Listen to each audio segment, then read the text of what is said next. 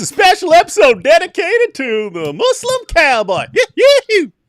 You're gonna have a real fun rodeo for y'all here today. What did I get myself into? What? No, I'm from West Virginia, so it's not like Texas or anything, but it's a little bit hillbillyish. Me and the Muslim Cowboy could start a little Christian Muslim band. You know what I mean? Play at the Grand Ole Opry, cotton picking. Muslim Cowboy's greatest hits on children.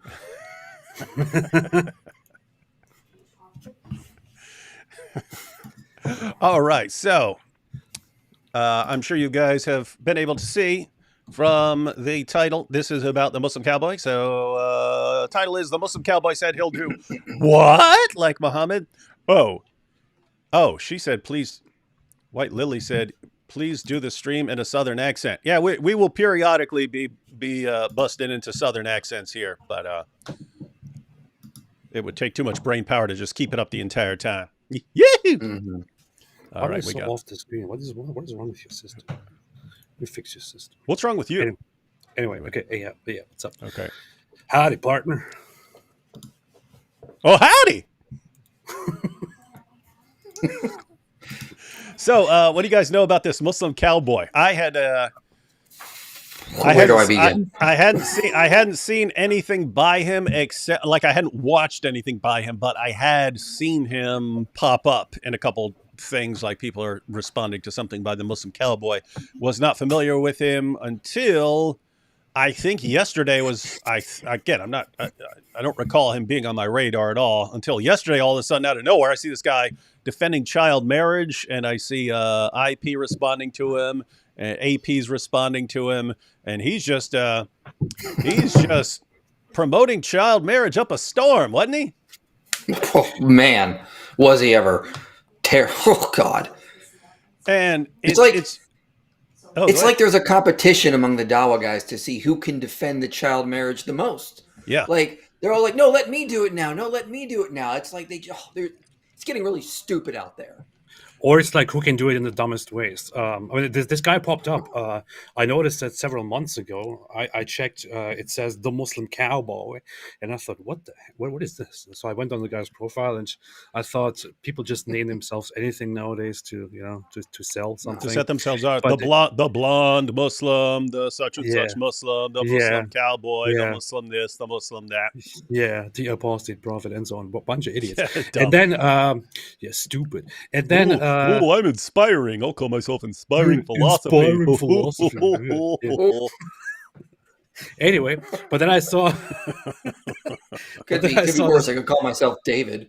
But then I saw this guy pop up with very, very proud of child marriage, saying, if I had a daughter and she was that age, I would marry her off too. Things like that. And it got really weird. And I feel like his other posts don't get very much attention. Whenever he acknowledges and is proud about child marriage, he gets a lot of traction. And maybe he thought, people like it when I acknowledge that 9-year-old girls should be having sex. So maybe I should stick to that. Yeah, and also at the same time, whenever he says something like that does get like our attention, and we respond to it. And so any other Muslims are going to rush to his defense because now we're involved. And then so he's looking at that. Oh, people really like this. Oh, the kuffar, they hate it. But the guys on my side, they love it. So it's weird how people, because notice it's like this is becoming a thing. If you go back 10, 12 years, we were called liars for saying that Islam promotes child marriage, right? Liar, you must be making that up. No, Aisha was 18. Everyone knows this. It's just a 1 week source that says she was not. It's like, what are you talking about? It's all over the place. And there's nothing that says anything else. And so what do we do? What do we do for years? I mean, year after year after year, we're posting the sources and posting the sources and posting the sources.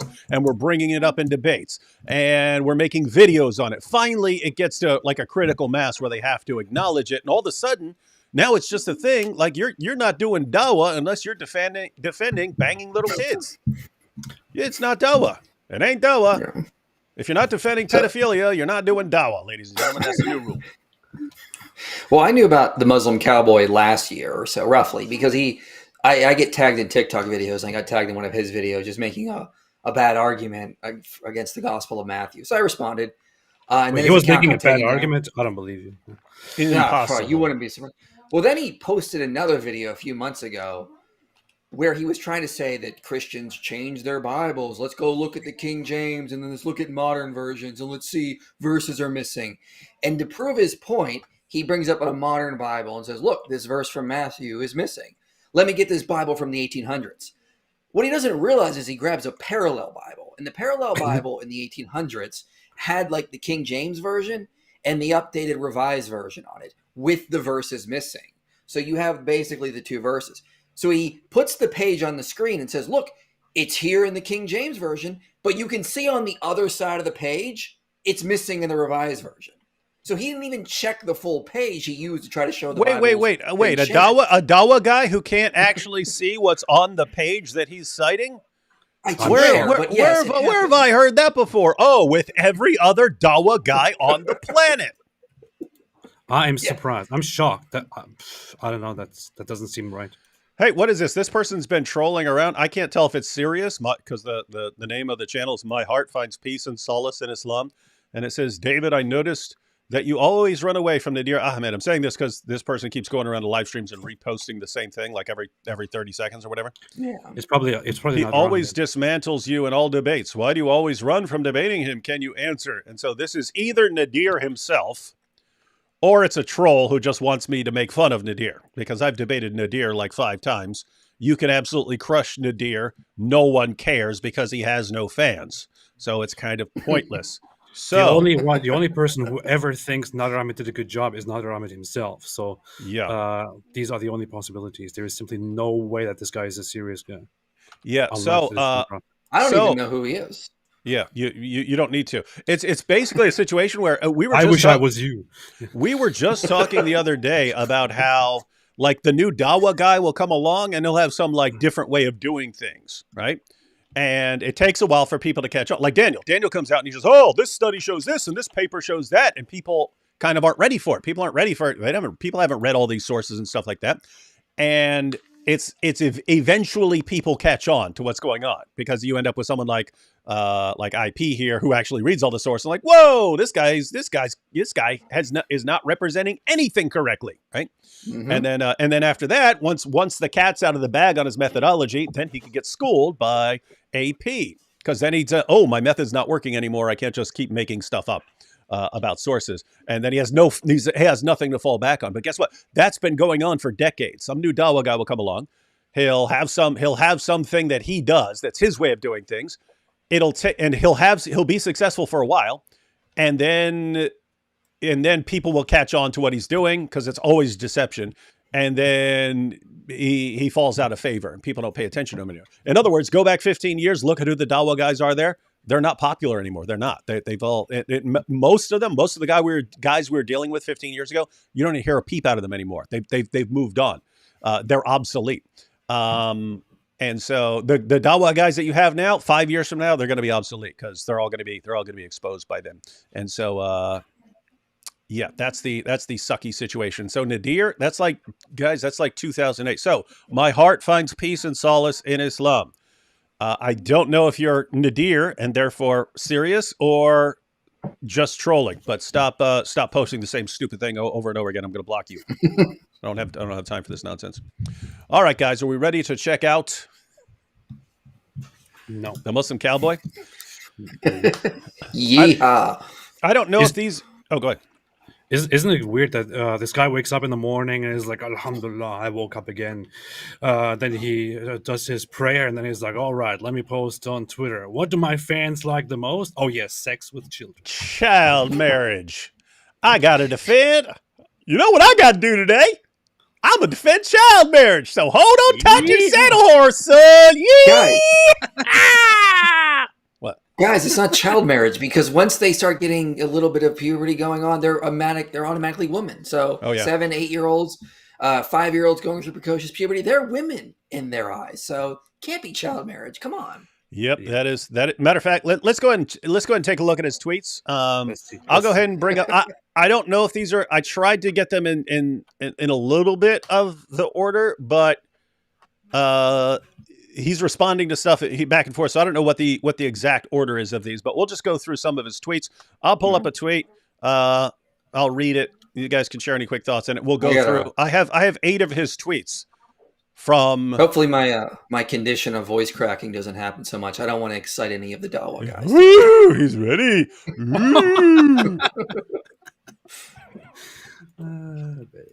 And I'll try to keep my goat quiet.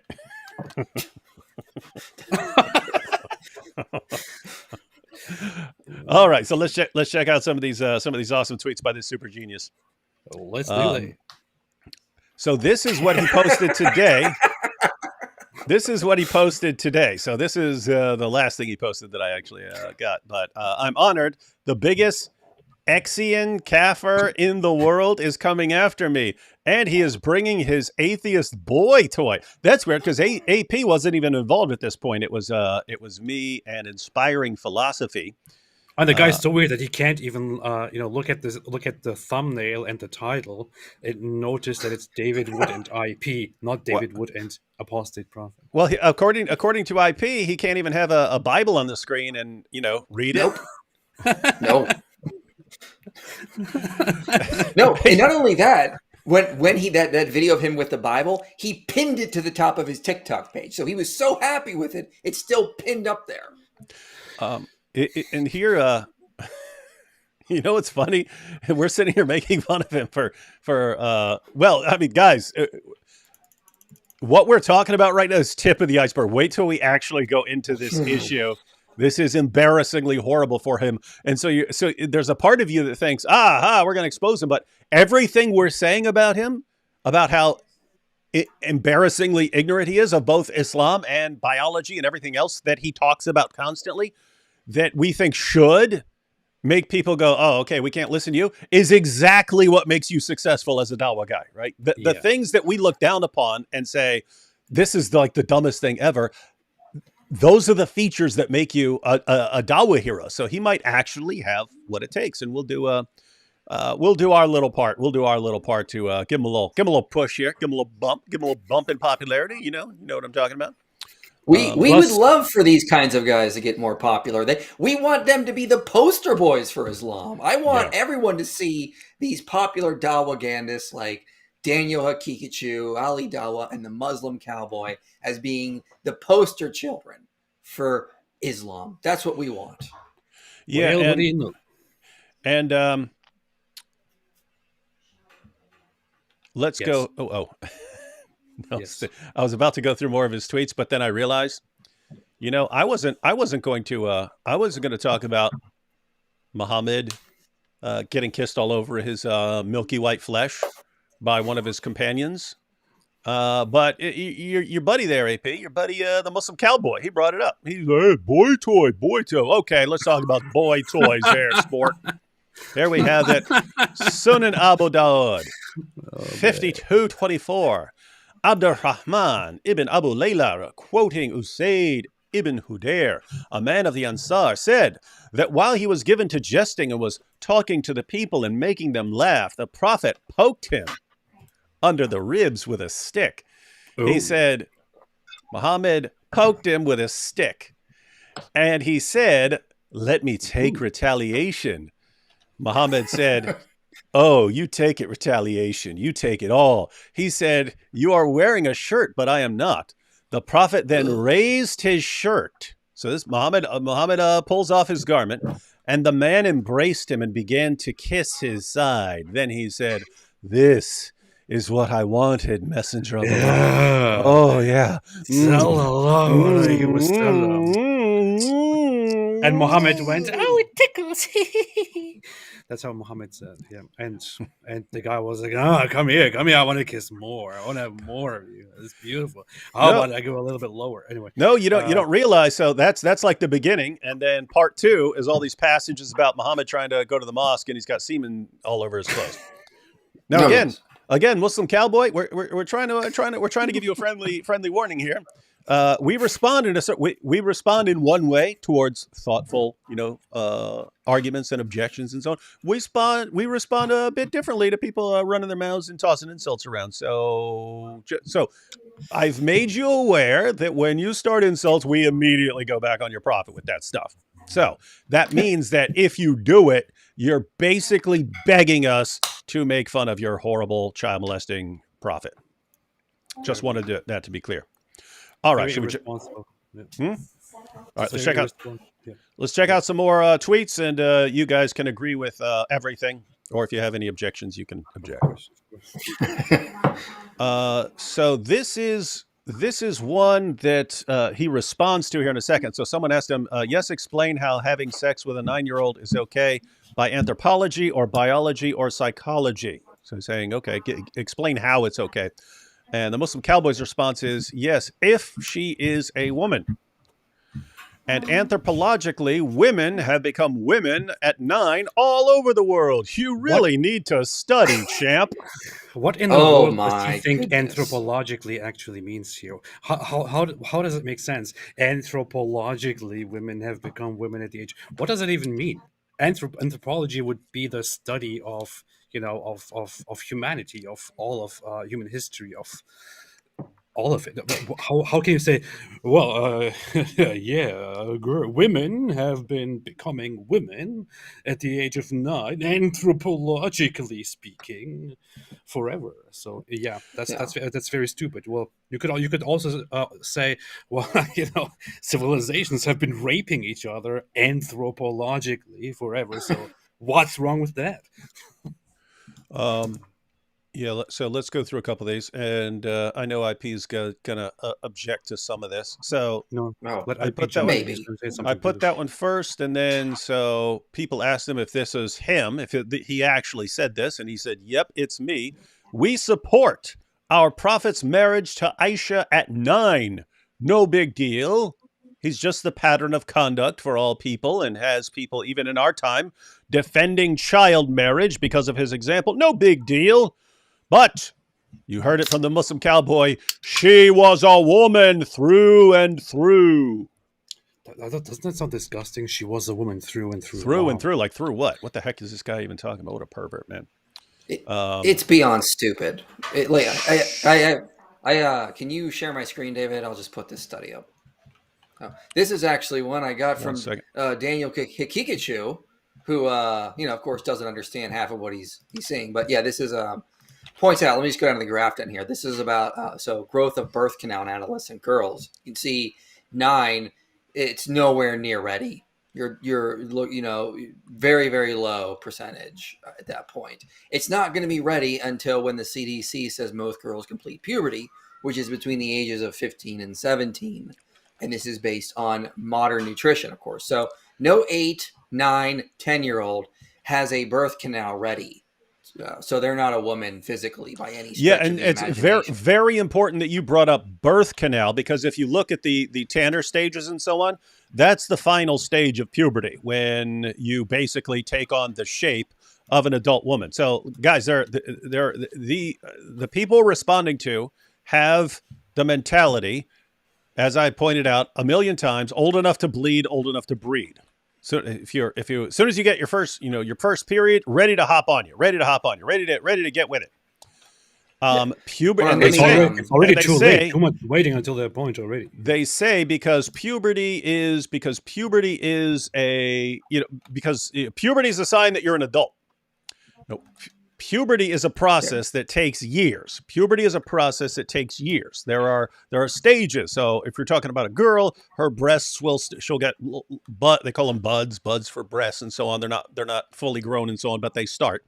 Pubic hair, a menstrual cycle, and the last stage is really, really important for safely bearing children. That's when your hips widen, your birth canal widens, and so on. You start getting them pregnant before then. Notice you can get pregnant as soon as you get a menstrual cycle. You can get pregnant. It's just not safe to get pregnant. It's not, she's ready? What are you not talking safe about? for you to get pregnant because your hips haven't widened. Well, put the other study on the screen. Put the other study I have on the screen. This one's important. So I showed you the graph showing that girls their birth canal just simply is not ready. This was a cross-sectional study done in Latin America, and it found after an adjustment for 16 major confounding factors, adolescents age 15 years or younger had higher risk of maternal death, early neonatal death, and anemia compared with women aged 20 to 24. They note that if you are having a child under the age of 15, you are four times more likely to die from pregnancy-related complications than someone who's repeat 16 that. or over. Repeat that. Want you to be very, very clear on that. So you're making the point. Yes, if if you're in the process of puberty at 12 and something, you can get pregnant. It's significantly more dangerous than it is for a girl who's 16 or 18 or something like that. But go ahead and say what you were pointing out. Yeah, so here's table 4, the adjusted ratios here. You can see that at the bottom, maternal death.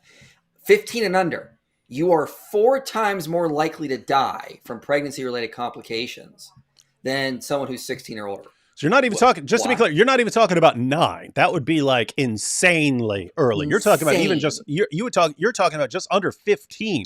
Notice, you can get pregnant. My mom got pregnant with me when she was 15. It can be done. You're pointing out statistically, it's significantly more dangerous the younger you are. Exactly. And this is one of the reasons that I showed on the last study that I brought up. The birth canal just isn't ready to deliver children. We are a very unique species in that we have produced very large heads. It's hard for women to push out such giant heads compared to like other species. And so women need to be fully mature to actually have children. If you're 15 or under, you're 4 times more likely to die from maternal related complications. Yeah, just to be clear, and there could be multiple reasons for that, but the most basic reason is if your hips haven't widened and your birth canal hasn't widened, which takes place at the end of puberty, which a girl's never going to get to the way these guys are going, then you're pregnant and the baby can't get out of you because your birth canal isn't wide enough for the baby to come through. And so it's much, I just want to just finish with this. It's much more dangerous for the mother. I mean, it is safer in the world right now in places in the West and in places where you have access to medical care because they can do an emergency C-section and stuff like that. I mean, but you're talking about for centuries, you're dead. You're dead if that happens. So it's dangerous for the mother, dangerous for the baby. And these guys are saying, so what? Bang her anyway. Now, all of this sounds a little bit ridiculous, what I'm hearing here from you guys. Just a quick question, IP and David. So when a child is born and the child is, I don't know, at the age of 1 or 2, it starts talking and saying like, da, mama food, and things like that. So doesn't that mean that since the baby started, or since the child started speaking and using its brain, that it is therefore ready to run for president of the United States of America? Yes. Absolutely. Well, in this country, yes. Well, first you got to be in Congress first. So typically Congress is filled with 2-year-olds right now. So, but then, so you got to be Ford, I think. Hey, let's not get political on this shit. No, I agree completely. Bunch of morons. But this is basically what they're doing, right? These Muslim apologists. They're basically like, well, there is a development. A development has begun. There is a sign. Look, I see what appears to be a hair attempting to grow out of this spot of this little girl's, region. Therefore, she's now ready for sex. That's basically what they're doing. That's what Daniel said in my debate with him. That's what Daniel said in my debate with him in the cross-examination.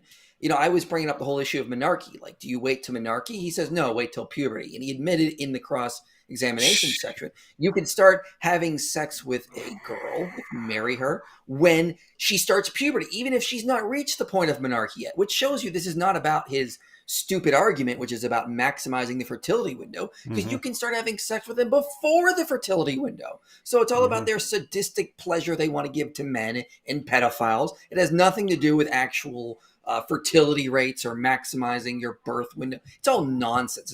This is all done to satisfy sadistic men and their pleasures at the expense of little girls and all the harm they'll suffer. Well, Muslim men just want to have fun. What's wrong with the... Yeah, I have. We're about to see how creepy that is. You got more stuff you wanted to share from this study, IP? I got another study I could bring up here. So if you want to close out, I'll put up the next one here. How's that work? What if you just pull up another one? Will the new one pop up?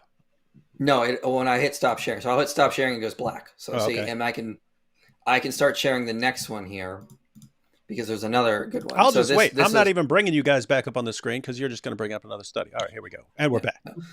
So now let's also talk about the past. So this was pointed out, this study is basically pointing out that in the past, women were actually maturing slower. They were maturing at a slower rate. Why are you pointing? Why are you pointing that out, IP? Is it because one of the things we hear from people who are making it up as they go along is that, oh, but you know, in the past, girls matured way faster, so that by the time a girl's 9, she's a fully grown adult. That sort of thing. Yeah, the moronic Dawagandas pushed this nonsense that somehow in the 7th century, a 9-year-old was basically a retired old lady. It's utter nonsense. Yep. Like, actually, it's the opposite. So what they have done, and I've caught Dawagandas doing this, is they bring up studies about how girls in the past were actually... hang on. AP's laughing. AP's laughing at that remark. She's a retired old woman. Yeah. So he was laughing at that, and then I was thinking that is funny. And then I was thinking of like a 9-year-old girl going to Denny's, and then like, does she get the children's discount according to everyone else, or does she get the senior citizens discount, which is what would happen if Daniel's running the Denny's? Anyway, go ahead.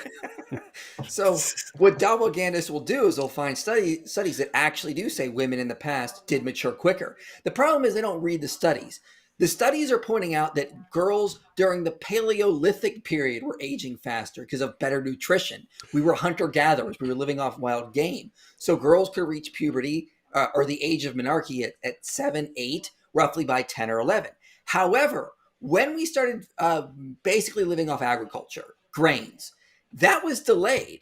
So you can see this graph down here, the age of menarche starts getting delayed roughly about 5,000 years ago or so. And then it reaches a peak around 1840. So it keeps getting worse, delayed. This study directly says, thus by medieval times, so the time of Muhammad, the average age of menarche was deferred to 16 and a half years, as it remains today among underprivileged adolescents in developing countries.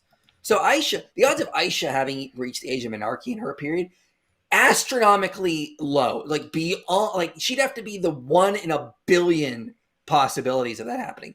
Girls in this period were not reaching the age of menarche till on average around 16, 15, roughly that age.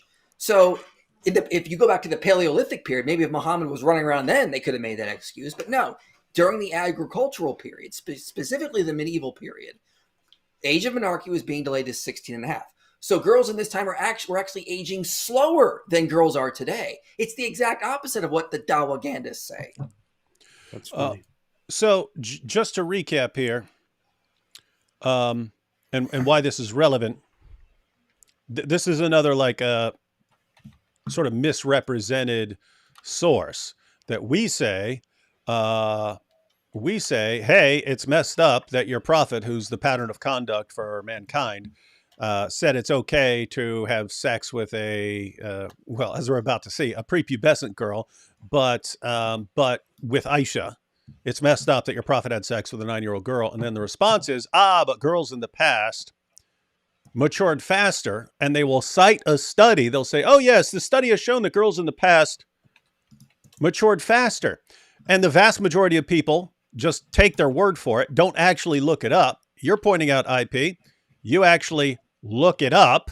And it doesn't say that girls during the time of Muhammad matured faster. It was girls during the Paleolithic period. In the time of Muhammad, average age is about 16 and a half or so. Is that what you're saying? Well, that's when they hit menarche. You would see signs of puberty early, but they're not going to be able to even produce children because they've not had their monthly periods yet. So if you're going for 9, 10-year-olds, you're just using them for sex. You're not actually like maximizing the fertility window, or it's about childbearing, because that's all nonsense. You just want to bang a kid.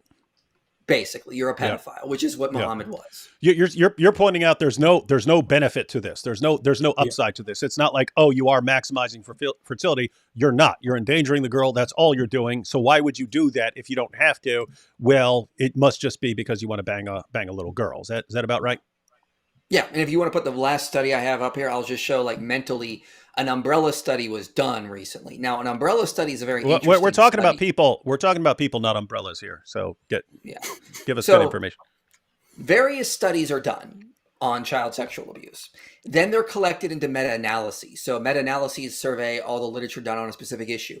This is an umbrella study. It collected all the meta-analyses done on this issue, including the Bruce Ryan very controversial and famous study, and notes that's an outlier. And they note in this study that, yes, when child sexual abuse results in mental damage, psychiatric issues for anyone, for these children involved. So they can suffer from things like borderline personality disorder, anxiety, depression, post-traumatic stress disorder, schizophrenia.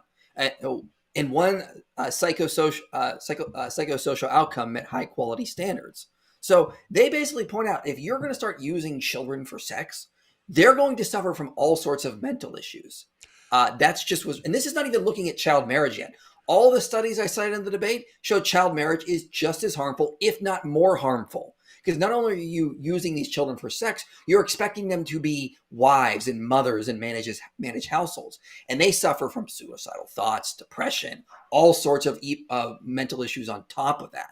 This is just looking at the sexual. The sexual aspect results in mental harm done to these poor girls and boys.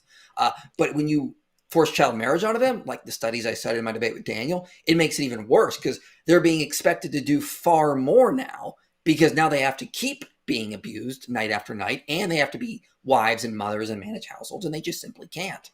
So for the Muslim cowboy to say that we need to study up on this stuff shows he hasn't studied up on this. He obviously hasn't. Yeah, and again, he doesn't know what Islam teaches about this. He's completely ignorant. He sounds like someone who watched a couple of Dawah videos from people like, I don't know, Ali Dawah or something like this, and doesn't know any better. But notice, that's fine. It's one thing for someone to be completely ignorant. Why is it that in Dawah, the more ignorant you are, the more you're expected to speak about all this stuff? Weird stuff. Yeah, you can look down here. You get suicidal attempts at 84%, psychological symptoms 70%. It's really bad. I mean, I don't think people realize how bad this is for kids. So you're pointing out that it's dangerous physically and mentally. Yes. Marrying kids is bad for them mentally and physically, and also dangerous for any child that could be produced by that relationship. Is that an accurate assessment of the real data, not just what we're hearing from the Muslim cowboy and the Dawah guys?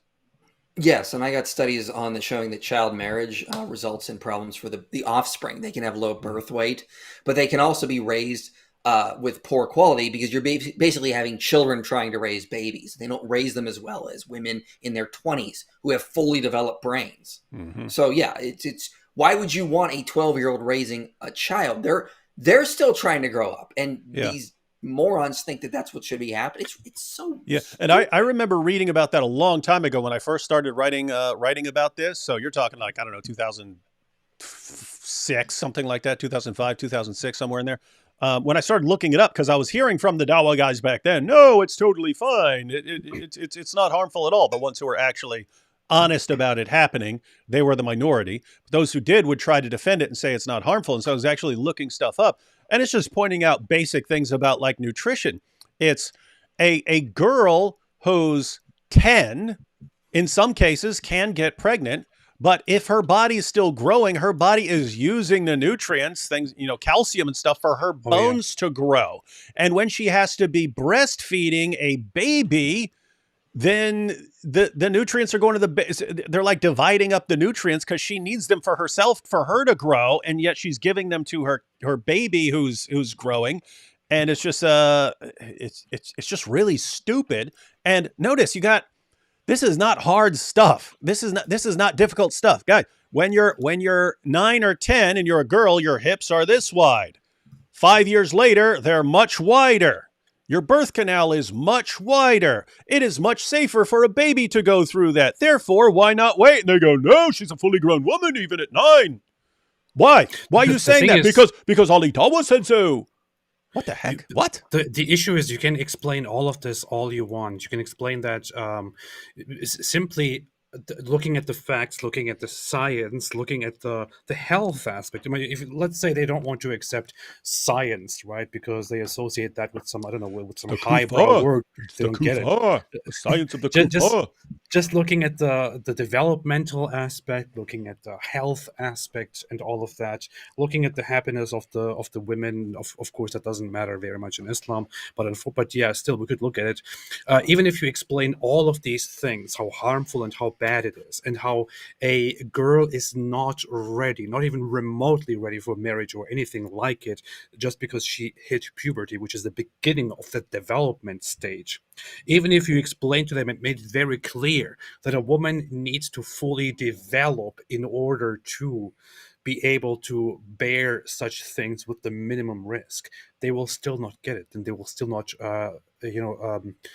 acknowledge it. They will still not refuse to let go of the idea that having sex with little children is justified, because this is what Islam is, because Islam tells them it is okay. And no matter what you say, no matter what I say, no matter what the science says, no matter what the paper says, no matter what the world says, it doesn't matter to them. To them, this is just the kuffar, the enemies of Islam, babbling things that don't matter to us, because we know the truth as the Prophet Muhammad delivered it to us, sallallahu alaihi wasallam. That's what we're dealing with. And I would say, like, even if you knew nothing else about Islam, apart from the fact that as soon as people accept it, they start getting an overwhelming urge to start defending child marriage and to endanger children, that would be enough to be pretty suspicious about this. And I mean, just notice how quick you had what was it, a week ago, we went through a video from Rosie's Corner. So Rosie, all her videos are, hey, I'm a new convert. She has multiple videos already defending child marriage. Oh my God. And she's saying in her video, she's saying something very similar to the Muslim Cowboy, that, well, if you, as soon as a girl menstruates, she's a fully grown woman, which is insane and idiotic.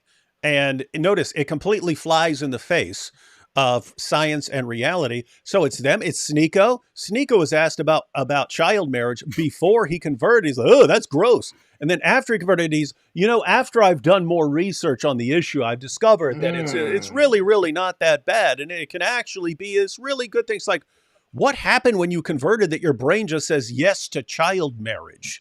And the real answer is you get programmed to mindlessly accept whatever the Dawa guys say. And the Dawa guys are now defending child marriage. If you go back 15 years when the Dawa guys were denying it and saying, no, that's a lie. Oh, what did your average Muslim say when you brought up child marriage? They said, you're a liar for saying that. Why are you saying I'm a liar? Because our Dawa guys said it. Notice there's no concern for what's in the actual Muslim sources. They just repeat what their Dawa guys say. Then all of a sudden, their Dawa guys get to the point where they have to be honest about it.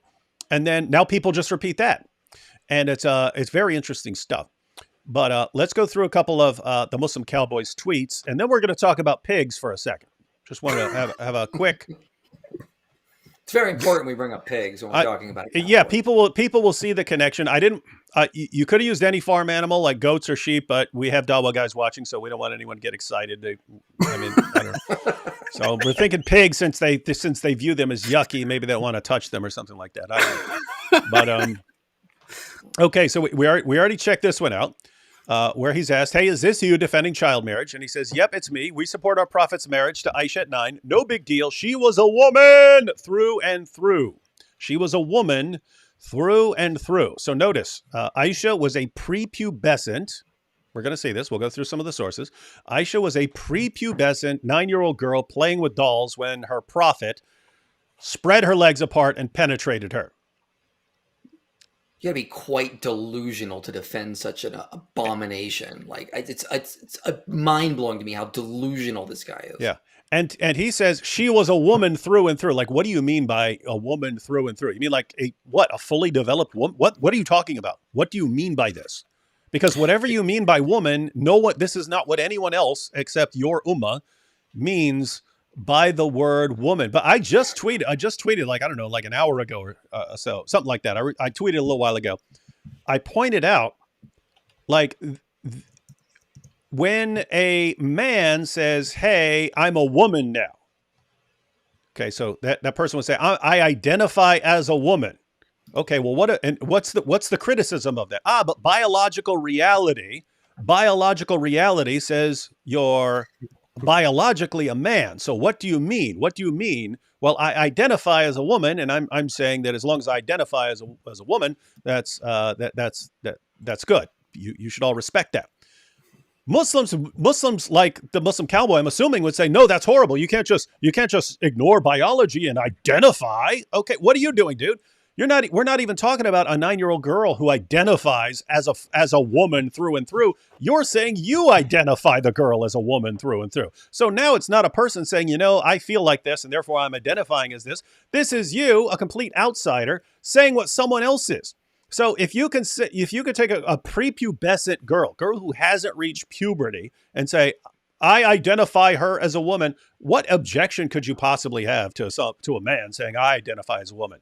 If you're ignoring you're basically saying it's perfectly acceptable to ignore all of biological reality and just say something. And as long as I say it, that makes it true.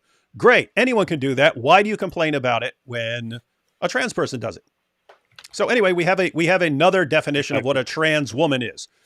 You could be a man and identify as a woman. That would make you a trans woman in one way.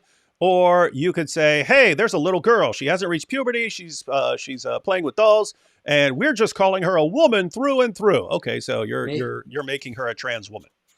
Maybe some of the trans activists should become 7th century Arabian caravan robbers, and then Muslims will start agreeing with them that trans rights are all this stuff. You wouldn't need to go that far. All you need is some of the Dawa guys to say, okay, now trans, all the trans stuff is fine, and people would just repeat it. It'd be easy. I pointed it out earlier on Twitter, but it's very funny that this guy says that that she was a woman through and through because apparently she was 9 and she hit puberty. Hit puberty. But no, it's very ironic because the very guy, according to him. According to him. Yeah, according to him. But according to him, because he hasn't read the sources that we're about to read. Yeah, but the very same guy, very funnily, has been tweeting about children since October 7 in a very interesting context, which is that there is a war ongoing, and during the war, people are dying that are uninvolved in the war. Possibly, and Hamas reports so many children have been killed. The issue with the amount of children killed is that this is the definition of children by UN definition. So below the age of 18, everyone there is considered a child. So this guy takes those numbers from Hamas then and says, "Look, Israel killed 9,000 children." Now hold on a second. Lots of those, probably most of those, are not children by your definition.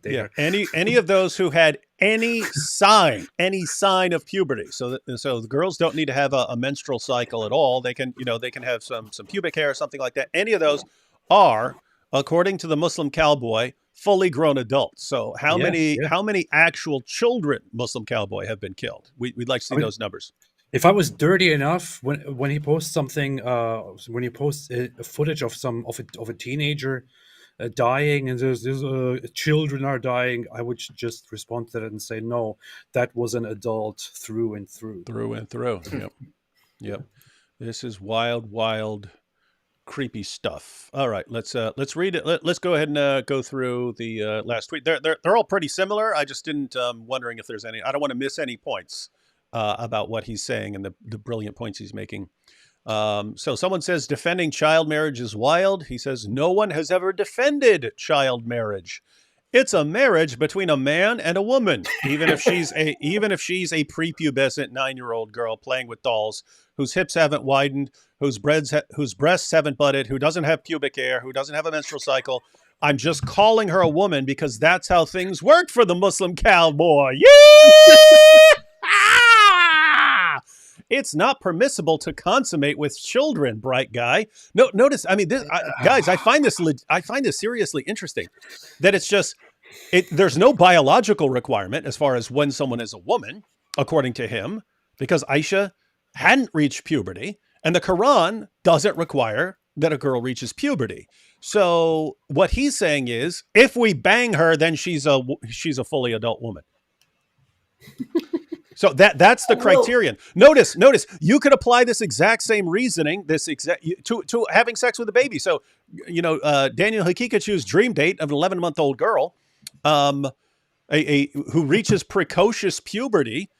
If you had sex with, you could say that is a fully grown woman if I have sex with her. This is absolutely insane. This dude is seriously sick. Well, and he's the also question wrong. and the question is, did he have the same view before he converted, or is this strictly an Islamic thing? But go ahead, IP.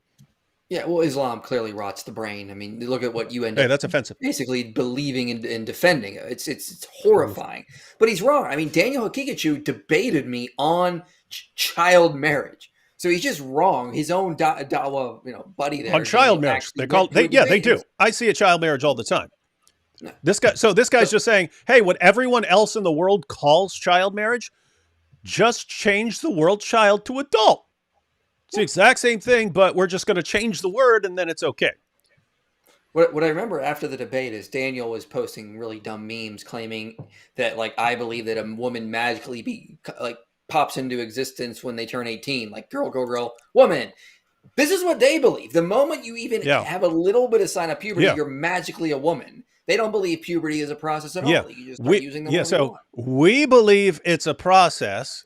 And as far as us, if we were to start picking dates, we would pick, if we had to pick an age, because, notice there's just no perfect method, because girls do develop at different rates and so on. So, but you don't want to say, okay, we're just going to, we're going to check out the girls, right? We're just going to check them out. Hey, girl, come here. We want to find out if you're, drop your drawers. Let's see what you got going on down there. You don't want to do that. You don't want the government to do that as far as making laws and so on. So what we say is, here's an age at which the vast majority of girls are physically mature by. So let's go with that, because earlier is going to be dangerous. The science is basically this. Girls basically finish puberty between the ages of 15, 17. Okay? By 17, like 99% of girls have finished puberty. So it makes perfect sense that the following age point, 18, is when you're granted adulthood. It makes perfect sense that if you finish puberty, 15 to 17, you become an adult the following year. Like, just from a legal standpoint, that makes total sense. Now notice, according to our good friend, the Muslim Cowboy, a girl can have every last one of the characteristics that biologically would identify her as a girl rather than a woman. And according to him, you could just say, nope, we're calling her a woman, therefore it's not child marriage. So again, he's just renaming things. And I can't stop you from doing that, but I can point out some problems that might arise with that. Hey, Muslim Cowboy, if I say, don't bang this goat, and you say, but it's not a goat, I say it's a fully grown woman. Like, that would be like that would be pretty much the same thing, right? You're just saying, oh, it's a goat, but I'm calling it a woman. Ha ha, see? And then you're like, and then you start talking about, banging this animal or something like that. People are like, oh, you're banging an animal? You're like, no, it's a woman. It's a woman. I call her a woman. I even put a hijab on her. See? I know that sounds insane to you. That's what you sound like to us when you think a prepubescent little girl is a fully grown adult woman. That's insane.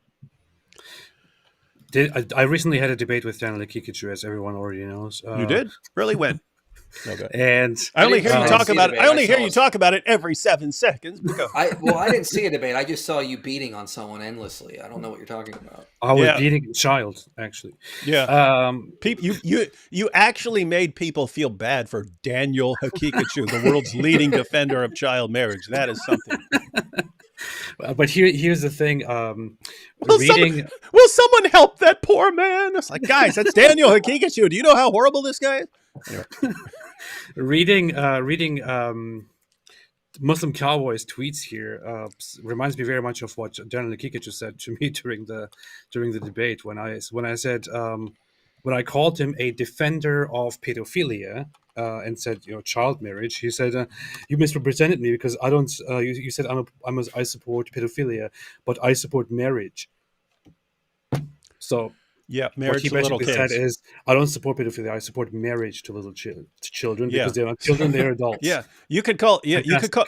You could call that committed pedophilia, right? It's just not you're not just banging a little kid and then ignoring the kid. You're actually marrying the little kid, and then of course when the kid gets a couple years old, you go, it's all grown up, and then you divorce the kid. Disgusting. It's a You're too grandma. old. You're too old. I You're think we need 12. to. I think we need to keep an eye on some of these converts to Islam. I mean, Yeah, they convert to Islam and they immediately are like, "Hey guys, marrying children's so much fun." Yeah, huh? What? I wonder why they became a Muslim. Maybe they saw there's an entire group of people that would defend their own pedophilia. It's quite an interesting correlation. They're like, I testify that there's no God but Allah and Muhammad is his messenger. All right, guys. So now let's talk about child. Let's talk about banging them kids, eh? The moment they're in, like, let's go right to that. All right, couple more. I mean, that's going to be the requirement, right? They always bring these converts up on stage. All right, repeat after me. La ilaha illallah, la ilaha illallah, Muhammadur Rasulullah, Muhammadur Rasulullah. It's okay to have sex with little kids. It's okay to have sex with little kids. Now go defend it. Go defend it. And if anyone objects, just lie and say Rebecca was 3. Mary was 12. Mary was 12. According to the Catholic Encyclopedia. Just don't look it up. Just trust me on it. Trust me, bro. Source of trust me, bro. All right, let's read a couple more of his tweets here. To say he's doing the same thing over and over again. So check out these last couple tweets. A woman is a woman is a woman is a woman is a woman when they hit puberty. Now this is going to come back to bite him in his cowboy hat because Aisha hadn't reached puberty and Islam doesn't require this. So if he's saying a woman is a woman when they hit puberty and Aisha hadn't reached puberty, why in the name of common sense is he calling her a woman? He says making a certain age a number is arbitrary and makes no sense. Right. What makes sense is just taking little girls and calling them women. IP, is it arbitrary to make a certain age a number? Yeah. No. Yeah. Yeah. So, Again, from a legal. Oh, go ahead. Okay. So, yeah, from a legal standpoint, we wait till they complete puberty, and they complete puberty 15 to 17. Yeah. So instead of having to have every girl go through some sort of like scientific investigation, we just go, okay, 18 fits. You've had a lot of mental development. You still have a little bit more, but you need to start getting used to being an adult. So you're going to be granted the status of adulthood with some minor, things like you can't drink, you can't rent cars, for example, things like this. It's going to be much harder to get a loan, that kind of stuff. But we basically grant it after basically the stages of puberty are complete. On average, it's 18. It's not an arbitrary age. It makes total sense from a scientific standpoint. Yeah. And that's, when we talk about that girls can and do develop at different rates and so on, you can point that out and say, any particular number, you could argue it somewhat, right? Like you could say, what if we went to 17 and a half, or what if we went to 17, or what if we went to 19 or 20 or something like that? There is some wiggle room in there, but that doesn't mean it's arbitrary. That's not arbitrary. That's not just, let's pick one. Okay. I'll pick this one. Where'd my figure? 18. Yeah, we're going with 18. No, it's not. It's taking a bunch of data into account and saying, okay, there's a little wiggle room on if we try to get specific, but in general, this is a very, very safe spot to start making laws around. And so it's based on knowledge. The things that our Muslim friends are saying are all based on ignorance. Ignorance at best, deception at worst, because sometimes they're just lying. All right, so a couple more tweets here. So someone had said only a Muslim pedophile would say something like this. It's disgusting, raping children. And he says, it's funny how these kuffar equate marriage and rape. I knew they were as dumb as crap, but this is next level. Oh, he dropped the R word. We need a replacement word for like motard or something like that. Do the Dawaganists not understand the concept of marital rape? Or statutory rape? They don't. I've seen scholars mocking this idea. Muslim scholars mocking this idea. I saw a guy. He's speaking to a crowd, and he goes, "Did you know that in America you can rape your wife?" And I thought, "What? No, you can't rape your wife." And he goes, How can you rape someone when you have rights over their? And I was like, oh, I thought he was saying it's allowed to rape your wife. He's saying the concept of being able to rape your wife exists. Whereas over here, we have no such concept. For them, As it rape, should be. rape is having sex against someone's will when you're not allowed to have sex with that person, right? If you actually have the right to the person's sexual reproductive organs, they have no right to reject that.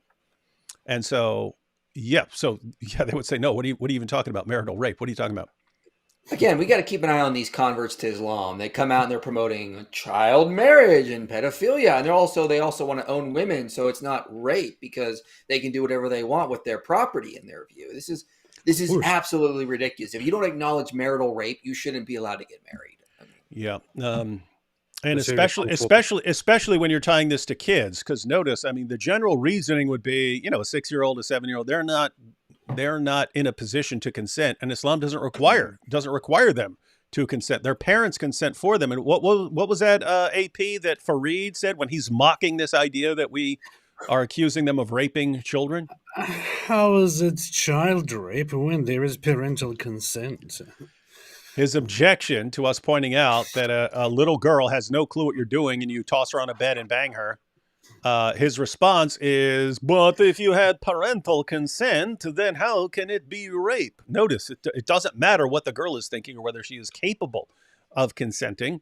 Her parents can say, hey, you go bang my daughter. It's fine. I say it's okay. And notice, this is the creepy part. There are lots of parents who would say, oh, I don't want some guy banging my little daughter.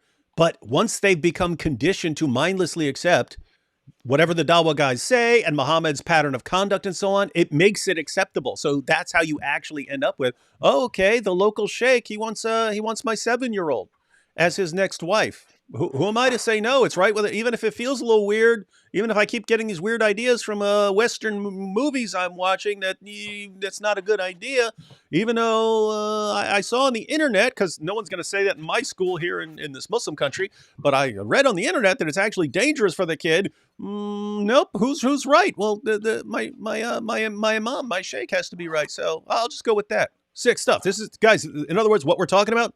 This is not just like critiquing Islam. This is like real world endangering little kids relevant stuff. Yes.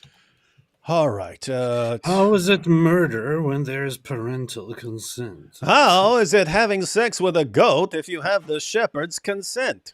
Dude, wait, AP. I mean, like, Muslims are very anti-abortion, aren't they? Aren't Muslims very anti-abortion?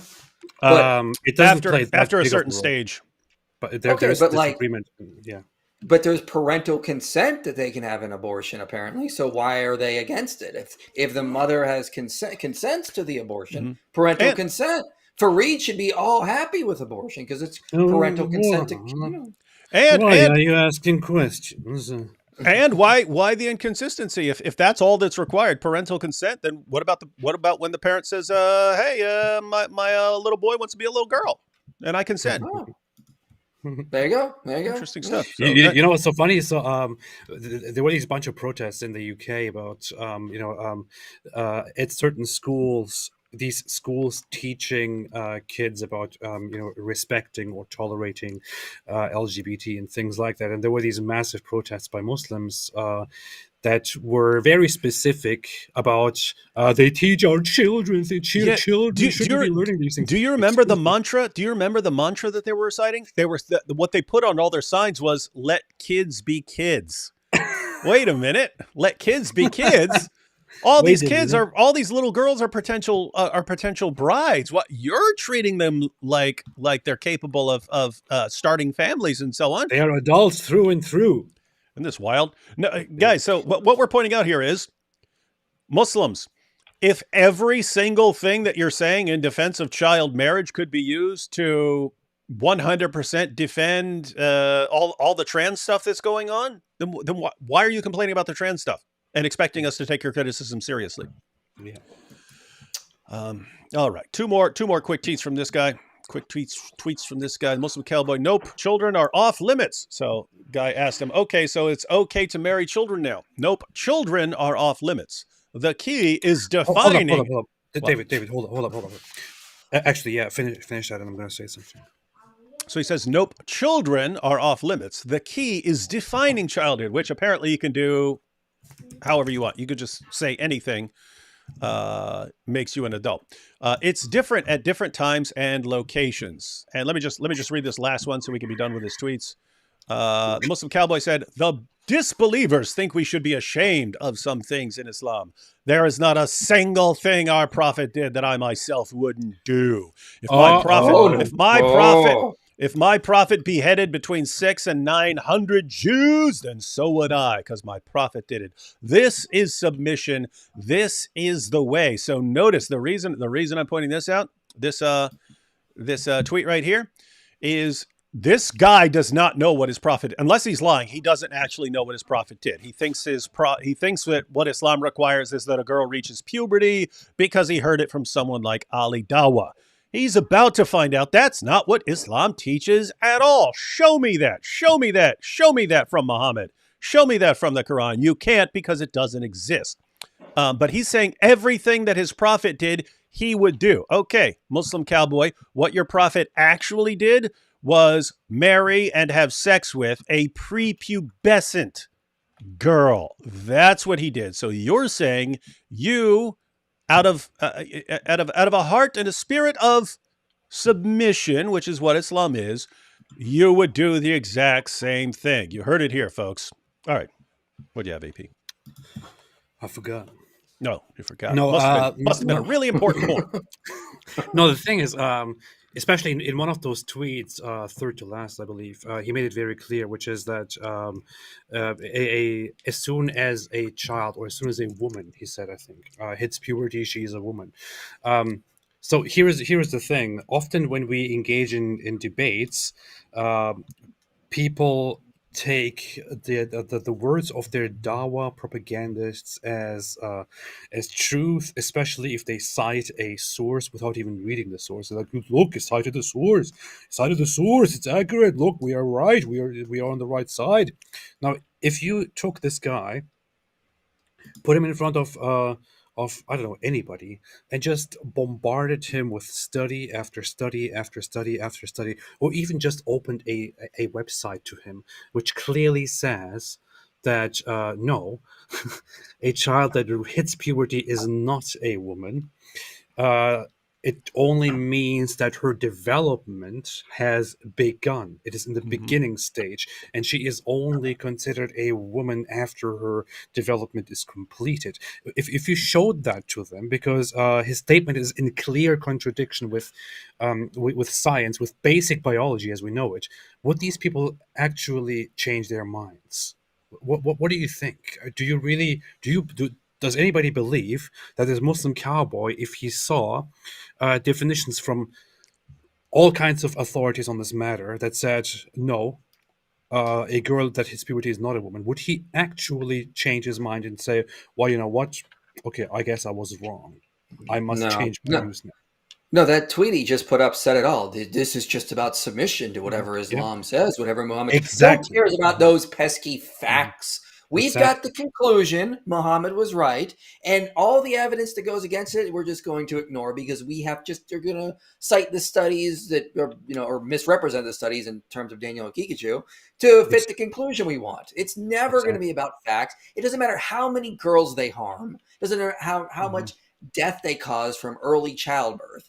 It's all about whatever Muhammad wanted. That's real submission. You turn your brain off when you go down that direction. That's what they do. And that is Islam for you. All right. Now let's talk about pigs real quick. Wait, I thought we were. Yeah. We're talking different kind of pigs. Different kind of pigs. Nice. So in response, a woman is a woman when they hit puberty. It's the same thing Rosie said. As soon as you hit puberty, not when you finish puberty, when you hit it, when you start it. Puberty is a process that takes several years. As soon as you start puberty, you're a fully grown woman, and it's time. It's totally acceptable to start having sex with you. Let's talk about pigs, because I was talking about this with well, it was a group of people, but Too Many Marys. Too Many Marys. Mary from Too Many Marys. She's been on. She's been on with us before, but she was pointing out that it's understood among pig farmers. She goes, even on farms, they understand that as soon as an animal goes into heat, you don't start that. You have to wait until the animal continues developing. And I said, really? Show me that with the pigs. And a few seconds later, she sent me an article. She just pulled one up real quick. And so I go to it, and let's check this out.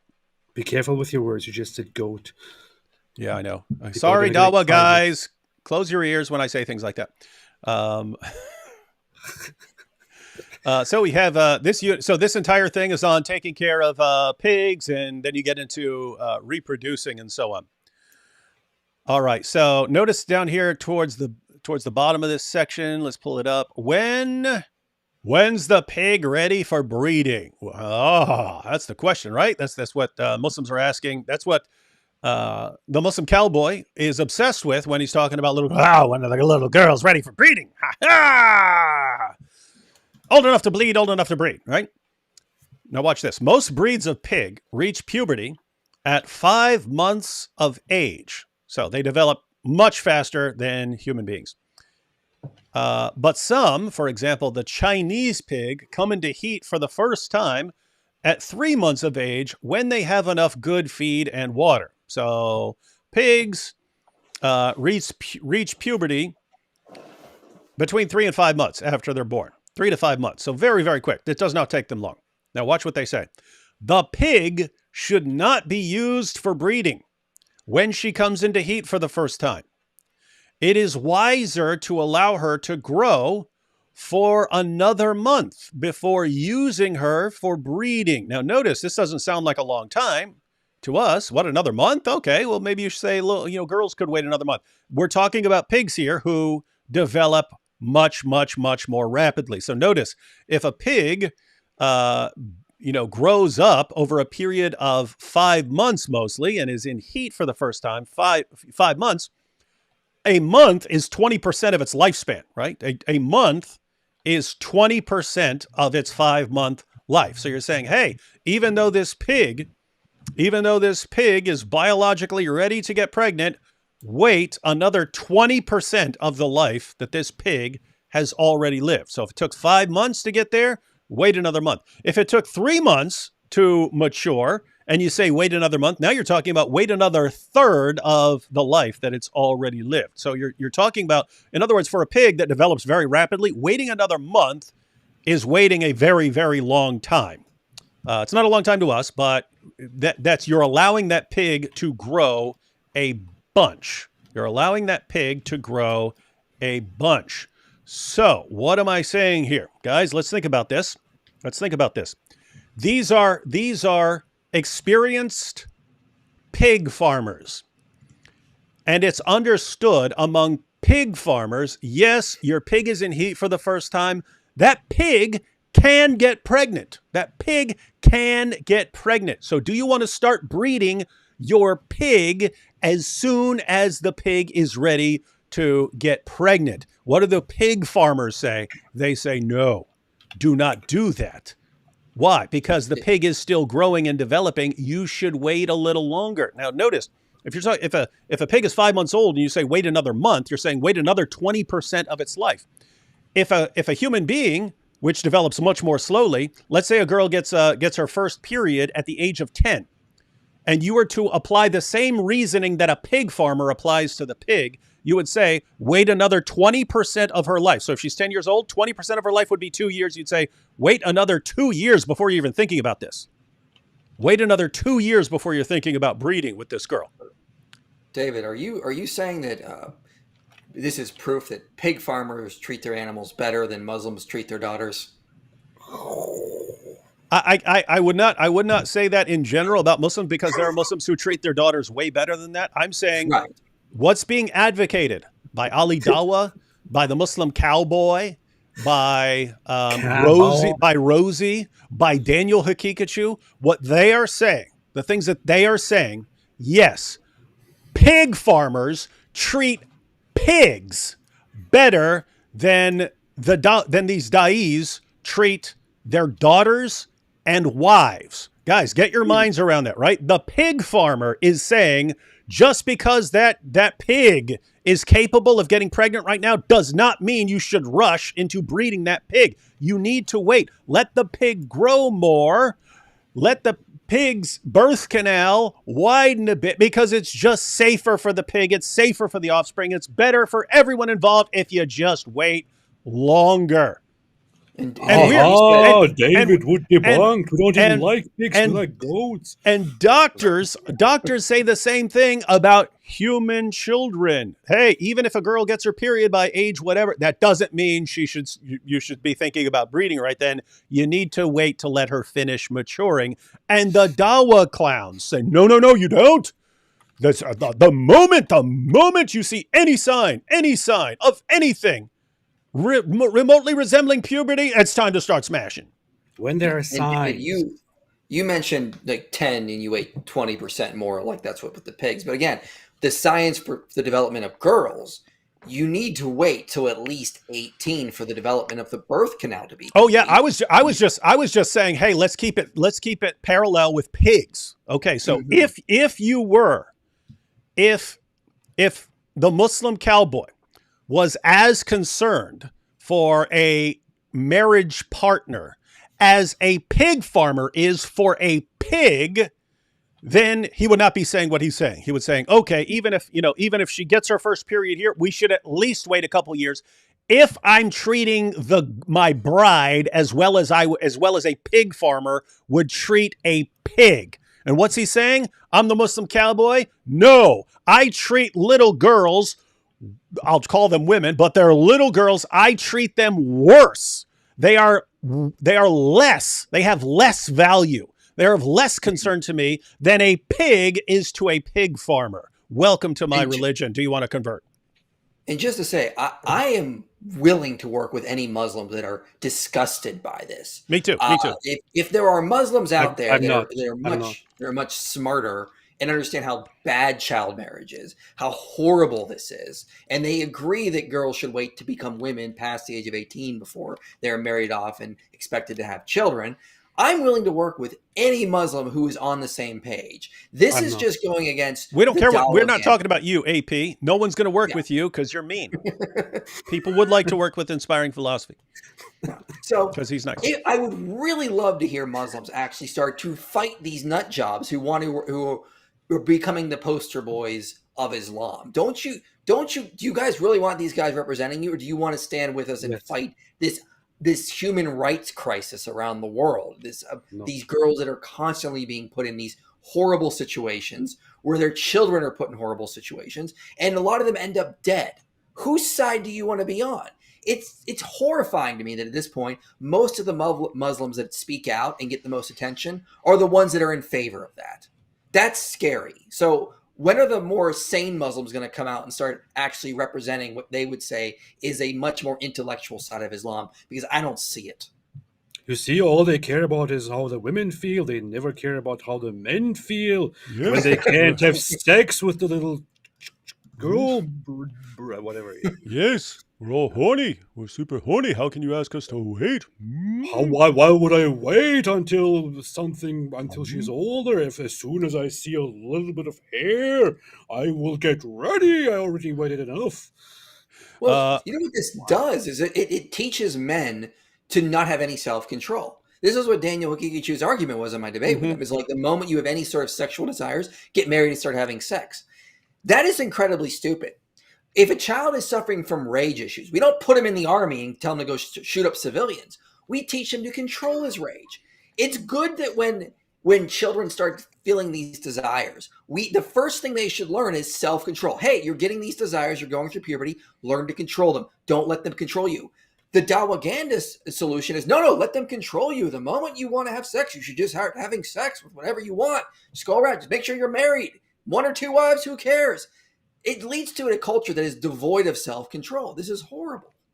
But Daniel Kikic already told everyone, including you, IP, that in the West, because in the West there is no proper child marriage stuff. In the West, is kids at the age of 6, 7, 8, 9. What do? They go out and start having sex everywhere all the time. And there is a huge epidemic of kids out there, 8-year-olds having sex everywhere at school, which is why we have to bring these beautiful values of child marriage back. That's what's happening in the world here, according to Daniel Kikachu. Yeah, it's incredibly stupid. Speaking of Daniel Hakikachu, let's watch a couple short, very short clips from our Dawa friends. But here's a famous clip. If you can start fertilizing a female as soon as she's showing signs of an imminent fertility, the period, menarche, then that will maximize, because you've secured the female right at the beginning. Secure the females! So you can still have sex before you start maximizing fertility, right? When the body is physically mature, according to Islamic Do you know law. what precocious puberty? When the body is physically mature, they have no idea what constitutes an actual the funny thing- physically mature girl. He's refuting himself here. Yeah. Yeah, that's what he just did. He just went on this big log rant about how child marriage is about maximizing the fertility window. And I asked him a simple question. He goes, "Yeah, you guess you can have them before they even can start having children. You can start raping them before they can have children." So he just refuted himself. It's like, what are you doing? He doesn't even see that. He could rewatch this whole thing and he wouldn't even see it. Like the first thing that pops into our heads here, which is, wait a minute, that doesn't make sense. That's contradictory. He's refuting himself. It's not about fertility to him. He wouldn't even understand it. AP, I bet he hasn't even gotten a new laptop yet. It probably still says Predator on it. Of course it says Predator. What else is it going to say? Nice guy. Come on. Laptop gives him away. Guys, you don't want to look at his search history. Hey, whoever's debating Daniel next needs to just come up with a little sticker and write sex on it and just go stick that on when he's not looking. Right above Predator. All right. Yes, I do. Okay, what is it? It means starting puberty unusually early, like Can beyond you have, averages. Is there anything in Islam that prevents you from, a man marrying a 5-year-old that started precocious puberty? I like your contempt there. No, marriage can happen. 5-year-old. You can arrange a marriage even as an infant, but that doesn't mean that sex is allowed. But could a man have a marriage to a 5-year-old consummated if she started precocious puberty? If she starts showing signs of physical maturity, then yes, that's permissible. As I stated, that's What about the age principle. 4? If there are If there are signs, signs, Yeah, and guys, again, this could be anything. This could be pubic hair, breast budding, anything like that. But in the sources, we had a full discussion of this with Too Many Marys. But what their sources are actually, because you don't find this doesn't come from the Quran and the Hadith. This comes from like Muslim schools of thought and schools of jurisprudence and so on. But their concern when they're talking about signs of maturity, one, they were worried about a girl being too small that you're going to crush her or break her in sex, and two, they were worried that if the girl's if her vagina is too small, then you're actually going to tear her, giving her a fistula, rupturing the area between this is their language. They talk about the two holes becoming one hole. So this is what they're actually concerned about, and this is what. Oh, okay. So if you don't want to do that, you don't want to end up with that situation. That's what they're concerned about. They're not concerned about the girl reaching puberty or anything else. So yeah, but let's go ahead and hear the rest of Daniel here. So this is something that becomes biologically impossible because precocious I have puberty, a study there are that shows no. it goes as early as 11 months. All right, well, that's something that the parents would not. The thing about Islamic marriage is that parents are involved at these ages, and when you look at the marriage, he does not know how horrifyingly evil what he's saying is right now. So Yeah. I'm trying. so- You can see me in the chair. I'm trying to control myself because I was so pissed. at Yeah. this point. but I'm not even talking about the child marriage. I'm talking about the what this added thing of, but parents are involved. You mean the parents that are brainwashed by guys like you? The parents who are brainwashed by guys who are defending child marriage, they're the ones who are going to decide when their child is ready for to be married off, and they've got you guys talking to them and telling them that it's totally okay. That I mean, at least Daniel's waiting. Then this is what's about to be even more horrifying. Daniel, as awful as he is right now, is much better than Muhammad and Allah. He massively better, world of difference. As evil as what he's saying is right now, he's massively better than his God and his prophet, because they don't even care about the signs of puberty. They don't care about any of that stuff. So Daniel's actually better, but look at what he's saying. So they're the Dawa guys, and now all the Dawa guys are running around celebrating child marriage. Yes, we're based, you see. We're based. We're saying child marriage is good, it's great. And these are the people who are influencing the ummah on when you should give away your girls for marriage. And these are the guys, so it doesn't matter, 5 or 6. Of course you can have sex with a 5-year-old. And well, he's Daniel Hakikachu. He knows so much about Islam. I guess it is okay. Okay, Daniel, take my 5-year-old. This guy, this disgusting idiot, this piece of filth, pedophilia advocate, possibly pedophile guy, is sitting there and actually advocating for the idea that so when IP brings up 11-month-olds and says studies show it goes as early as 11 months, his response to that is really, and he obviously didn't think that through, because later on, when he's in a conversation with me, for example, he's like, no, that's not what I said. That's not what I said. He's denying it. But right there, he's clearly saying, this is why in Islam it is up to the parents. The parents are in charge. What he's advocating for is that possibly, if there is a case where a family where parents have a child that is 11 months old, if in that case, hypothetically speaking, and that 11-month-old shows signs of development, according to Daniel Kikiju, the parents can go like, oh, you know what? I think she's ready. I think she's ready. Let's marry her to this very nice guy that we know, who's, by the way, 50 years old, and to tell him he can start having sex with her. This guy, I mean, we have parents out there, humans out there that do disgusting things to themselves, to others, to their own children. We have parents that starve their own children, that beat and kill and hurt their own children, that just want to get rid of their own children no matter what. We have parents out there that are so brainwashed that they do terrible things to their children because they don't even realize that it's bad. And this guy really wants to give the agency over that life to parents in such high with such control. Is this guy delusional? Does he not realize how messed up this is? Well, I mean, not even that on that AP. I mean, there are many child marriage results often from poverty. So a lot of what happens in the Middle East right now is parents are in horrible situations where they can't even feed their children, and they don't want to see their children starve. So instead of like sending them to like an orphanage or trying to get someone to adopt them, because you can't adopt in Islam, they have these sick rich guys come in and they say, well, I'll just take the daughter from you and marry her and take care of her. What are the parents going to do in that situation? Well, because their dawagandists have been lying to them, telling them that it's okay, that this is okay with Muhammad did it with 9. So why can't you just sell your 9-year-old instead of having to try to find food for her? And it leads to all sorts of harm and horrible things happen to these girls. So sometimes it's not even just evil parents. It's parents that are poor and they got no other options, and they can't just, have them be adopted by a better family. No. They got to be married. So welcome to Islam. This is what happens here. So this is what often happens in these poor Muslim countries. And often what the research shows is when people get lifted out of poverty, child marriage decreases. So I think there's a lot of good parents that are pushing their girls into child marriages because they just are poor. They don't have the money right now. And of course, you just can't adopt. What an odd thing. We need the money, honey. Yeah. And keep in mind, if you didn't have the idea in Islam that it's okay to have sex with a little girl, if you didn't have that idea, you could still work around the guy having sex with a little girl. So in other words, you could say, hey, we're going to have an arranged marriage. So yes, we are poor.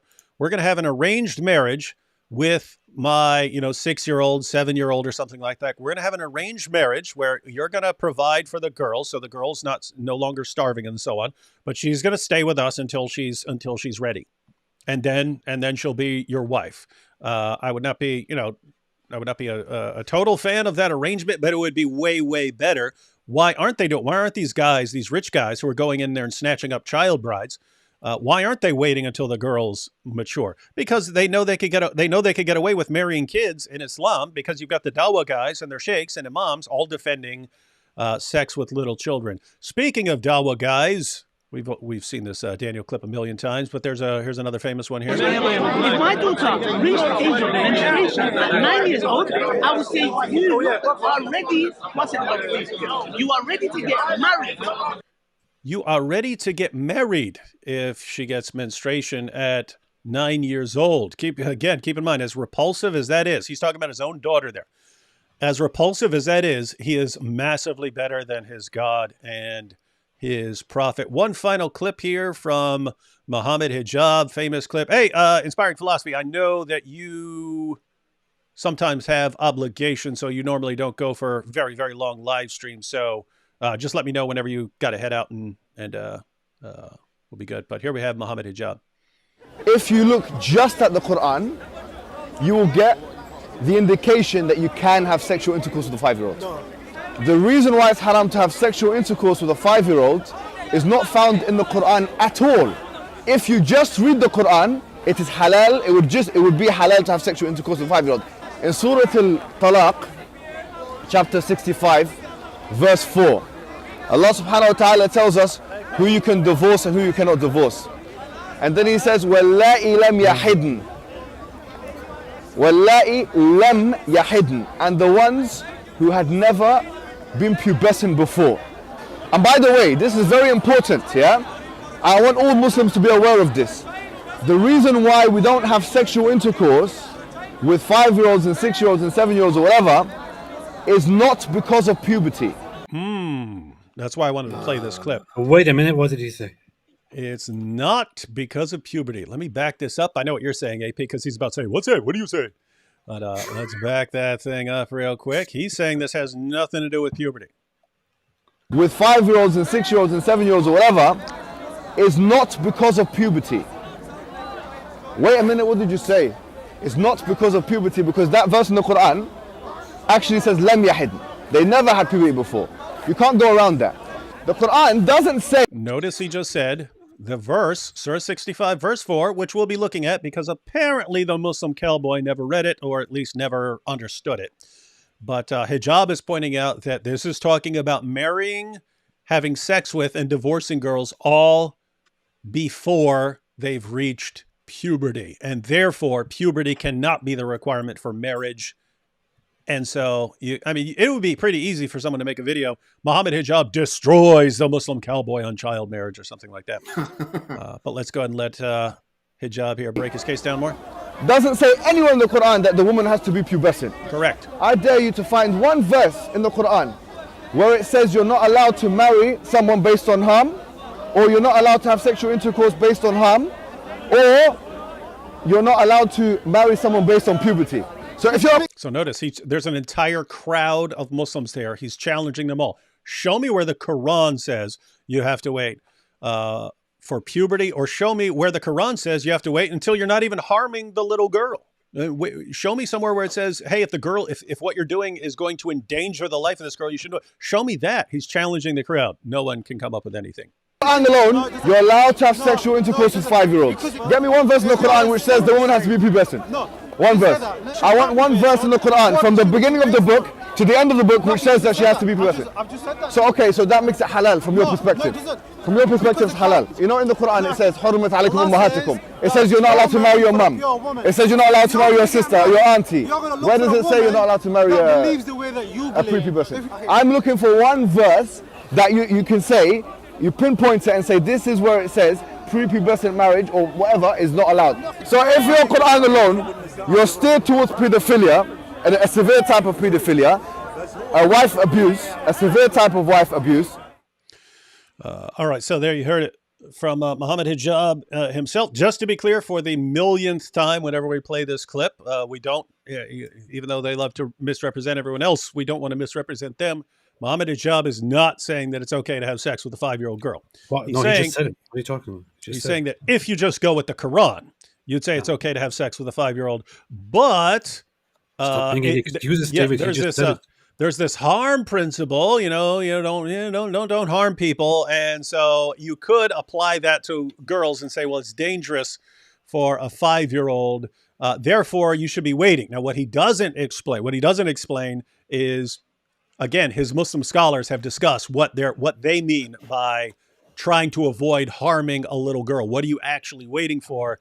And again, what they're really talking about is turning the 2 holes into 1 hole. That's what they're talking about. That's the harm they're concerned about. They're not concerned. In other words, they're not concerned about, oh, this is really going to hurt the girl, or this is going to increase the chances of the girl dying during childbirth or something. They're not even talking about stuff like that.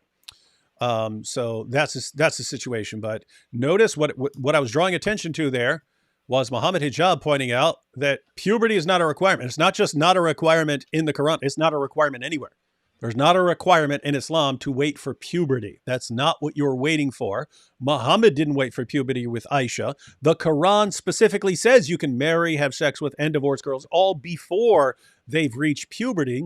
Our friend, the Muslim Cowboy, is saying once a girl reaches puberty, she's a woman. Now, that is false. We've exposed why that is false. Puberty is a process that takes several years. You don't just, as soon as you start puberty, you're a fully mature grown woman. That's insane and idiotic. So on one hand, he has no clue what he's talking about as far as biology is concerned, but he also has no clue what he's talking about as to what Islam says. He just doesn't know. He's ignorant, or he's deceptive. But I'm assuming, since he's I don't know how long he's been a Muslim, we're giving him the benefit of the doubt and saying that he's completely ignorant and he doesn't know what his own sources say.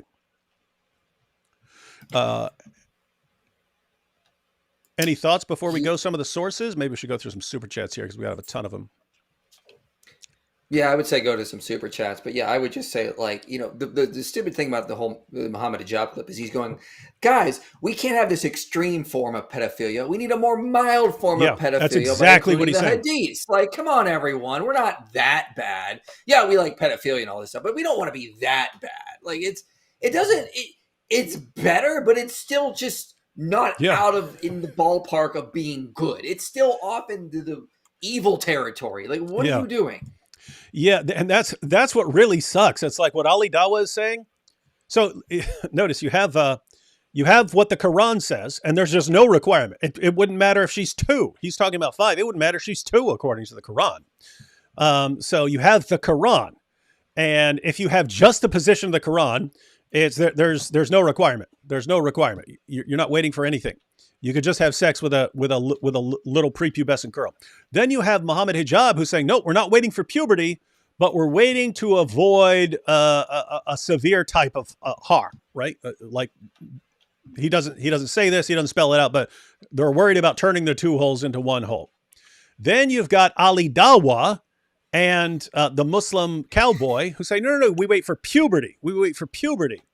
And then you have people who would wait for some point beyond that. But notice, it's like degrees of evil. It's like Muhammad Hijab, what he's saying is child marriage, and it's sick, and it's twisted, and it's evil, but it's better than what his God says. And what Ali Dawa and the Muslim Cowboy are saying is sick and evil and twisted, but it's better than hijab's position, and it's better than the position of the Quran. Little side note, IP, because I don't know if you've seen us discuss this before, but one of the great ironies in this is hijab is saying, he specifically says, according to the Quran, it would be halal. It would be halal to have sex with a 5-year-old. You go outside of the Quran to Muslim scholars, later Muslim scholars, who apply a harm principle, and applying that harm principle, okay, you shouldn't have sex with a 5-year-old unless the 5-year-old is, a little chubby, on the chubby side. That's what they talk about. She's on the chubby side and she can bear the weight of a man and things. These are actually in their rulings. But hijab is saying, so if we go to these other guys, we find out that it's haram, and he calls it haram. He says the reason it's haram has nothing to do with puberty. It's because of harm. That's why. But note what he just did there. He said, okay, according to Allah, it's halal. But these guys have added some things that would make it haram. It's halal, it's permissible in Islam to have sex with according to the Quran, to have sex with a 5-year-old. But it's not, we don't consider it permissible. Why? Because of later scholars who came along and commented on this. Why is this a problem? Well, Muhammad said that whenever you let a human being overrule Allah on what's halal and haram, you are worshiping that human being. You're committing shirk. So this is you just had Muhammad Hijab committing shirk, advocating shirk, saying, no, guys, if you just listen to Allah, you're in so much trouble because you're going to think that's halal according to Allah. So you need to listen to these later guys to correct Allah on what's allowed and what's not allowed. And so according to Muhammad Hijab worships Muhammad and the hadith collectors and the later scholars and so on. So pretty wild stuff. Pretty wild stuff. I like their religion, their new religion. Yeah, it's pretty powerful. All right, let's do some. Gosh, we got a bunch of super chats, and I haven't read any yet. We'll go through these some of these rapid fire, and then after. So we'll go through some super chats, ladies and gentlemen. Again, IP. Whenever you need to leave, we don't want to keep you, but you're welcome to stay on for hour after hour after hour. But we'll read some super chats, and then we're going to go into what the Muslim sources actually say, because the Muslim cowboy has absolutely no clue what his sources say, apparently. From Goat Hub. I know why they are always late. They are getting 50% off by using code Cowboy at Goat Hub.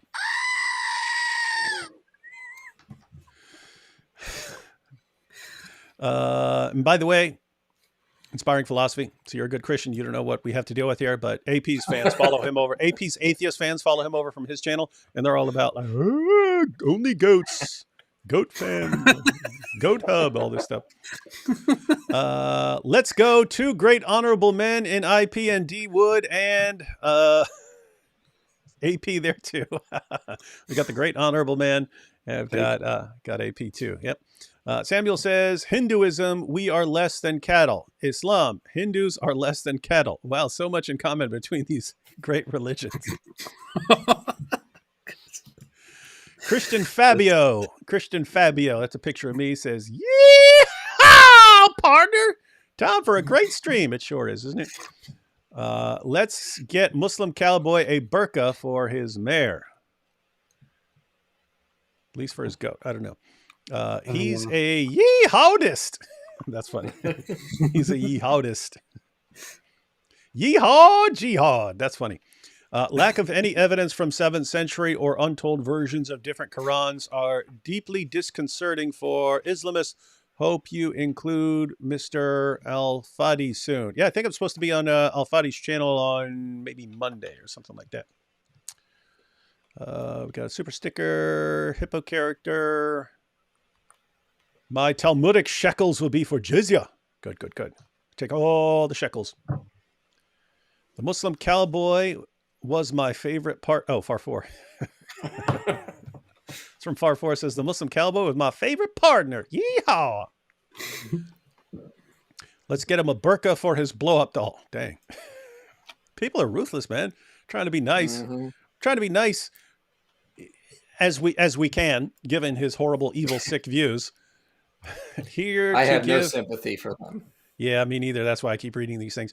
Here to give my Mahdi tribute, I choose the Goat Boy. There used to be a Saturday Night Live character called Goat Boy. We should probably pull that up and see if we can use any of those clips for something. Muslim Cowboy's Hadith. It was narrated by the farmhand of Allah, the eyes of the leather chaps of the anus. That's a good one. That's nice. Here's a tribute from your Mossad handler. Thank you. We love our Mossad handlers. Just send us send us a chat on. Tell us what we're supposed to do. This is why we're doing everything we're doing. Yeah. And AP already followed orders and crushed Daniel Hakikachu. Alhamdulillah. By the way, Daniel Hakikachu was in on it. Of course, this is why. Yeah, he's obviously getting paid. Of course. Yeah. To him, the waters are the leather. Buttless chaps. What's wrong? Eyes. Okay, it meant eyes. That one gamer missed AP and IP's stream. They must know that if Snoop Dogg came out with a song, if he were Muslim, it would be Gin and Jews. He was funny. He was funny because a couple years ago he actually just randomly came out with a Christian album, and people asked him like, "Hey, you don't seem like the most Christian guy in the world. I just wanted to do something positive for once." That was cool. Nice. The Christian metalhead Nadir should debate Ali Dawa on if there are scientific miracles in the Quran. That's what. Who would love to see that? Like some of the older generation of Dawagandis who still who are using the scientific miracles back in the day versus the new guys who admit that it's all a bunch of idiotic nonsense. Avi says, enjoy some of my Jew shekels. Yes. Jew shekels are our favorite shekels. AP, did you ask your keepers why, if the Talmud's so evil, did the Quran quote it? I wanted to bring that up, but I don't know. There was just so much to say, so much going on, and the guy just shot himself in the foot, and everyone saw it. David, you in saw the it. foot. How much I shot himself in the foot, in the stomach, in the chest, in the head. I was enjoying it so much that I didn't even get to raise that point. And it wasn't even necessary. But yeah, that there is that point, and that is something that we talked about in the past, which is that the Quran has a certain phrase which some people, some of those moderate Muslims cite quite often, which is whoever kills one human, it is as if he had killed all mankind. But what the Quran does there is actually it reveals that as if Allah had said that to the Jews in the past. But what it is actually doing is it is quoting the Talmud. It is quoting rabbis who said that in the Talmud. Yeah. So, and what's crazy is like it's indisputable. It's indisputable when you read the reasoning in the Talmud and you read the reasoning in the Quran. The Quran actually leaves a part out. The Quran leaves a part out so that it doesn't actually make sense.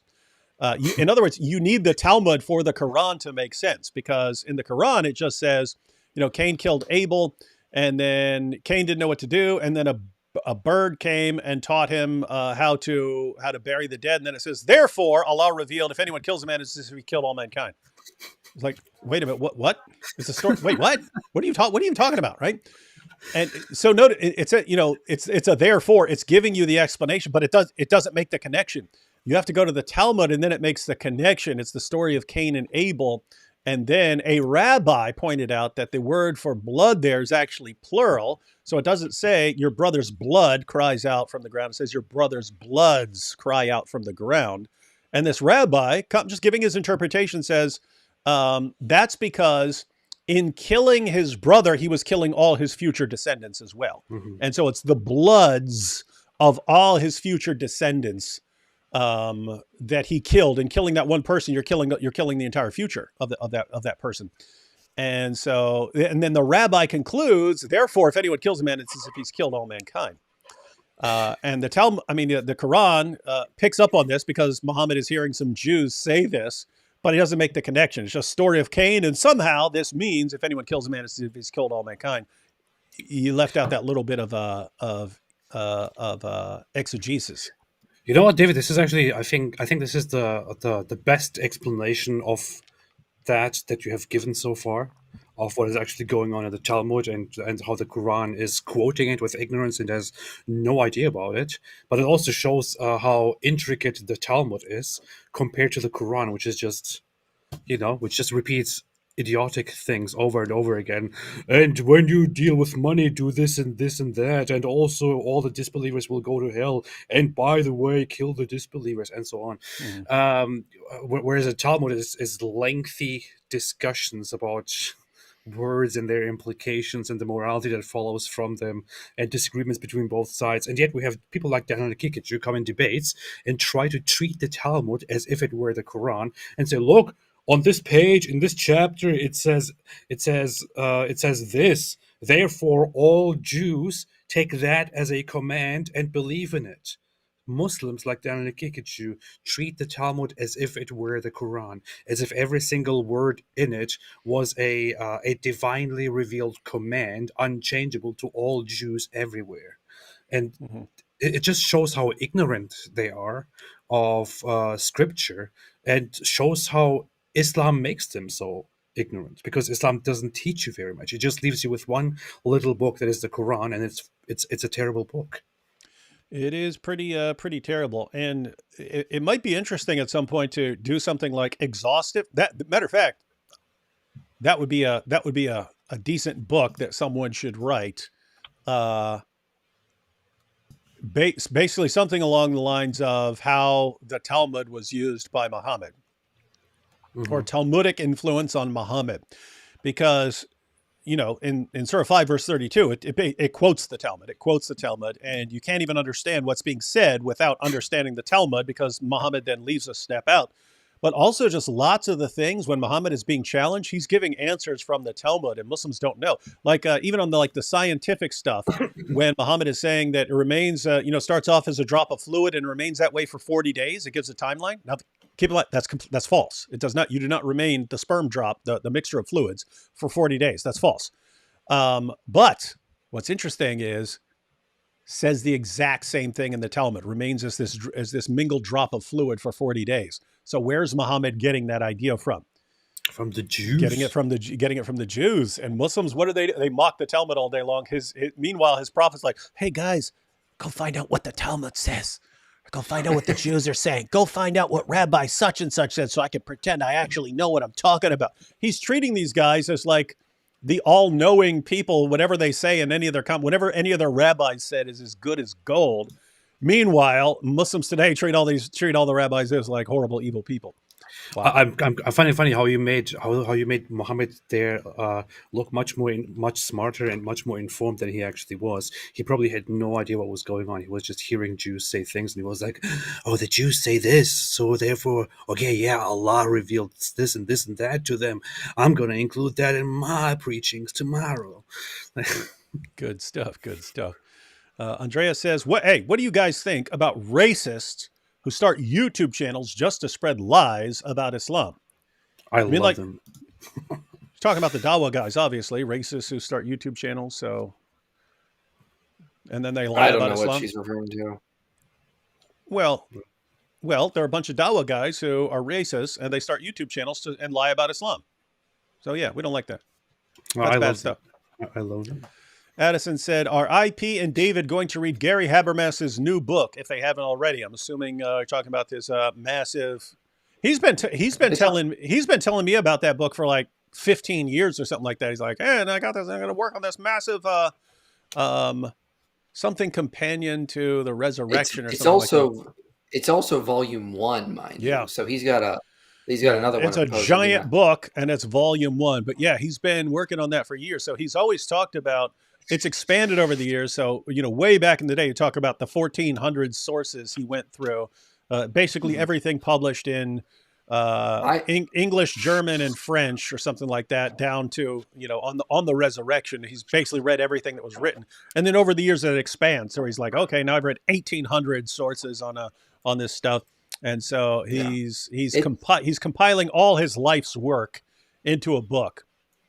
Yeah, I plan to read it. I plan to read his whole thing eventually. I got a stack of books I need to read on Gospels right now, so that's what I'm focusing on. So I probably won't get to it for not at least till the summer, I'd say. So it depends.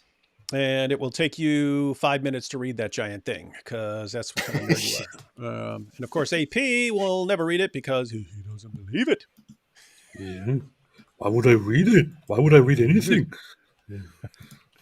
Have you ever thought of discussing with a Catholic like Pints with Aquinas or Trent Horn? I think it would be interesting to hear your points of views.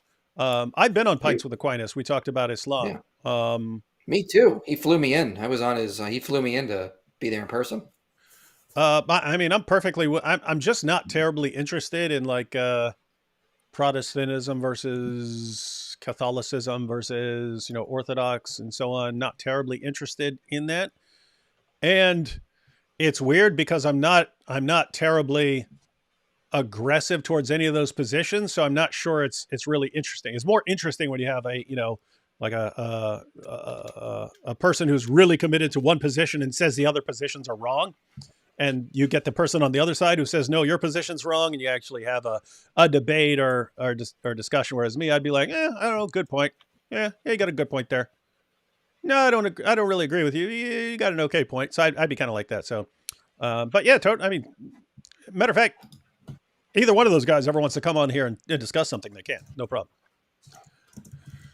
Marcos, if the trajectory continues, as it were, Jesus is king. True. But even if the trajectory doesn't continue, he's still king. Yeah, why is there a condition? Yeah. Okay. Thank you, atheist AP. Peace be upon me. Peace be upon me says, still picturing David peeing over the Kaaba. Wouldn't be historical. AP still waiting on your stream about your boy Hitler. The Fourth Reich will be Jurislamic. Oh yeah, I need to do that.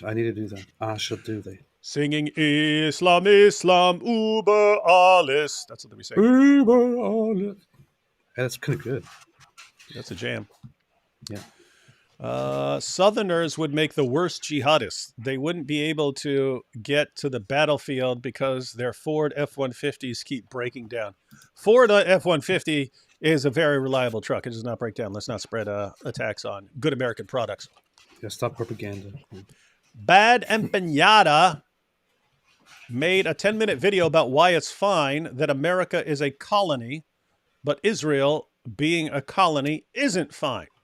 That guy, I didn't know who that is until very recently. That's some idiot, some jerk. I've seen him popping up too, but yeah, I'm not familiar really. Yeah, with his he position. recently kept talking about. He keeps talking about Israel and Hamas, and he's basically very much a anti-Jewish almost, as it looks like at the moment. Anti-Israel, pro anything Palestine propagandist, and the guy is just a complete jerk. I mean, he's not even that ignorant. But then he also is, because he talks about the history as if he somehow understands it, and he says something incredibly stupid. I'm trying to think of it. Everyone was laughing about it the other day. I can't seem to remember it right now.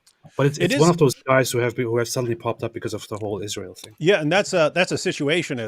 There are situations where the situation arises, and like as long as you're saying that incredibly stupid stuff for your group, they're going to rally around you and start and that encourages people. Oh, everyone liked it when I said that stupid thing. Let me say that more.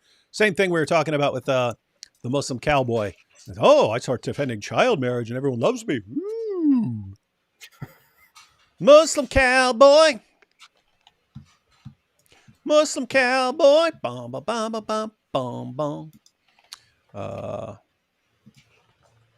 The cowboy is also a goat guy, if you know what I'm talking about. Very rude, Swiss Apologetics. Although, as we pointed out, the exact same reasoning that would allow the Muslim cowboy to say that a prepubescent girl is just a grown woman just by saying it would allow him to say that a goat is a woman. Exact same reason. If biology is becoming irrelevant to them, they can say whatever they want, and they should stop condemning people who say whatever they want.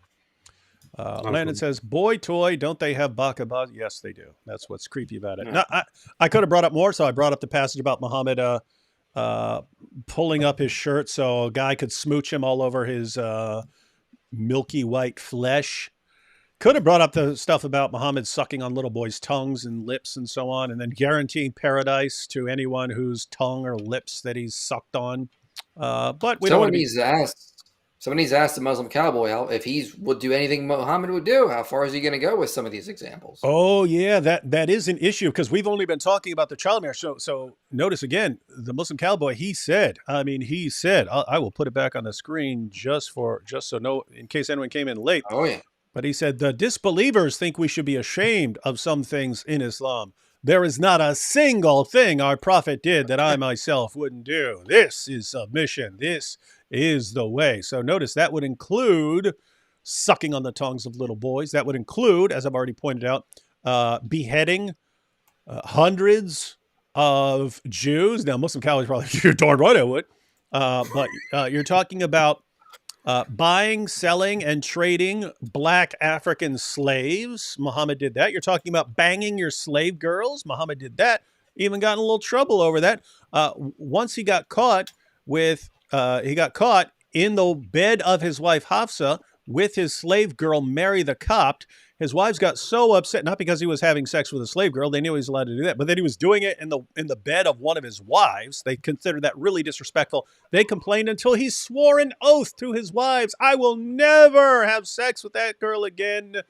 Then a little later he gets a revelation, yeah, go ahead and start banging your slave girl again. We know he did because he got her pregnant. So that's multiple things. Our good friend, the Muslim cowboy, could get a sex slave, have sex with his sex slave, do it in his wife's bed or wives' beds.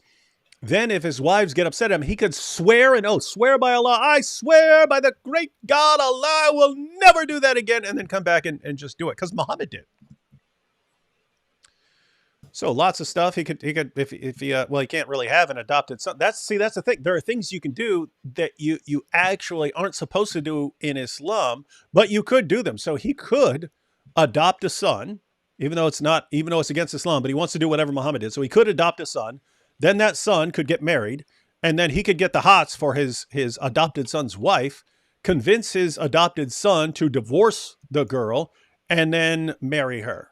And it would totally be what Muhammad did. Hey, he could also do an Islamic combo move. IP, remind me. Islamic combo move sounds funny to me. Remind me when you asked him about taking sex slaves and taking sex slaves that are like at the age of 7 or 6 or something like that. What did he say? Daniel Akikachu, right? Yeah, Daniel Akikachu. Yeah, sorry. Yeah, he could totally do that. If you attack a village, if Muslims attack a village, they have found a 7-year-old. That's the age I use, but I'm sure he would go younger. If you found a 7-year-old who had started some puberty, like minimal pubic hair, breast budding, you could take her back as a sex slave. And Daniel said, yeah, that'd be better than leaving her there to die. Or Daniel, you just, bring them back and treat them like humans, not as property. I don't know. It's crazy to think is that as a possibility. But yeah, that's what he's all for that. So in Dawah, yes, you can attack a village, kill all the men, and then you take all the women back to be sex slaves, including as young as 7-year-old girls, according to Daniel Akikachu. Yeah. Hey, the Muslim cowboy, he has a channel. Mm-hmm. I thought of his theme song for his channel. Hey, Muslim Cowboy, we know you're watching because you're already sharing that you're going to be on. Although pretty disrespectful not to share the link. Should have shared the link to this live stream. And if you don't, I mean, how confident are you of your positions? But anyway, got a pretty dope theme song. Goes like this. I need some guitar. I need someone. We'll have to do it more professionally, but ready? And this should just be kind of the opening lines. We can expand it to a full song. But Muslim Cowboy, you're welcome to use this. So goes like this. Ready? Here we go. Well, I'm the Muslim cowboy playing my guitar. Girl, I hear you're 9 years old, so climb on in my car. If you try to run away, you won't get very far, 'cause I will beat you senseless while I scream Allah Akbar. Ho, hi, la, la, lee, lee. Right? David, why? What? Why? Why would you do this? Trying to help that guy out. Now he's going to do it. Oh, yeah. Yeah. Oh, it's worth it. It's worth it. I try to help out YouTubers, man, even if I disagree with them on things. Man. I should make a full song like that. It'd be awesome. You should. That's pretty powerful, though. All right. Well, you guys get to the Muslim sources. I'm going to check out. I was here for the studies and to show how incredibly anti-scientific the Muslim cowboy is, and how it's all just about harming girls, not about action. That's serious homophobic. Yeah, like I said, we know. You served your purpose. You gave us the studies. Oh yeah, that's what I'm good at. So all right, I'll see you guys next time. All right, man. Okay. See ya. IP. Yep. Yeah, me and IP were originally scheduled it for last Thursday. He wanted to respond to more videos by that creepy dude who says that he's into the occult, and demons told him that Islam is the truth. And this guy so converted to Islam based on demons telling him that Islam is the truth. So we want to respond to some more of his videos. But when we got close to Thursday, that was right after your debate with Daniel. So he's like, "Oh no, we should do AP's live and then talk about the that stuff." And then so we rescheduled for today. The live stream we were supposed to have on Thursday. We rescheduled it for today. And so last night, we were still planning on going through that. And then the Muslim Cowboy started running his mouth to defending child marriage. And so we said, hey, maybe we'll do child marriage instead. That's always fun. Yeah. And it's I always like talking about child marriage in the context of Islam. As long as we can talk about this, I love doing it because it just gives Islam a wonderful reputation. Yeah, and it's crazy because they keep bringing it up. I mean, to be clear, we bring it up, but they keep defending it. And when they defend it, and it's just these new people who don't know anything, they have no idea. They give the same regurgitated things they heard, and then expect us all not to respond to them. But notice they're making a pretty powerful point for us. Something happens with these converts that instantly convinces them that, hey, my job in life was to defend child marriage. That's the most important thing I can be doing. Paid by Israel, by the Mossad, and by CIA to make Islam look bad. That's why they're doing this, of course. Michael here says, it can't be overstated how much gamers are over-sensationalized. It's not a case of taboo. We have to listen to brands, and we are brand number 3. Do you know what that means? What? Talk about the gamers. What's going on with the gamers? What is this about? I don't know if that was a reference to something we were talking about earlier or something. I don't know. From one, Cowboy is culturally insensitive. True. It should be Goat Boy. What's wrong with you? Or Camel Boy. I don't know. Ali G was also a Dawa moron since he said, if there's grass on the pitch, let's play. That's true. He also said, if there's fluff on the muff, then she is old enough. Now, to be fair to even Ali G, he was talking about voting, right? But he made it sound creepy, right? He was proposing. He's talking to some political analysts, and he says, "What does you think about making the age of voting puberty?" And then he started coming up with all these sayings and so on to defend that. If there's grass on the pitch, let's play. He was trying to get one of the other guys to agree with it, and one of the guys goes, "Okay, well, how do you know if you're making it puberty? Then how you gonna know if a girl's reached? How you gonna know if someone's reached puberty?" And Ali G goes, "Well, I'll check the girls, right?"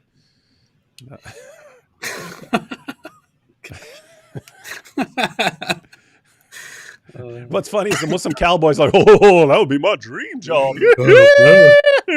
That's gonna be my job."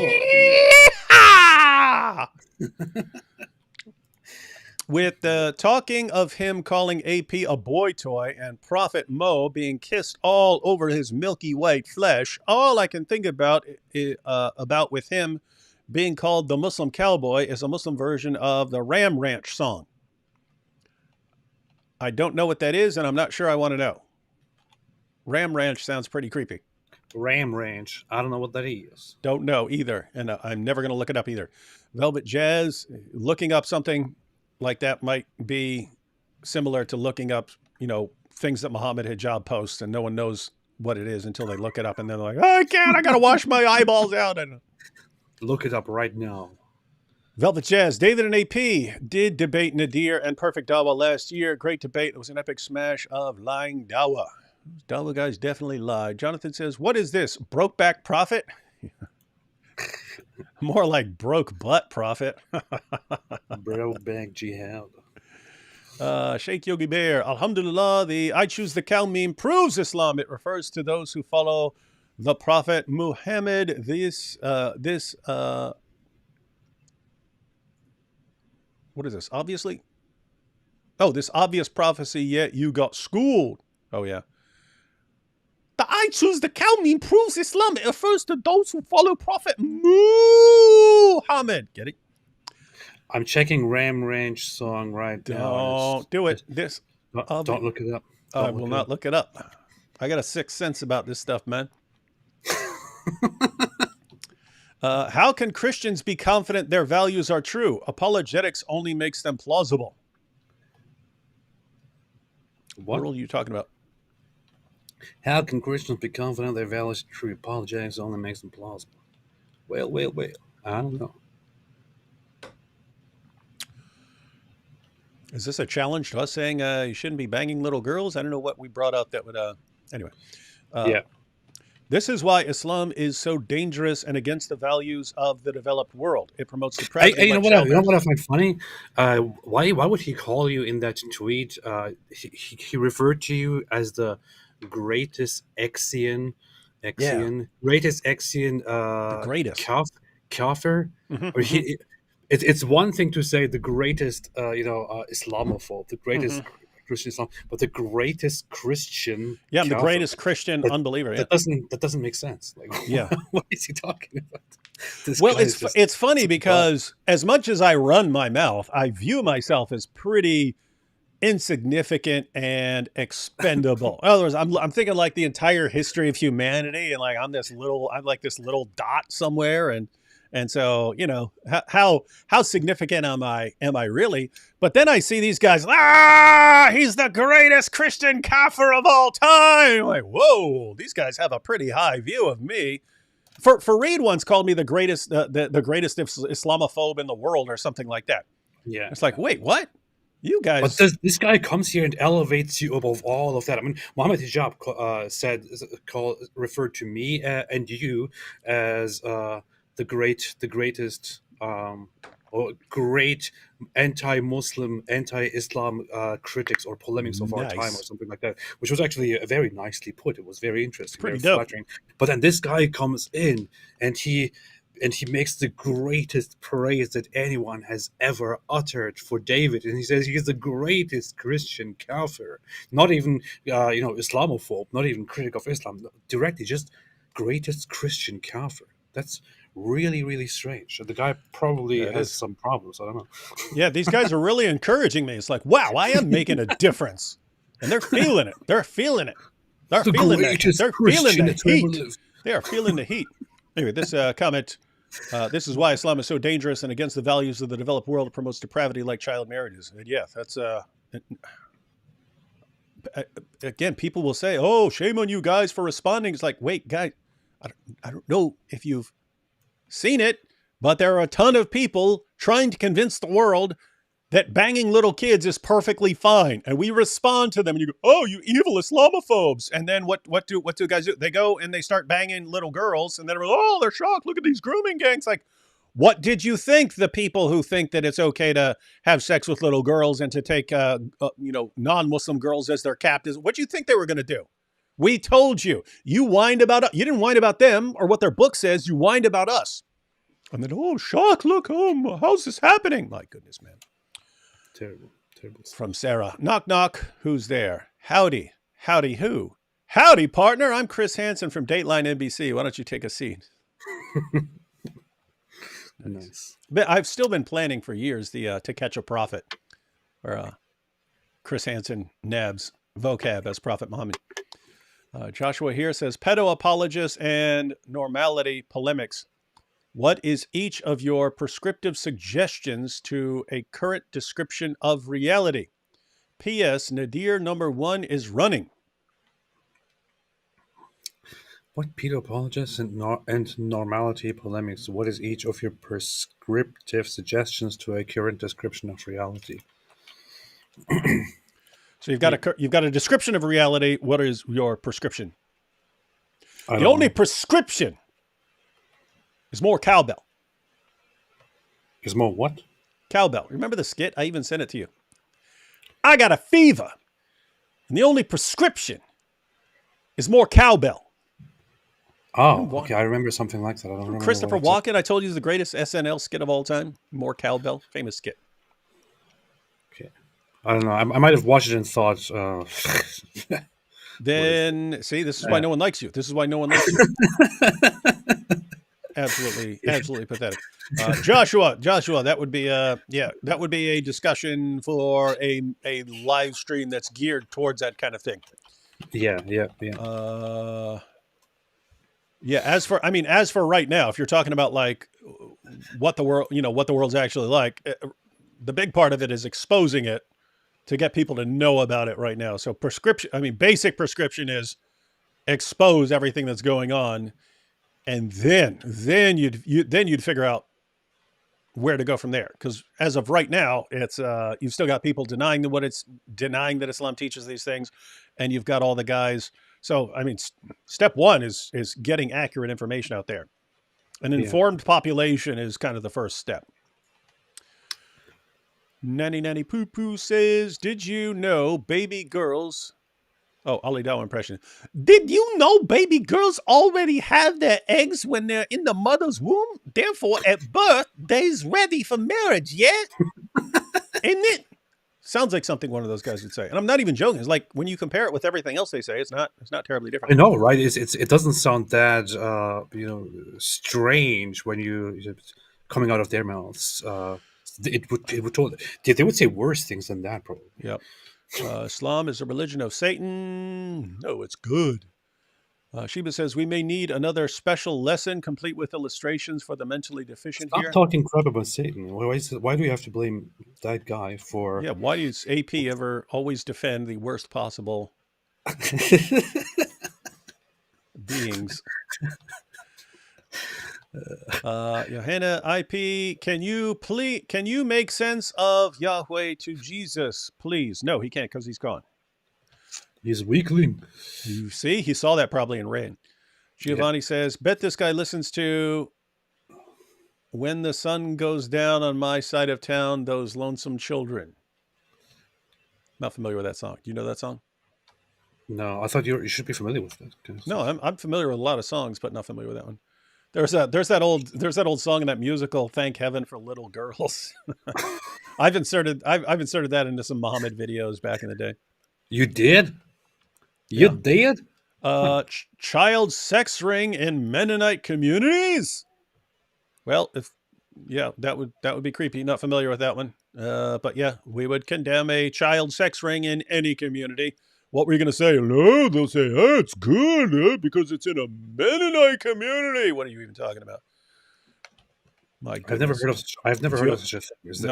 I've never heard of that either. But guess what? If Mennonites start running around and say it's good to bang little girls, we will correct them too.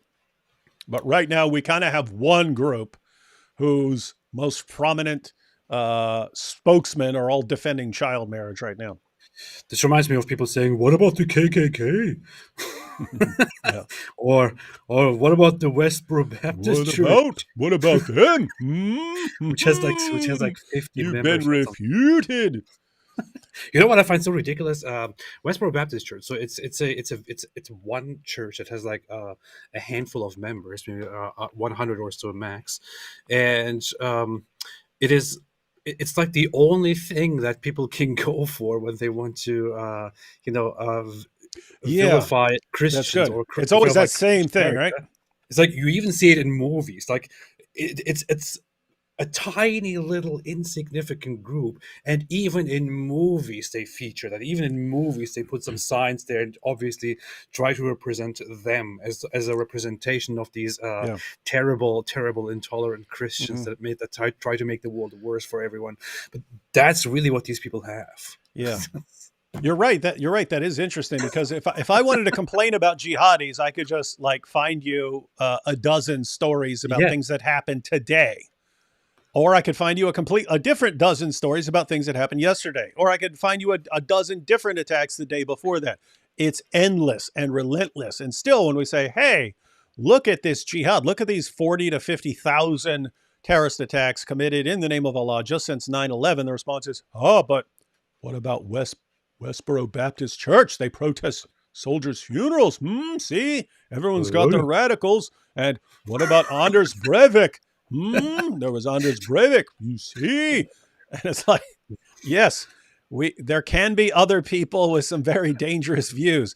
It seems to be springing a lot from one source nowadays. Why don't you condemn the KKK? Oh, hypocrite. So Joshua says IP. So here's IP. IP2. Daniel, do you know what precocious puberty is? Daniel, I have a PhD in precocious puberty, says my credentials and my search history. Yep. He certainly is. He certainly is the master on that. Mike says, we'll read a couple more super chats and then we're going to go to the sources, ladies and gentlemen. Got to have the sources because, again, the point of the first part, when we had IP breaking down some studies and so on, is our good friend, our new friend, the Muslim Cowboy, has no clue what he's talking about biologically. But part two is that he has no clue what he's talking about from an Islamic perspective. He just doesn't know. He hasn't done the research. Again, I'm giving him the benefit of the doubt and assuming that he's not deliberately lying, because it's much more common to just be ignorant and to regurgitate the stuff you heard from some other Dawa guy instead of doing the difficult work of, reading. Yeah. So we'll read a couple more super chats and then we'll look at what the sources say about Aisha and how how the Muslim Cowboy actually just completely destroyed Muhammad. And when we read what Muhammad actually said and did, since the Muslim Cowboy said he would do anything Muhammad did, he's going to be doing some way creepier things than he thought. Mike says, I'm new to this channel, but it is crazy that you have to make arguments, citing scientific studies, to prove to someone that you shouldn't bang 9-year-olds. Thank you. That's what, like, AP, if you go back, 15, 20 years and you're thinking, what are you going to be doing 15, 20 years from now? You're like, I'm going to be trying to explain to people. I'm going to spend my life trying to explain to grown men that they shouldn't be having sex with 5-year-olds. That's going to take up a significant portion of our time. You're like, what? There's no way that's going to be a thing. There's no way. And yet here we are week after week trying to explain that puberty is a process. It's not a one-time thing. It's not child, up, fully grown woman. It's not how it works. Wait, what? It's not? Huh. That's Wow. weird. Wow. So yes. Oh, you're right. I could have never imagined that I would be doing that, because I would have probably said, well, if the Prophet did it, then, Yep. It's fine. It's good. I will do it too. I will do anything. IP, you need to be careful. Your voice with all those cracks is going to tempt the Dawa guys. It's pretty IP. rude to insult. I'm just glad that IP is gone, so they didn't have to read that despicable insult from a heartless, evil person making fun of his voice. Isn't that terrible? Yeah. But with that said, yes, they would have been attracted when they heard his voice crack. Bikers with Bible says, hi, IP.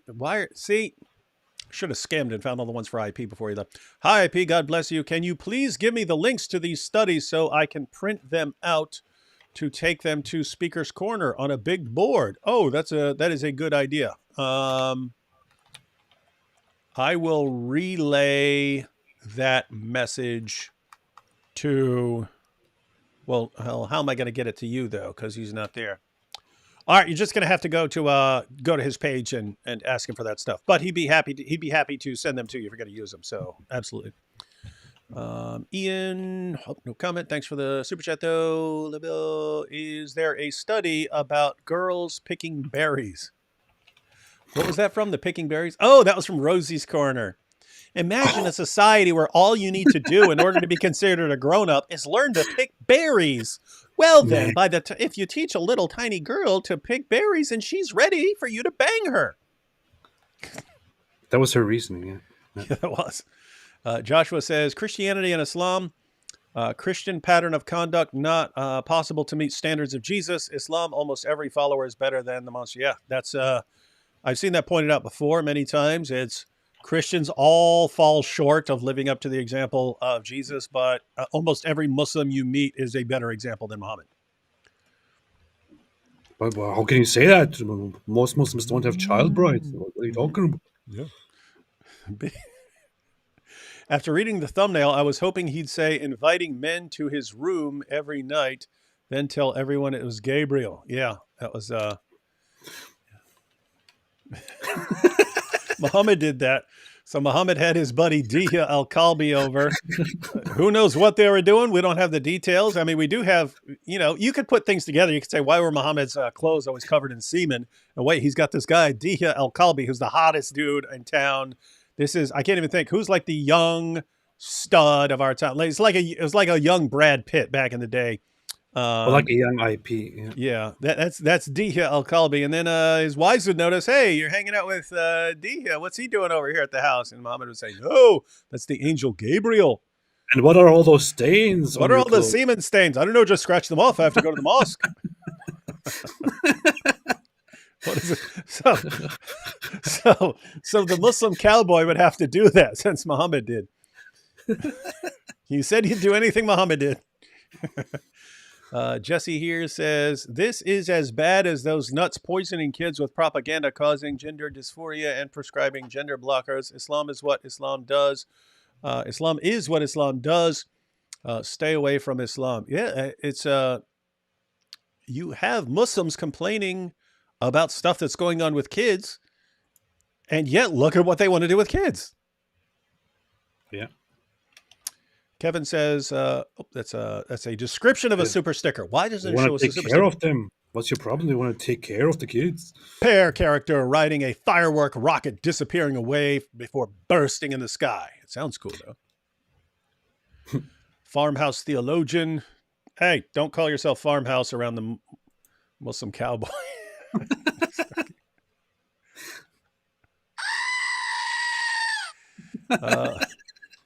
Now the Quran is exposed to guys. You know, I'm not just joking here. We pointed out the exact same reasoning. He's saying that you could take a prepubescent girl and just call her a woman, and that somehow makes her a woman. How do you respond to that? If you wanted to call this a woman, how do you say no? Biology has gone out the window, according to him. Now the Quran is exposed to Western Muslims. Instead of being repulsed, they are embracing child marriage. Where will polemics go from now? Is there a way forward other than patch streams to prevent actual harm to real kids? That is a very, very serious issue. That if you look at the trajectory, right? If you look at the trajectory, you go back 15 years ago, they were saying all kinds of things. Hey, there's no death penalty for apostasy in Islam. There's no child marriage in Islam. These are all lies of the kuffar. Now they're all bragging about these things from the rooftops. If that's the trajectory, if that's the direction things are going, it seems like it's going to get way worse, right? It seems like they're going to become more gung-ho about marrying little kids and killing apostates and everything. So it's like, ugh, this is not good. I know if the trajectory continues as it is, we are in big trouble. And maybe some people should think once again about regulating and controlling the presence of Islam in their societies if they want better societies. And this huge super chat, 5 silver pesos. That's way more than 5 silver pesos. I don't know what the rate of pesos is, but it's definitely not $100 per peso. Muslim cowboy is all hat, no morality. Yeah, all hat, no brains. And this would actually be a good time to check out what the sources actually say. Should we check out what the sources actually say on this? Now, what do the sources actually say? All right, AP, I'm going to zoom down. Let's see, I've got them on here somewhere from different live stream. I've got the sources on Aisha. They're somewhere down here. Where are they? Did I put them in a folder? Oh, here we go. All right, I'm going to zoom through these, IP. I'm just going to pull up a hadith, read it real quick, and you can comment. IP?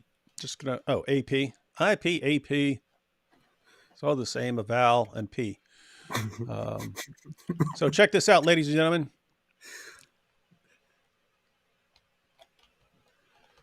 Chapter. So this is Sahih al-Bukhari. Look at the chapter heading. Giving one's young children in marriage is permissible. What did the Muslim cowboy say? We're not talking about children. No, we're not talking about children. We're talking about women. This is talking about women. Okay. Bukhari says children, but the Muslim it's also a common thing among converts that they like they think they're the most knowledgeable people about Islam, and it doesn't matter what the greatest scholars and commentators of all time say. They just, no, I know more. I just converted 2 weeks ago. David doesn't know. Bukhari is an Islamophobe. So let's go ahead and read this hadith. The hadith is there, 5133, but you have the chapter heading, and then you have a bit of a commentary. But The chapter heading, Giving One's Young Children in Marriage is Permissible. Why? By virtue of the statement of Allah, and for those who have no monthly courses, i.e. they are still immature, Surah 65 verse 4. Everyone remember what Muhammad Hijab quoted? He quoted Surah 65 verse 4 to show that according to the Quran, you can have sex with a 5-year-old. And look what this says. And the iddah for the girl, no, we're not talking about girls. I'm the Muslim cowboy. I say we're talking about grown women, not girls. Okay, why don't you read your own sources and stop lecturing us? I mean, in other words, if you want to correct someone, go correct Allah. Build a time machine, Muslim cowboy. Go back in time, correct Allah, correct Muhammad, correct Bukhari, correct Ibn Abbas, correct Ibn Kathir, correct all these guys. Don't correct us. These are the guys saying we're talking about children. Again, look at the heading. One's young children. You're the one saying puberty is required. Wrong. Why? By virtue of the statement of Allah, and those who have no monthly courses. They're prepubescent. They don't have a monthly period, i.e. they're still immature. How clear could they make it? And as if this isn't enough, and the iddah for the girl before puberty. They're talking about the iddah is the waiting period after you divorce a girl. So you marry a girl, you have sex with her to consummate the marriage, and you divorce her. Then there's a waiting period before she can marry again. This is talking about the iddah, the waiting period after a man divorces a girl. The iddah for the girl before puberty. Is puberty a requirement? No. What did Muhammad Hijab say? He said you can't get around the fact that puberty is not a requirement. What has the Muslim cowboy said? Oh, I know better than Allah. I know better than Muhammad. I know better than Bukhari. I know better than Ibn Abbas. I know better than Ibn Kathir. I know better than Muhammad Hijab. I know better than 14 centuries of Muslim scholars. Everything I say makes sense in my own head, and therefore that's what Islam is. Welcome to reality, my friend. And then you could add a beat to that, and it would sound like one of those old like Shaggy songs or something like that. They call me Mr. Boombastic, baby fantastic. Wasn't me. Better than Allah, better than Muhammad. It wasn't me. It wasn't me. Picture this: we were both butt naked, banging in the barnyard floor. Anyway, notice, and then Bukhari gives as an example. Notice why he's bringing this up about marrying young children and girls being prepubescent. 5133. That's the hadith. Narrated Aisha that the Prophet wrote the marriage contract with her when she was 6 years old, and he consummated his marriage when she was 9 years old, and then she remained with him for 9 years, i.e. till his death. This good stuff or bad stuff, AP? Oh, bad. All right, we'll zoom through these. 5130, 5134. Narrated Aisha that the Prophet wrote the marriage contract with her when she was 6 years old, and he consummated the marriage when she was 9 years old.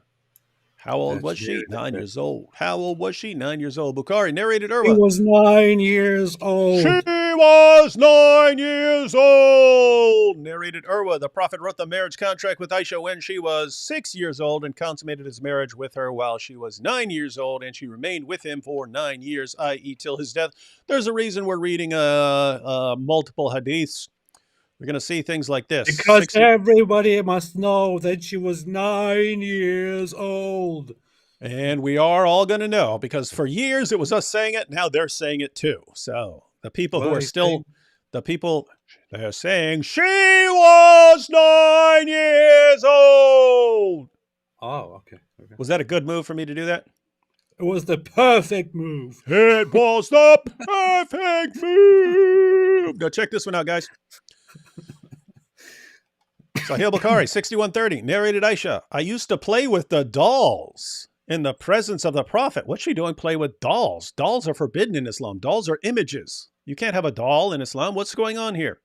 I used to play with the dolls in the presence of the Prophet, and my girlfriends also used to play with me. A bunch of little girls playing with dolls together.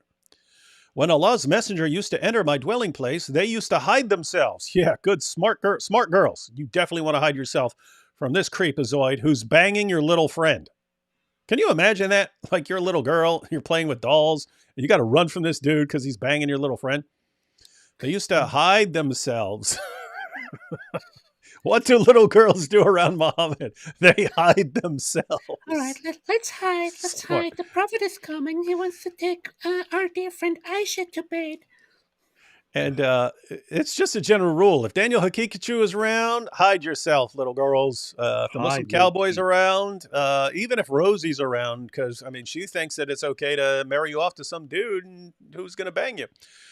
Anyway, they used to hide themselves, but the prophet would call them to join and play with me. So these girls run. They scatter like ants and, get away from this creepazoid. And he's like, no, bring them back in here so I can watch them play. Oh, where yes. did your friends go? Yes. Let's play, little girls.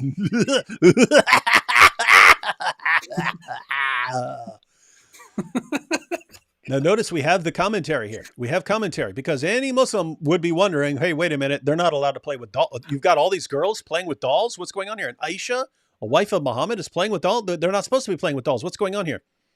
Then you have a little commentary from Ibn Hajar al-Asqalani, who says, the playing with the dolls and similar images is forbidden. It is forbidden. It's haram. Why is Muhammad's wife doing it? And why is Muhammad letting girls do it in front of him? But it was allowed for Aisha at that time as she was a little girl, not yet reached the age of puberty. Oh. What did our good friend, the Muslim Cowboy, say? Oh, Aisha reached puberty. That's why Muhammad jumped on her and was ready to start banging her. Not what Ibn Hajar al-Asqalani says. Not what we read in Bukhari. Not what we read in the Hadith. We have to wonder, why would you say that? It's not what Islam teaches. This kind of became a common thing. They're sort of like phases to dawah. So the first phase was, no, it never happened. You're all lying. Don't believe the kuffar when they say that Muhammad had sex with a 9-year-old girl.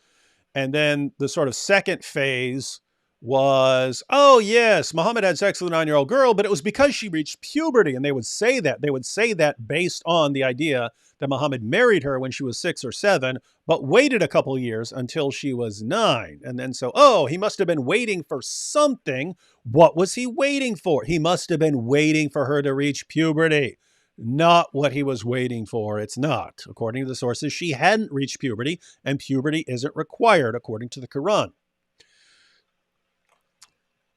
The thing is, if you once you teach somebody like this Muslim Cowboy, once you teach him about the reality of this situation, what he will do is not to say, oh, okay, well, I was wrong. Wrong. No, this is about even marrying a prepubescent and having sex with her. And that is obviously unacceptable. No, what he will do is he will say, okay, I was probably wrong about that. He will not say that publicly. He will simply change his mind and think, well, okay, I guess it is okay to marry and have sex with a prepubescent because, well, Aisha didn't complain. Indeed. Oh, hang on. Did want to do one comment real quick. Where is it? Where's Brenda? Oh, here we go. So we have lying Brenda here. Brenda says, Mary was 10 years old when Joseph married her at 93 years old. That is just pathetic, really. Okay, Brenda, you're about to get blocked unless you can show us chapter and verse that says that. Give us chapter and verse, and that's not all she's doing. It's just weird. I mean, it's funny that she calls it pathetic. Notice what we say. We're making claims about Islam. What do? We put source after source after source after source after source on the screen to show that we are correct. What does Brenda do? Comes here and lies. And Brenda is probably what? Like Fareed or somebody? Brenda...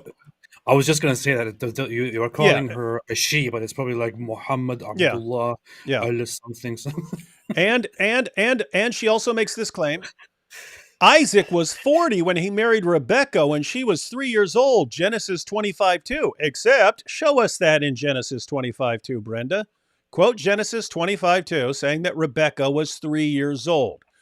Rebecca, I'm going to give you an option. Show us chapter and verse for either one of those claims. Either one of them, and I'll let you stay. I will let you stay forever. I will let you come on here and lie all day, every day, if you just show us a source for one of those claims.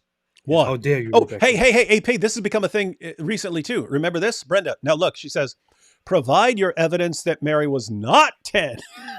we have no source on Mary, on the age of Mary. What we do know is that according to rabbinic law, she would not have been allowed to marry before the age of 12. So 12 that's not like the average age. Girls did wait till longer. That would have been the bare minimum to even talk about marriage, would have been at 12 years old. So, Brenda, defend one of them. Defend one. Defend one or the other. I don't know how generous I can possibly be. What's she doing? She's Googling right now. Oh, let me find it. Maybe I can find it. You mean he? Oh, yeah, he. So, Fareed or whoever this is. All right, I'm going to give you another 20 seconds. You heard it recently. Daniel Kikachu basically told me that he's watching our streams, which is why he knows that we always that is stuff. probably Daniel Kikachu says the exact same things, right? Yeah. Guys, when we're talking about Brenda here, she's still posting. Robert, 3-year-old bride. See what I mean? Absolutely disgusting. Okay, Brenda, you can't notice, guys. I'm not setting the bar very high. I'm just saying, show us that you're not lying. You made a claim. And the Muslims, they say, we respect Mary. We respect Mary more than you. We respect them. We respect the prophets more than you. What do they do? Lie. And they think it's fine. You know what you'll never see?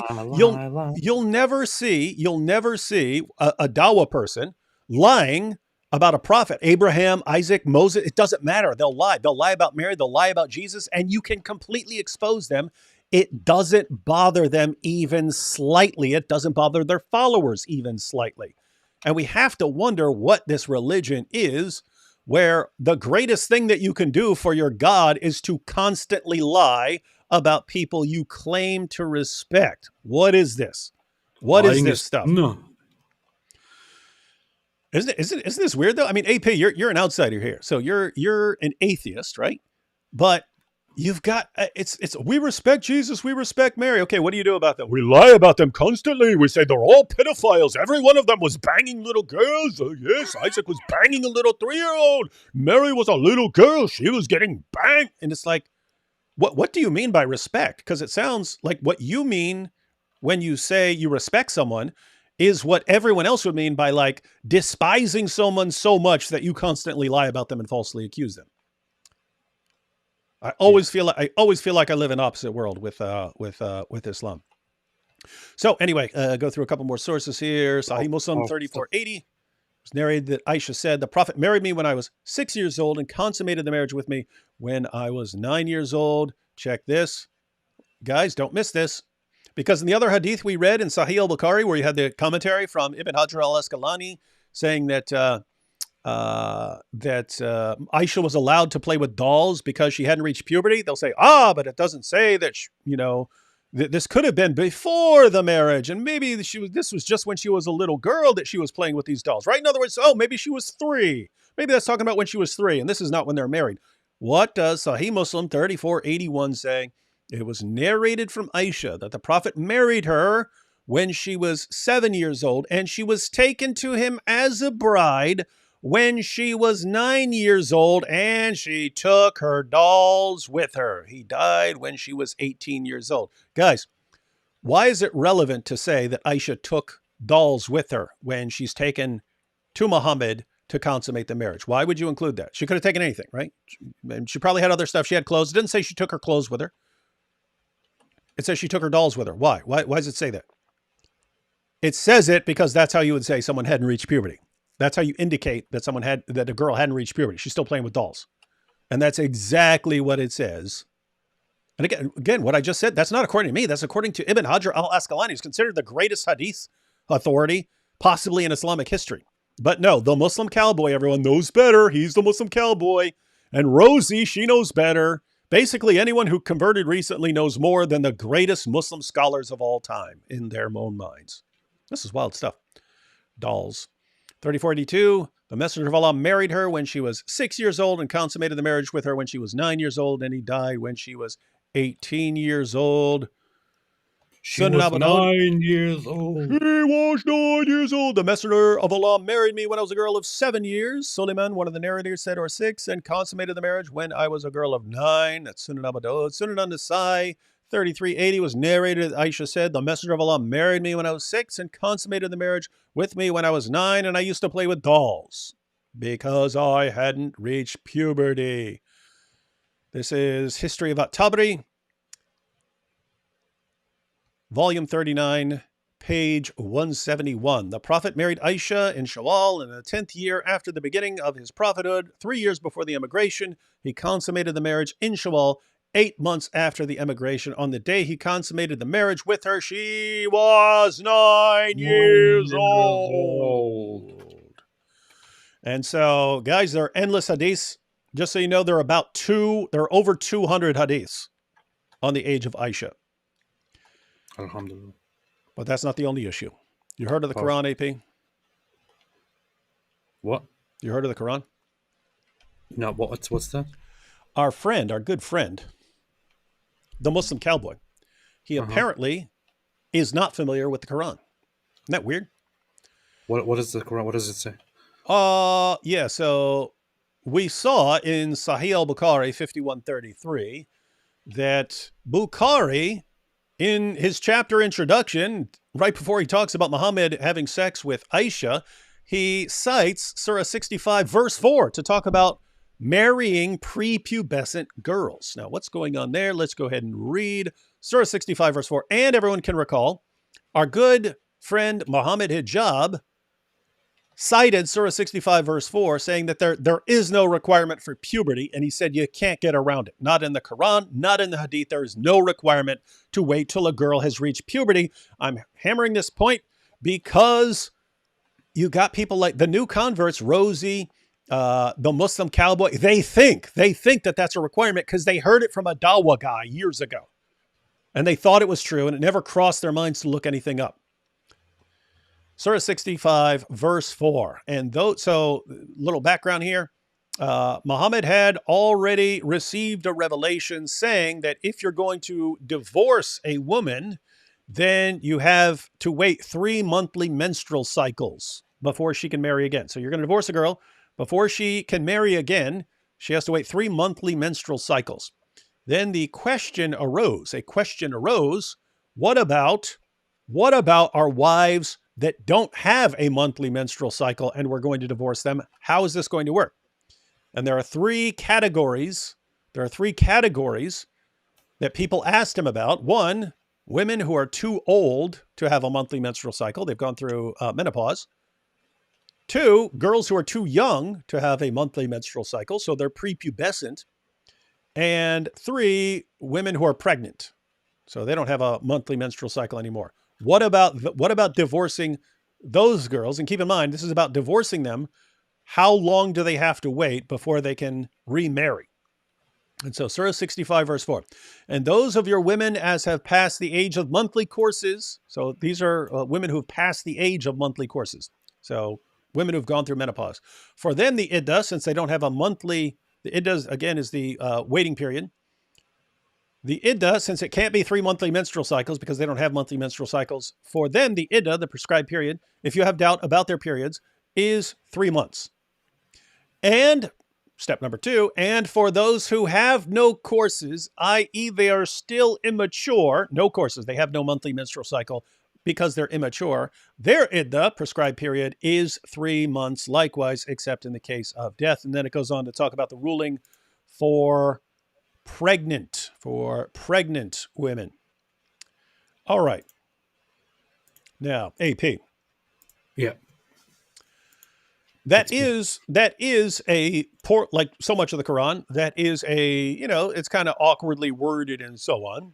So I want to point out, 1, we know the historical background of that verse. We know what's being answered. If you just read that, a Muslim could argue, that's not what it means or something like that. That's actually not, we've already seen how Bukhari interpreted it. He interpreted it as justification for marrying prepubescent girls. Specifically says before puberty. And he applies that to Muhammad and Aisha.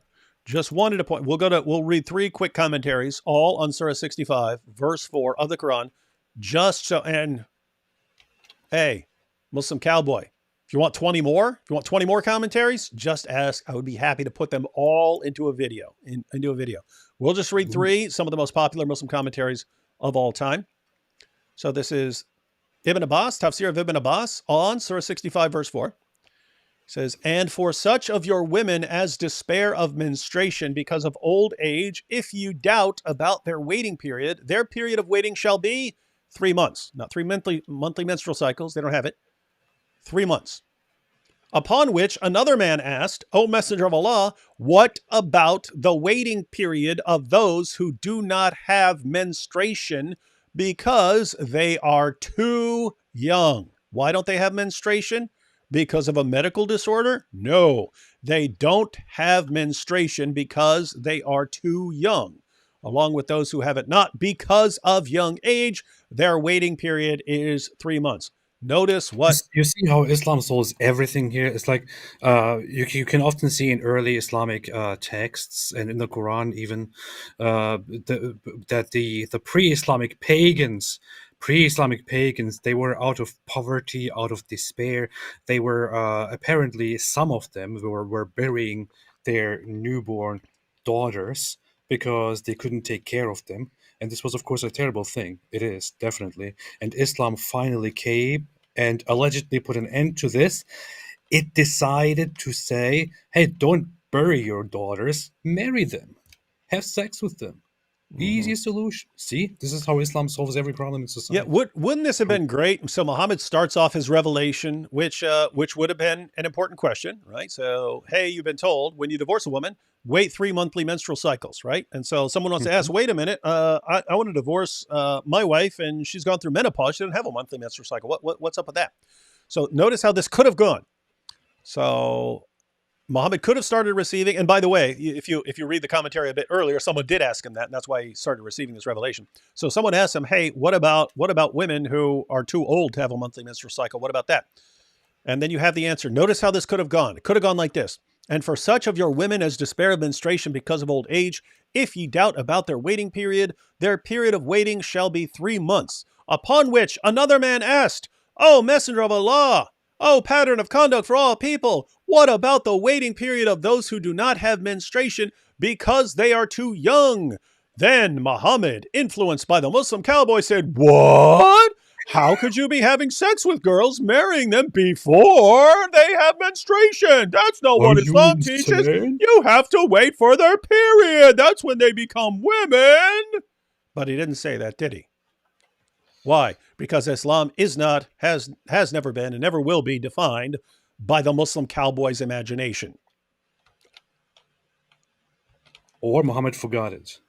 Forgot to say that. Mm-hmm. Yeah, he forgot to point that out. So that's Ibn Abbas, Muhammad's companion. This is considered by many to be the greatest commentary of all time. Ibn Kathir, Tafsir of Ibn Kathir. The iddah of those in menopause and those who do not have menses. Allah the Exalted clarifies the waiting period of the woman in menopause, and that is the one whose menstruation has stopped due to her older age. Her iddah is 3 months instead of 3 monthly cycles for those who menstruate, which is based upon the ayah in Surah Al-Baqarah 228. The same for the young who have not reached the years of menstruation. Their iddah is 3 months like those in menopause. What? Notice Ibn Kathir doesn't say, but you can't say that about the young because we don't molest little girls. No, we would never do that. Isn't this funny? Because these passages are all, and the child this, and the young girl this, and so on. And then you've got the Muslim Cowboy correcting them all. No, the women say women. Liars. Liars say we're talking about children. No, liars say we're talking about the young. Liars. It's all grown women. They're women through and through. And he considers himself a higher authority than the greatest commentators in the history of Islam. They have taken their scholars and their preachers and apologists and cowboys as Lord beside Allah. Shame on them. This is Tafsir Jalalain, the two Jalals.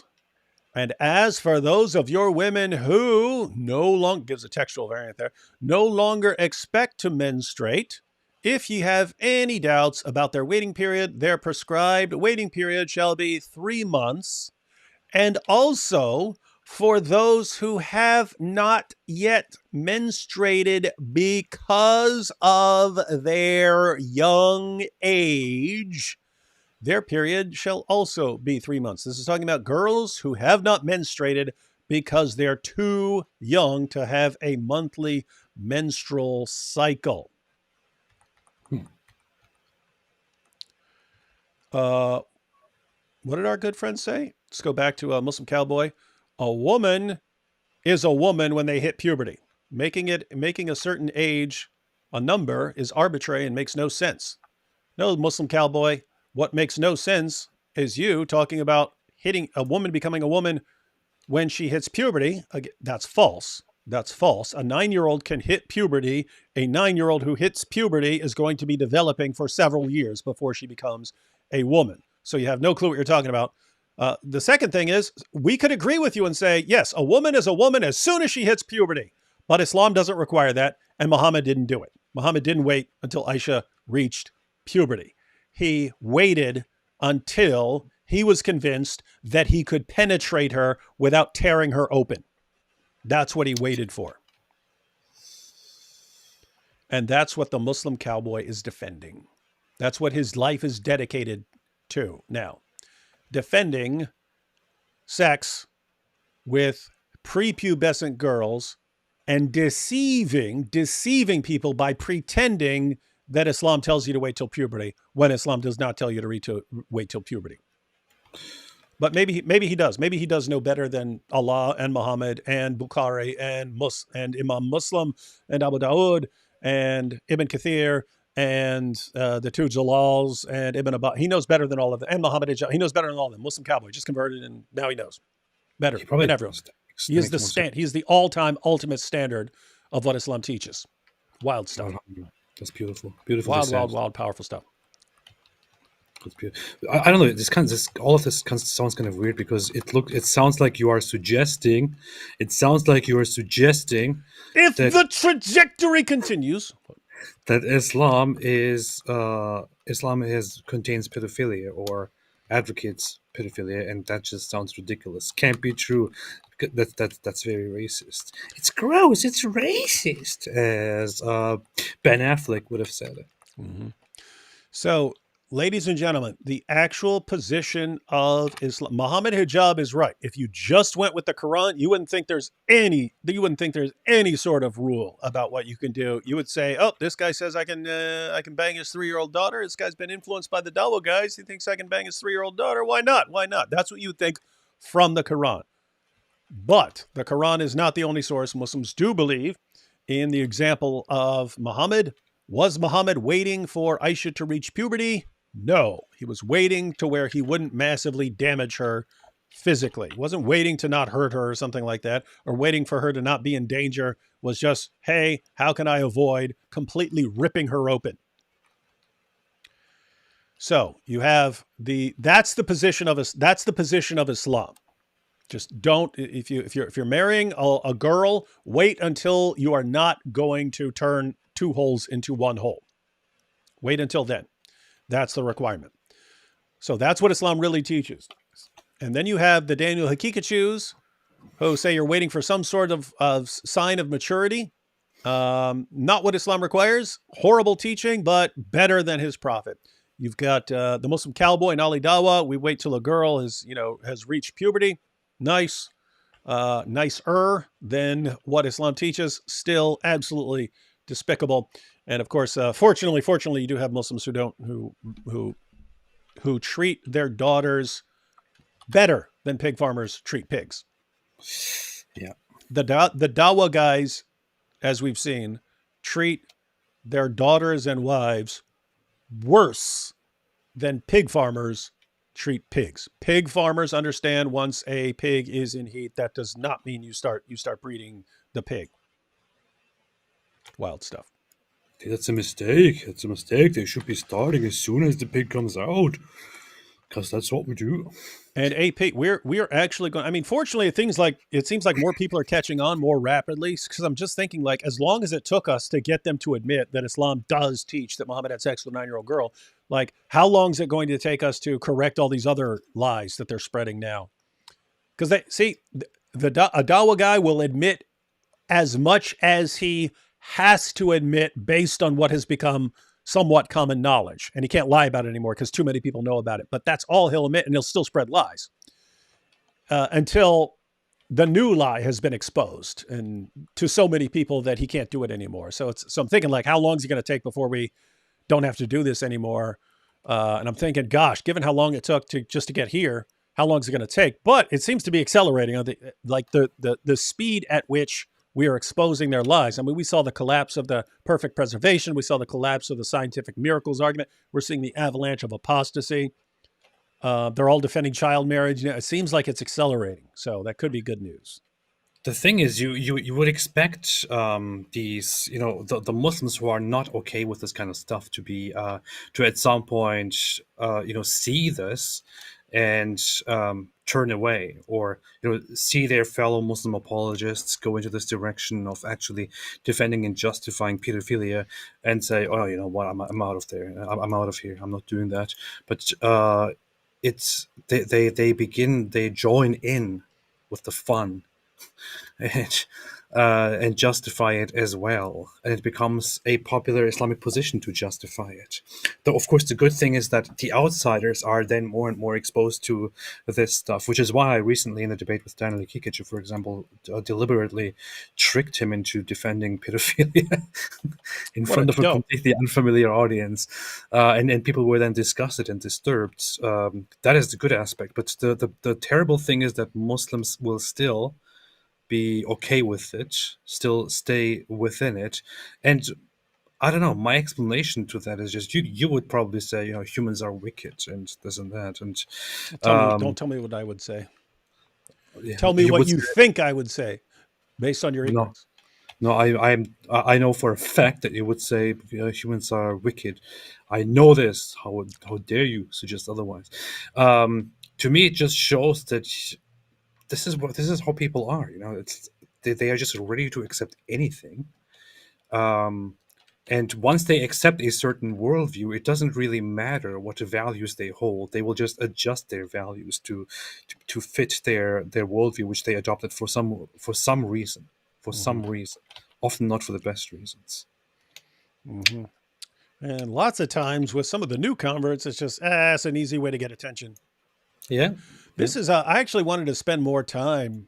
Chris Rock, in a comedy special, gave an awesome analysis. He's saying, we're creating a world where everyone is addicted to attention.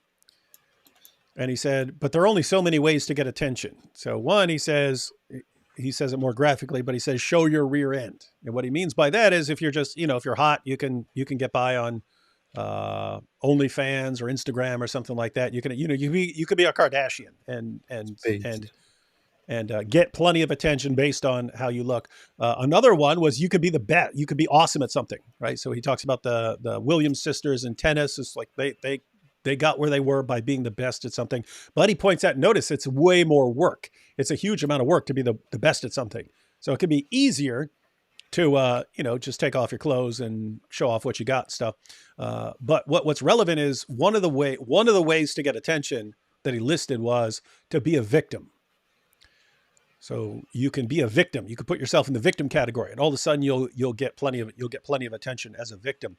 And I think a lot of these things are kind of working together. Where, hey, if I convert to Islam, I'm instantly going to get a ton of attention, and I'm going to be criticized. But that criticism will show that I'm a victim.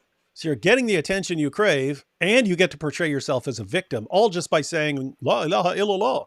That's it. Now I'm in the victim category. Woohoo! And I'll get tons of attention. And you can see the Muslim cowboy.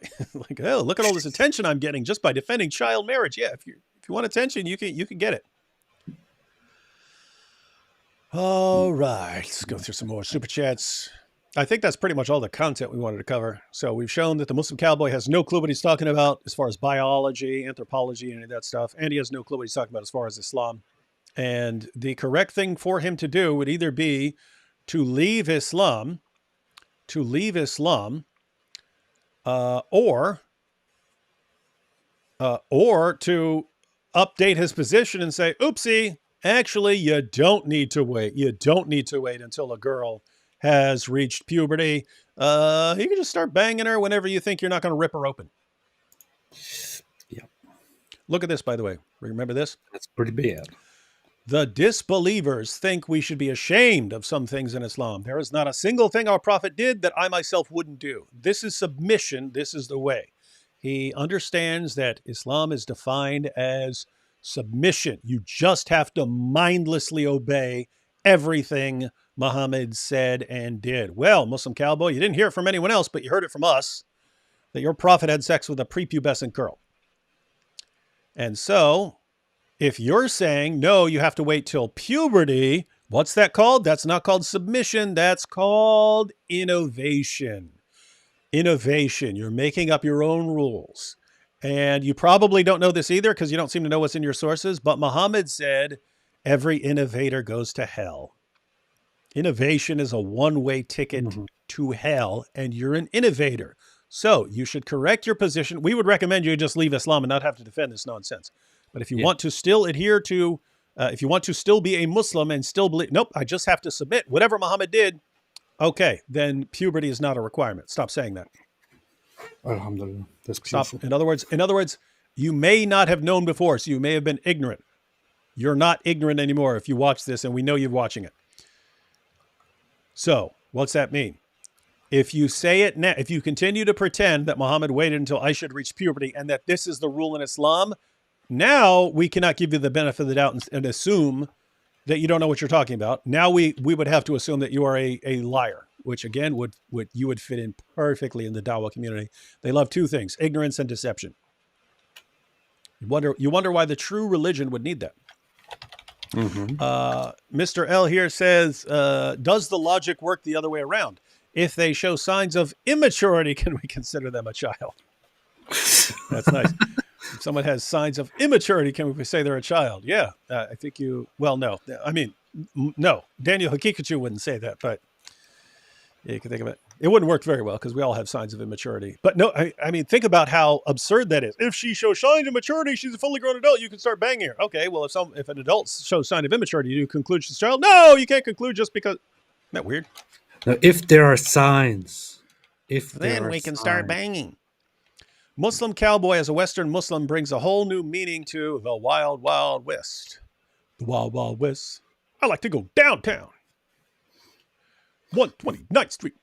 Mr. L says, Mr. L, because in that case, if it is true, I officially adopted Daniel Choo Choo.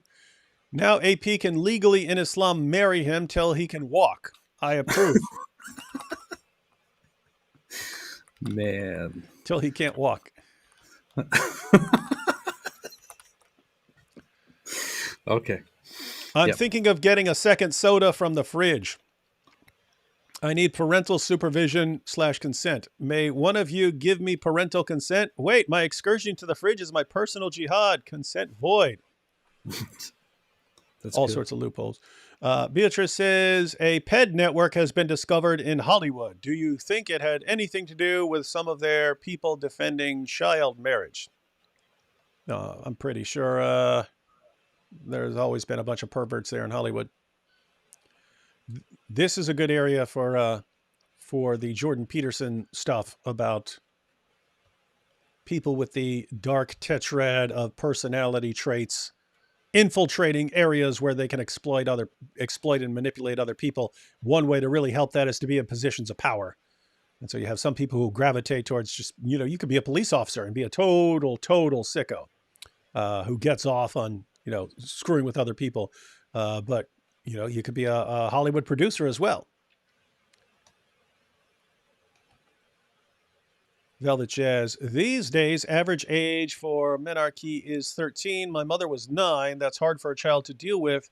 Cuts into childhood. So glad I never experienced the horrors of child marriage. We'll be praying for those poor victims. And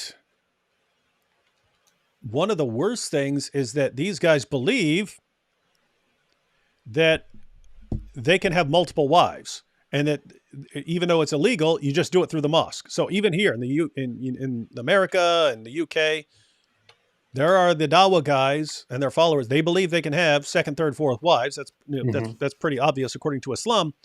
Some people believe that they have to follow the laws of the land and so on, but on this issue, they just, okay, we're getting married through the mosque. Well, if you have a bunch of guys who are having daughters and they believe that you can do secret marriages in the mosque and that you can even keep these wives secret from your other wives and so on, and they believe that you can marry 5, 6, 7, 8-year-old girls, what in the world is going on behind the scenes? We don't know, but I'm betting it's pretty bad. Malcolm says, we are all attempting to be rational with irrational people. We strive after the little bit of common sense that might be remaining in there. We try to get them to agree that having sex with prepubescent girls is bad, but it's hard work. Wait, it's bad? Yeah. Oh, okay. Did you miss that whole part? I like the Muslim cowboy. He helped the disbelievers stay further away from cancer.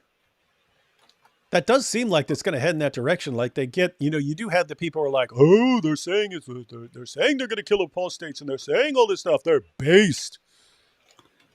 I'm guessing it's going to be a bigger reaction of, oh, this is sick stuff that you guys are talking about. This is making me really, really not trust this stuff. Yeah.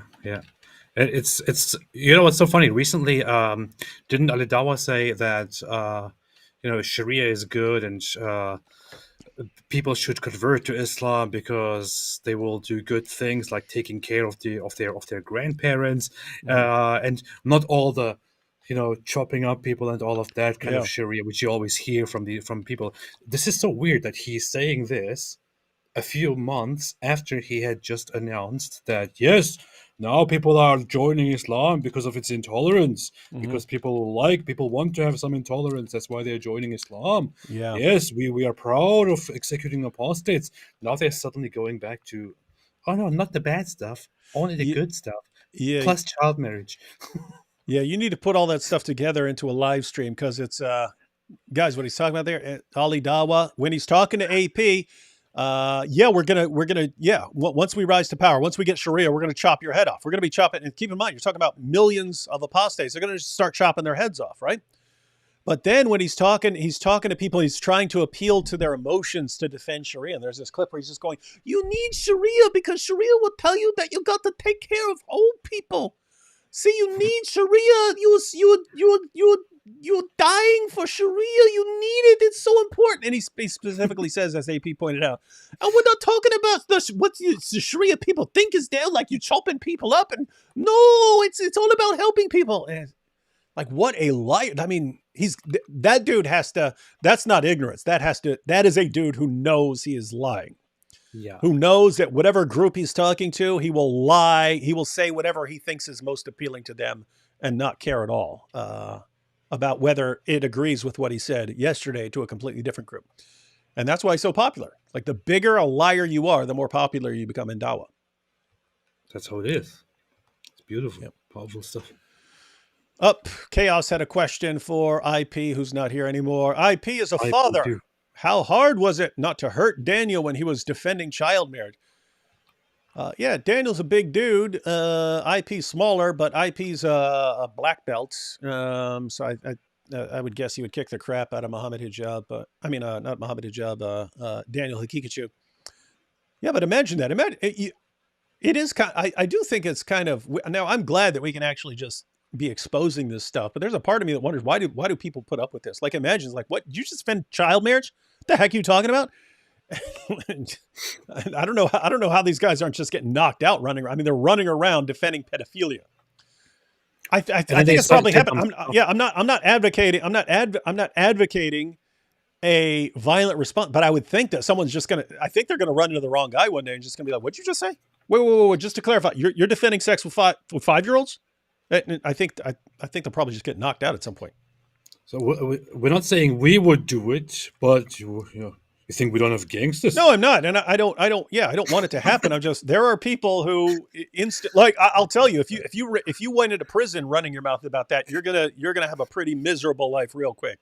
You walk up in there thinking that you can defend pedophilia. Or anyone who's been to prison for a long time, I can tell you from experience, it's gonna be a little difficult sitting around while some guy, hey, molesting little kids is cool. He's the Muslim cowboy. He's got a cowboy hat on. It's okay. Well, it's good to molest little girls. But you think we don't have gangsters? We've got gangsters. Kevin here. AP, what's that Hebrew say? Farmhouse theologian. Oh man, we still got some more. Let's go through this rapid fire. There are reformers in Islamic countries trying to abolish child marriage. Good. I hope they are successful. They're usually women, that's true, putting their lives in danger. Shouldn't we grant them a platform if child marriage is despicable to us? I would be happy to agree with every Muslim who wants to say child marriage is wrong. I will agree with that Muslim, man or woman, that child marriage is wrong. I don't. Too bad. Michael Darwin says, I saw IP's debate with Daniel in person, and I loved his Chris Hansen opening. Y'all should get Hansen on the channel and have him react to these clips. Yeah, we could, but I'll just dress up as Chris Hansen. I think I have to lose maybe 20 pounds to be a skinny Chris It's easier. Why invite him when you can just be him? Yeah, I could just imitate him. Yeah. Excuse me, I have a question. Third Orange says, where's Miss... I want... Honestly, when I say that I'm not really open to having people like that on, reformers, I don't know. I think you're selfish. Something kind of happened recently, I guess, which is that I don't know. My stance has kind of changed from I'm just open to talking to all. You become more intolerant. Into you know what? Do something. How about turn away from Islam and then we can talk. I don't have time for that anymore. It is interesting that people get to a certain point where they're just like, I'm not going that direction. Yeah. It's like Israel when they start doing the settlements, right? The people who are, the ones who are going out and saying, we're gonna go over to the West Bank and make some of our own settlements. Those are people who are saying, I'm not working towards a 2-state solution anymore. I'm giving up on that. I'm not working with you. I'm not working with you guys anymore. I'm done. I'm done working with you. I'm done trying to look for a future where we're all going to work together because you've convinced me that it's never going to happen. You've convinced me, so I'm done. I'm not working with you guys anymore. You can see that in the history of the research of public opinion among Israelis. In the past, Israelis were mostly in favor of a 2-state solution. They mostly thought it is possible to build a future, or even desirable to build a future where there are 2 states, a Jewish state and an Arab state that live side by side in peace. That's what people believed. There's recently been a poll where now only a small minority of Israelis actually still believe that. Most of them think there is no possibility for a 2-state solution, and we should be done trying it because it obviously won't work. So let's just stick with not allowing that. That's what it leads to. And I feel like I'm also at that position after much of what happened recently when it comes to these debates and discussions in general. Mm-hmm. Yeah, and I'm a guy who, I would love to see a 2-state solution, but I can't even object to someone who's saying, not going to work. Look at what we're up against. It's never going to work, so we're not working towards that anymore. I can't even say no, you're wrong, because it does look pretty bad. Third Orange says, where's Miss Ninja Lady? Too many Marys. We need to have her as a guest more often. Blah, blah, blah. Leather straps, the cow. You cease or white meat?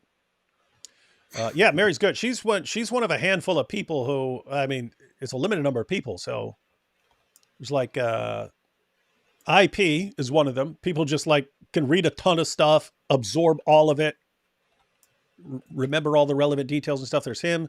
Sam Shamoun's like that. Anthony's like that to an extent.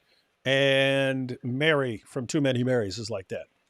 She's insane. So, she's like IP, I would say, from the 2 people that I've encountered who are like that.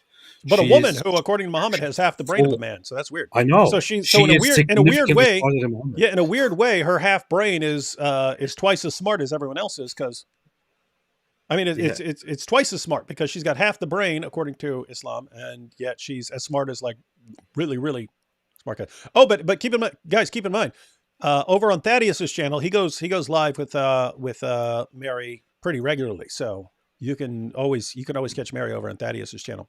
But yeah, I'm sure we will be having her back.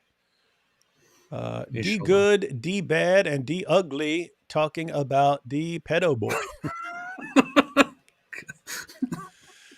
Thanks. Some support for the consistent and tireless battle. Alhamdulillah. I really hope we're not sitting here like 20 years from now doing the exact same thing. Okay, now we're going to expose this lie. Hoping that we actually... And this should... I encourage apostasy. I encourage some of you younger people to get involved and to become way awesomer than us so we can retire at some point and cheer you on. So we can be sitting there in the chat sending you the super shekels. Yeah. Many Muslims do have conscience that child marriage is immoral, but as Muslims, they can't deny Muhammad. Like denying Jesus means reject Christianity. That is a difficult position. So as a Muslim, you could be like, yeah, there's something this is not right. And then you find out Muhammad did it. And, what do I do? I mean, I believe in Muhammad, so I can't condemn him because then that's going to make me not a Muslim. And so I just have to accept something that I believe is wrong. And would I ever do that? I wouldn't do that. So therefore, yeah. What's Christian's stance on age for marriage, David, or any proof from Christian view? There are people who try to make a case, like specifically from the Bible. Like there's a passage in Ezekiel that talks about the age of love, but it describes a fully grown woman with like full breasts and so on. So it describes an adult woman. There are people who will make that case, or they'll point out that, it was God creates Eve as a fully grown woman, not as a little child or something like that. I'm thinking along the lines of general principles, like do unto others as you would have them do unto you, verses about not harming other people. There are passages about, what would happen if you lead a child astray and things like that. It'd be better off to have a millstone hung around your neck and tossed into the ocean and so on. But just general principles.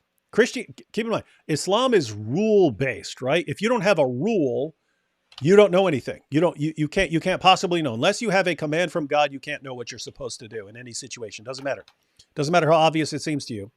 You can't know without God telling you. Christianity is more principle-based. It gives you a principle. So I don't need 50,000 rules. I can know, okay, love my neighbor as myself, do unto others as I would have them do unto you. And you can actually figure out, you have rules. You have rules about not stealing stuff, but you could figure this out. Would I want someone stealing from me? No. Okay, don't steal from other people.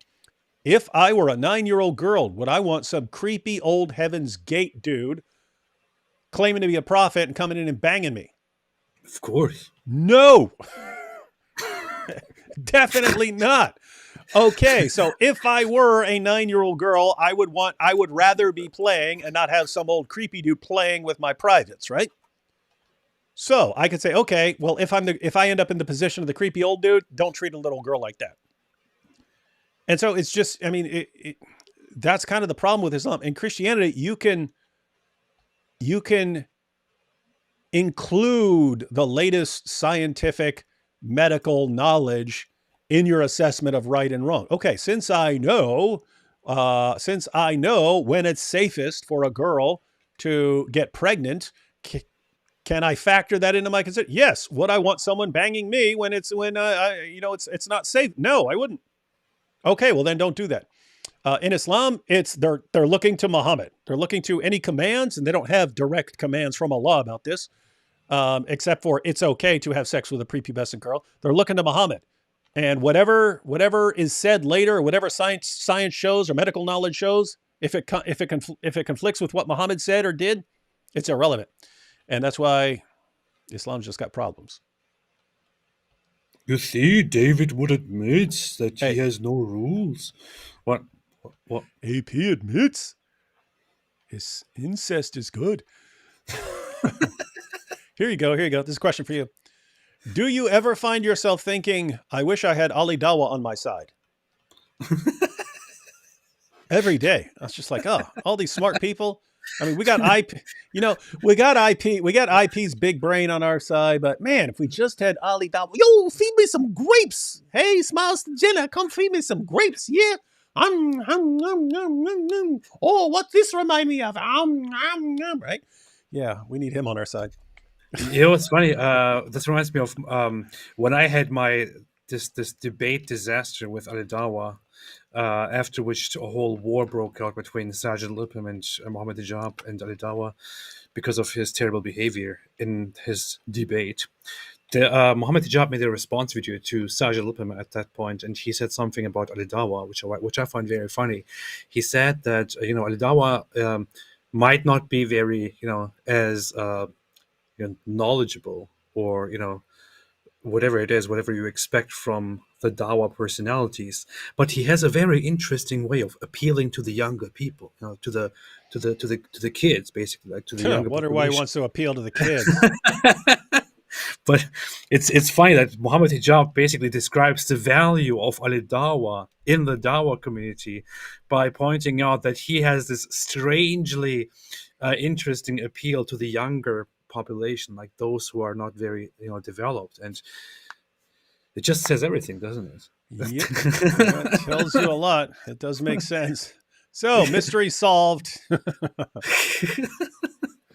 Have a bunch of super chats from Ravinder here. Bridegroom equals muse, natural, Carl Jung, or external intervention, me, spirit.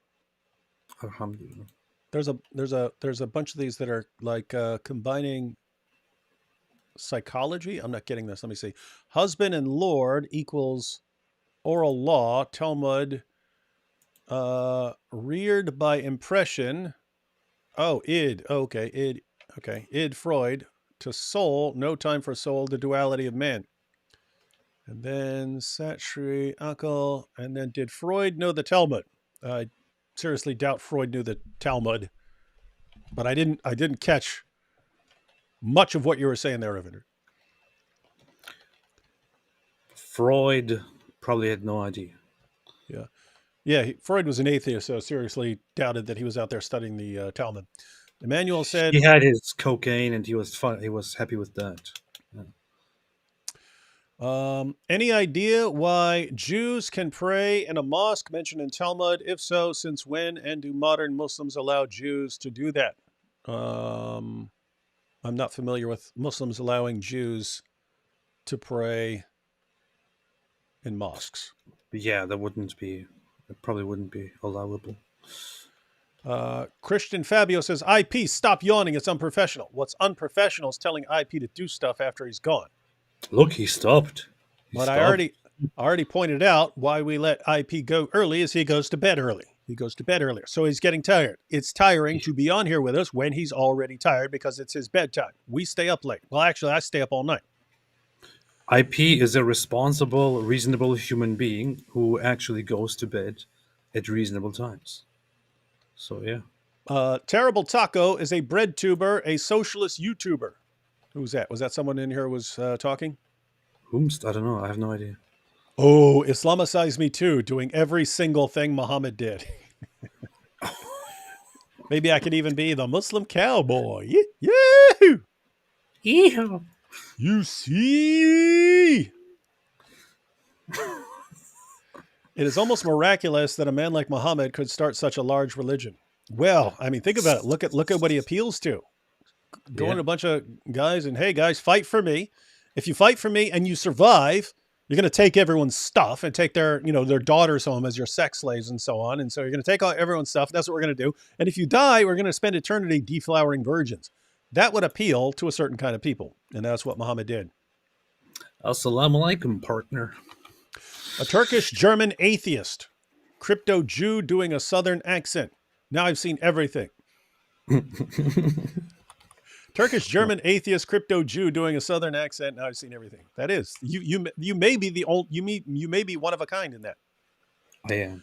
Toby Fox got inspiration for Undertale from Hamas.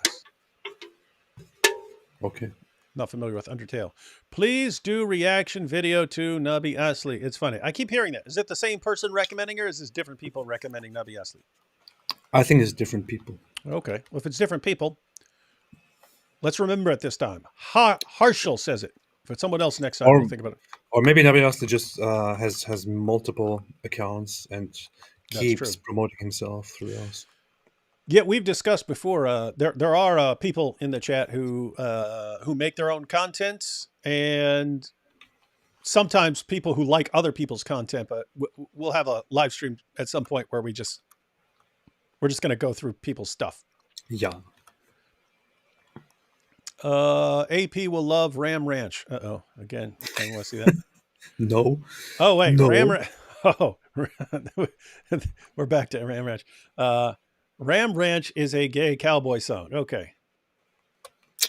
Yeah. Hey, look at this. Look at this creepazoid. Probably one of AP's fans, but it's interesting that someone actually put a super chat. David, did you have to suck any blank in prison? No. Brett. Oh, this reminds me. Where did Brenda Law go? Oh, I banned her. I banned Brenda. I said you can give a source, and I'll let you stay on forever, and I'll even let you post complete lies. If you can defend either one of your claims. She didn't, so I blocked her. Yeah, as far as stuff going on in prison, it's blown out of proportion by like movies and so on. Like the entire time I was locked up, there were only like 2 rapes ever. And in prison, I mean, keep in mind, it could be different in other places. It could be worse in other parts of the country and so on. Because you see stories in the media about guy being raped to death and so on. But yeah, the entire time I was locked up, there were like 2 rapes, and both times it's punishment. Both times it's punishment. It's normally not people trying to get sex. It's normally, hey, you crossed the line. Matter of fact, one of the times it was like 6 dudes went into a guy's cell to beat him down. I don't remember what he did, but they went in there, they beat the crap out of the dude, and then they leave, and he starts running his mouth going, that ain't nothing. You guys hit like a bunch of blah, blah, blah. And all of a sudden they like walk right back into the cell. And then all of a sudden it's like, hey, what's going on? Hey, And so, yeah. That's pretty bad. Yeah. So, and then I'm just giving people a heads up in case anyone ends up locked up. Most guys who want to bang young dudes who are coming in there, you don't have to rape the guys. Here's how it happens. Young guy comes in, older inmate, more experienced inmate comes up to him. Hey man, hey, you're new here. Hey, yeah, I'll be your pal. Hey, yeah, I know you don't have any money yet because people didn't have time to send it and stuff. So you need anything? You need some cigarettes? You want some ramen noodles? Blah blah. And just keep giving him stuff. Keep giving him stuff. Keep giving him stuff. And then for like a week, keeps giving him stuff. And then comes back. Oh yeah, I need all my stuff back. Yeah, you got to pay me. Oh, you can't pay me. Well, we're gonna have to work out some arrangement. And I know a method. And there, you're not raping the dude. You're entering into an agreement. This is his payment, and they do that to young dudes over and over again. And you try to warn the young guys when they're coming in there, and some people are just stupid. Well. So all the myths, all the things that we heard about everyone who goes to prison taking a shower and dropping soap and stuff like that, that's not real? I mean, I can't even believe that has ever actually been a thing, right? I mean, everyone's soaking wet. And I saw that in a movie once with, who was it? Ed Norton or something, like they raped him in a shower. Wait, Ed Norton was totally shredded and wet in a shower. Do you have any idea how hard it is to hold on to a slippery dude who's really strong? It would be very difficult. And yet it took him like 2 seconds. They pin him against the wall and they rape him. Like, come on, man. American History X is a truthful documentary, so please. Yeah, so yeah, that would come across as really stupid to anyone. Again, you don't these guys who know what they're doing, they don't have to do that to the younger guys. They've got ways of grooming guys. There is a widespread conspiracy theory that all Ashkenazi Jews originate from Turkey. Guess that's why AP is Jewish. Yes, of course. It's funny that this is, of course, one of the many things that popularly now come up and are brought up by the online Islamists and then their neo-Nazi friends. So like, "Oh, these are a bunch of Khazarian people. They're not even Jewish," um, which is the conspiracy theory that has been refuted and debunked into oblivion. It should have, but hasn't been. It's still in their minds. It doesn't matter who debunks it and how much it is debunked, but it's not credible. But they still want to buy that conspiracy theory just because it confirms all their, their hate and whatever they have for the Jews. So you admit that it's all true. Yes. By the way, have you guys ever discussed thighing in Islam? I have. I've discussed it. I remember discussing it back when I used to do shows on the Trinity channel. It's kind of a different situation because you don't have like a lot of, like if you want to talk about Muhammad having sex with Aisha, you have a ton of sources on that. With thighing, you have like Muslim scholars talking about it, and then you'll have passages that talk about fondling a virgin, and fondling a virgin is not clear what's being talked about. And then you'll see in like, commentaries and stuff talking about, putting the penis between the girl's legs and things like that and so on. But it's not like a situation where you say this verse, this chapter and verse, this chapter and verse, this chapter and verse of the Quran talk about thighing, the practice of thighing, and here are all the hadiths on it and so on. I don't know. I just tend to talk about more about things where I can put the sources up on the screen. You talk about thighing in Islam, AP? I don't like it. No, I've never really talked about it. No. Yeah. Is the rule of signs of maturity for boys as well in Islam, and boys being married to adult women? Nobody wants to talk about boys. We are talking about men having fun. That's what matters here. Isn't that interesting? Yeah. And all their talks about once you have reached puberty, it's okay to enter into marriage. And when do you hear about, this 10-year-old boy, he's gotten puberty, therefore he can marry this 55-year-old woman? Like, when do you hear that? It's always creepy old dudes wanting to have sex with some 8 or 9-year-old girl. That's why that song goes, Abdul's just want to have fun. Abdul's just wanna have dolls. They wanna. D. Wood, you sounded like Christopher Walken in your Jeffrey Epstein episode of Muhammad's Boom Boom Room. Now that you brought up more cowbell skit. Yeah, I wasn't trying to do Christopher Walken in that. I was originally doing it. I tried to sound like Jeffrey Epstein. I could only find one clip of Jeffrey Epstein even hearing his voice. It's surprisingly hard. And he has this kind of just a soft voice like this. And I started doing it like that. And I was like, no, I need to do something different. I was like, I need some ridiculous accent here. And the first thing that popped into my head was Snaggletooth.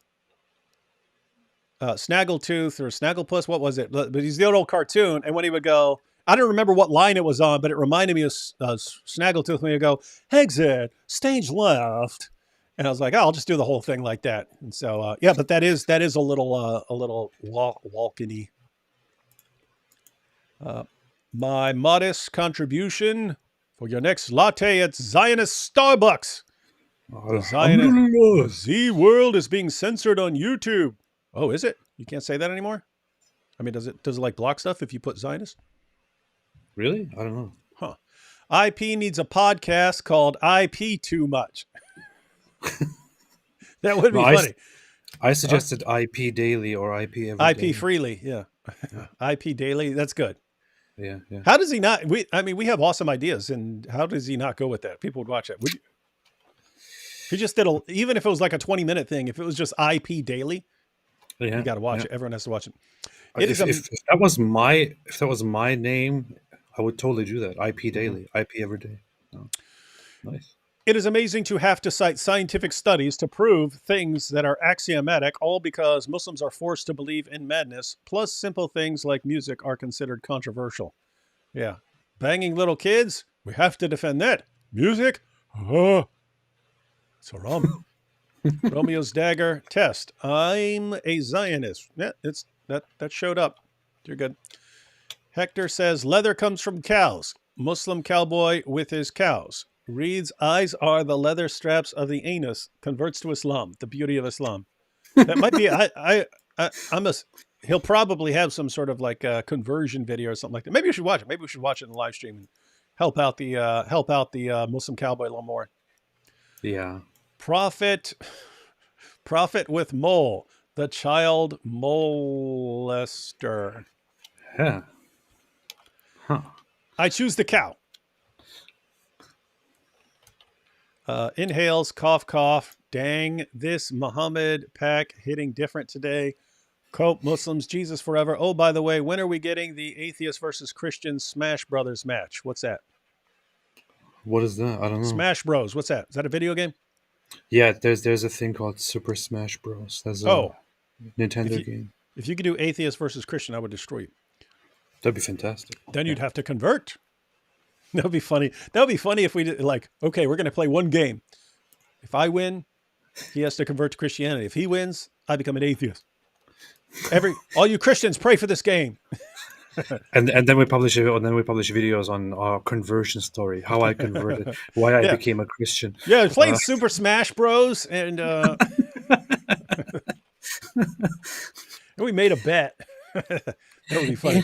But when I was, but it's funny because younger. something ridiculous like that isn't too much more ridiculous than some of the Dawa conversion videos I see. Yeah.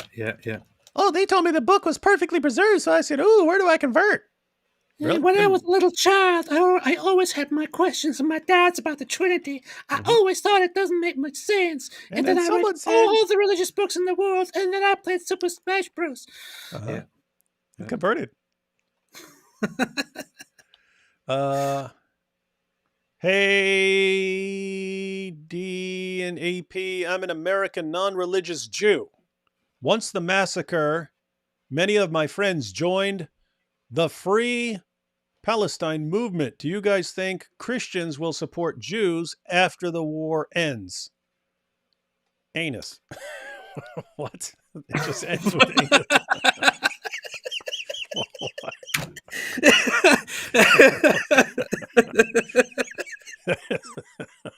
What is that? Oh my gosh. That just made me dizzy because I just laughed out of nowhere. That's awkward position here. That just came out of nowhere. Yeah. Yeah. You already had a mixture of Christians. You have some Christians that I don't know what you mean by supporting Jews. Christians tend to get along pretty well with Jews nowadays, and Christians tend to side with Israel quite a bit. There are Christians who don't. I don't think the situation is going to change much after the war ends. But yeah, after the war, I mean, on what planet are you speaking for Christians right now? I'm just kidding. Go ahead. Fine. Hey, AP. Will atheists continue to support Jews? Anus. The thing is.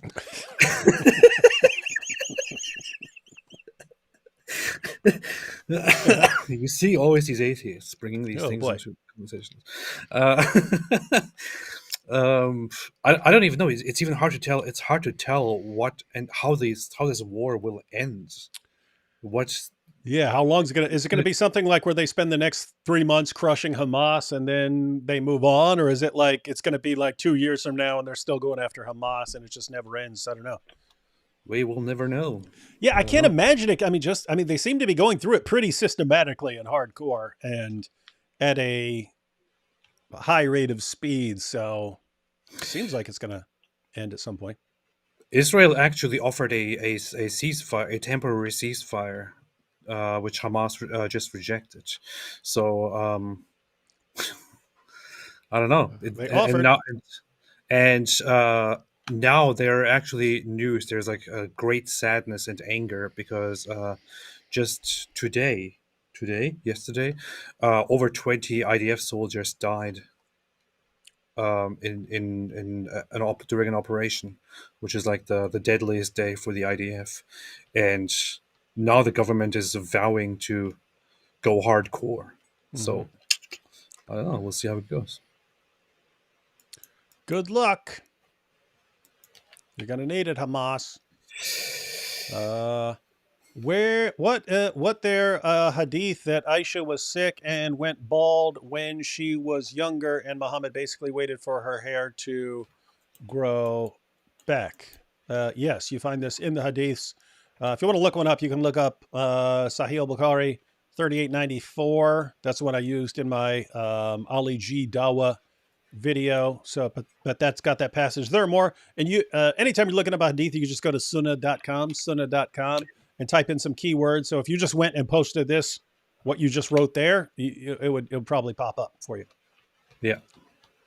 For each one of you, what was your favorite childhood book / series growing up? Books? I didn't read. I read very few books when I was young. Yeah, I don't remember reading very, very many books when I was a little baby. For me, it would have been like Garfield books, like the little comic strips. Like I would get the book compilations. Oh, Calvin and Hobbes. I like that when that came out. So yeah, but notice I can't even call those books. Those are comic strips, even though they're shaped like books. Or if you series, I don't know if you mean like TV series. That would depend on the age. If I was like in 3rd grade, that would have been like Transformers. Interesting. And for AP, it would have been Struel Peter. No, I don't remember reading many books when I was a kid, particularly, or at least not voluntarily. Would just watch stuff. I wouldn't even read magazines. Like that was not my thing at all. No. I was very much into the Dragon Ball series, though. I loved it. Yeah, I watched cartoons and shows and stuff. Never big on reading when I was a kid, unless I had to. Yeah. Except for like, again, comic strips and so on. But yeah, reading for me came later. Who needs OnlyFans when you have me? Bye, baby. You've got that. Only goats.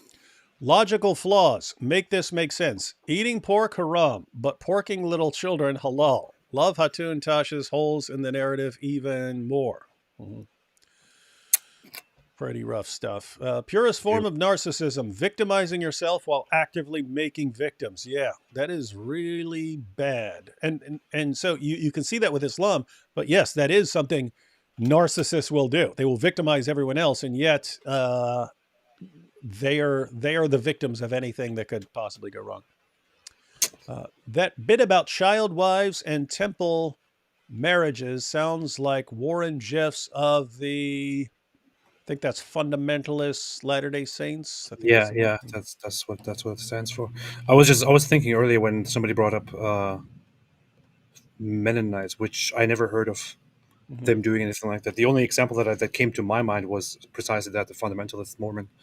But for them, it is just taking girls and marrying them. It wasn't like a sex ring or anything. Joshua here says, I'm getting it. We don't take advantage. We take their hand in marriage. Depravity in the illusion of devotion devoted to your disgusting desires. Alhamdulillah. A study on world history on marriage / sex, I concluded average was roughly 12 years. Hindu claims 1/3 the age of husband, while Islam has no age at all. Yeah, it might be interesting to share whatever you came up with IP, because he came up with a higher age for the average. Unless you're talking about the entire world, and I don't know if he was talking about the entire world or like Europe or something like that. Islam was heavily influenced by Ebionism and adoptionism, and wrote Gospel of Barnabas to claim Jesus predicted Muhammad, no matter how late that gospel was. Yeah, the Gospel of Barnabas was a late medieval forgery, and no one ever took it seriously until a Muslim found out about it. And they will still use it as a thing, like as evidence. Even though, I mean, it's like there's no one apart from Islam who takes that remotely seriously, because it's a medieval forgery written in Italian, not Latin, not Greek, Italian. Italian didn't exist in the 1st century, ladies and gentlemen. Oops. What is wrong with minor attracted persons, including organizations like NAMBLA, etc.? What's not wrong with them? Yeah, everything. That's the problem. Heavy Heart Show, clarity on Christian liberty. Mm-hmm. Yes. What's that mean? You asking us about Christian liberty? No. Oh, here you go. How can you support Israel as a Christian, David, when they have killed over 30,000 Palestinians? I don't mind you, but Christ would not stand for this. David, how can you support Britain when they killed so many Germans? They killed way more Germans than that, so we shouldn't have opposed we shouldn't have opposed Hitler. Yeah, we killed way more Japanese than that. It should not have happened, guys. This is war. So what you're saying is, if someone like Hitler or Hamas just go on killing sprees and want to take over the world, just sit back and let them, let them get away with it. That's what you should do. And I'm not sure that would be the appropriate Christian response. I mean, keep in mind. So even according to Christianity, governments had obligations. Governments have obligations. They bear the sword, and sometimes you have to deal with people. Nabi Asli makes good content. Hey, that's a different person. We have multiple people, unless it's all the same account cheating. No, it's Nabi Asli paying for all of that. Mm-hmm. Thanks for the constant live stream, but please upload. Yes. What are you laughing at? Nothing. Yeah, we are live streaming a lot. We do need to upload regular videos. How will the streams change once AP turns to Christ? Well, they'll be way better because he'll instantly get like 30 extra IQ points. He'll finally have a coherent worldview and not be spending all his time defending incest and crap. Yeah, exactly. How is Sheikh Uthman still not canceled after literally banging his best friend's what wasn't his best friend, it was a friend, literally banging his friend's wife? Make it make sense. There's no way that will have even this slight impact on his popularity with his fans. I've been saying that for you. It doesn't matter what you do. If you are owning the kuffar, keep in mind, they're in this state of panic. They've got the avalanche of apostasy. They're terrified. They're terrified of what the future holds for Islam. The statistic from like 6 or 7 years ago is that 24% of young Muslims are leaving Islam. Right? That's been accelerating. So they're looking at this saying, what are things like in 10 or 20 years? And then, Muhammad Hijab, Ali Dawa, Daniel Hakikatu, Sheikh Uthman, these guys come in and say, we'll be your heroes. We'll protect the future and so on. Okay, if these are your saviors, if these are the guys who are going to save you from the avalanche of apostasy, you care about this guy banging his friend's wife? No, they don't. You can't. Guess what? They're going to stick with Sheikh Uthman because there's nowhere else to go. I mean, yeah, you could. Okay, we'll go with Muhammad Hijab. You have no good choices. Everyone you're dealing with is a very, very creepy person with some really weird, disturbing views who's doing all sorts of messed up stuff. That's everyone. That's everyone you could look to in Dawah. Powerful. So there's no place else to go. It doesn't matter. These guys could do whatever they want. Sheikh Uthman could bang a different fellow Muslim's wife every week. It would never, ever hurt his credibility, even slightly. The next Zakir Naik said, AP is the best YouTuber at refuting Islam. David is okay too. Well, what do you know, dude? You're 12 years old. You don't know anything.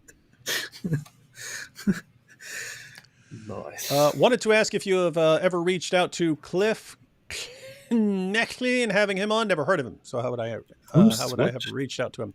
Maybe he has the answers AP needs to bring him closer to Christ. Well, if he does, then we would need to get him on. Well, you haven't heard of Cliff Knechtley? That's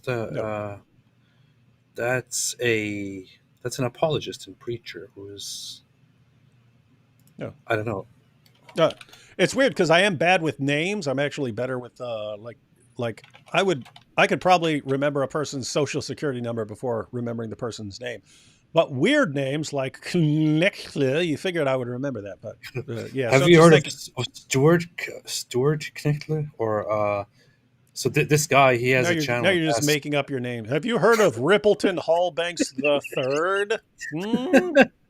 No, I think Cliff Knechtler has his own channel. It's called Ask Cliff, and he's a preacher and goes around and preaches to students and debates with people and all that. And he has I think his son, his name is Stuart. I actually debated him. What the heck? AP knows the entire family history. I've never heard of them. That's funny. That's interesting. So you didn't convert? Not yet. Oh, here we go. Hi, here are the Indian rupees we promised for the temple stream. Yes, we don't just accept shekels, we accept super rupees. Yes. Guys, I've heard it both. I've heard rupees, but on that Slumdog Millionaire, the announcer kept saying 20 million rupees. So is it rupees or rupees? Oh, you watched Slumdog Millionaire? That's interesting. Yep. That's funny. Yeah, I like horribly depressing movies. Alhamdulillah, AP and David, serious question. Can I get 30 men's strength if I draw Muhammad on my private part? You should ask that. You should call. You should call Sheikh Asim Hakim and ask him that question. Dude, do it. Hey, even if you have to pay this like $100, $200 for a half hour or something, it'd be worth it. What's wrong with you? That's a good question. Yeah, man, that's nice. How Europe didn't understand Islam yet? Your view? I want to actually make a video on it. It's longer than I want to discuss here, but it's still pretty simple and short. It goes like this. You know, you can have a Hindu society over here and a Muslim society over here and a Christian society over here and a Jewish society over here and so on. If you have a society that's going to say, hey, we're going to have everyone. We're going to have everyone. Anyone's welcome of any view, right? Like has been the goal in lots of places in the West.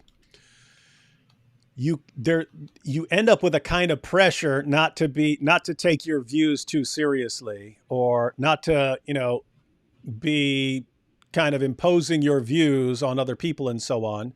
And the outgrowth of that would be if you do start saying, hey, you need to believe in this. If it's the minority, then you'll start getting a sort of backlash. And this will just arise like from the very existence of having a society where multiple groups are all going to get along. You've got the big group, and the big group could pressure smaller groups and so on. So in order to have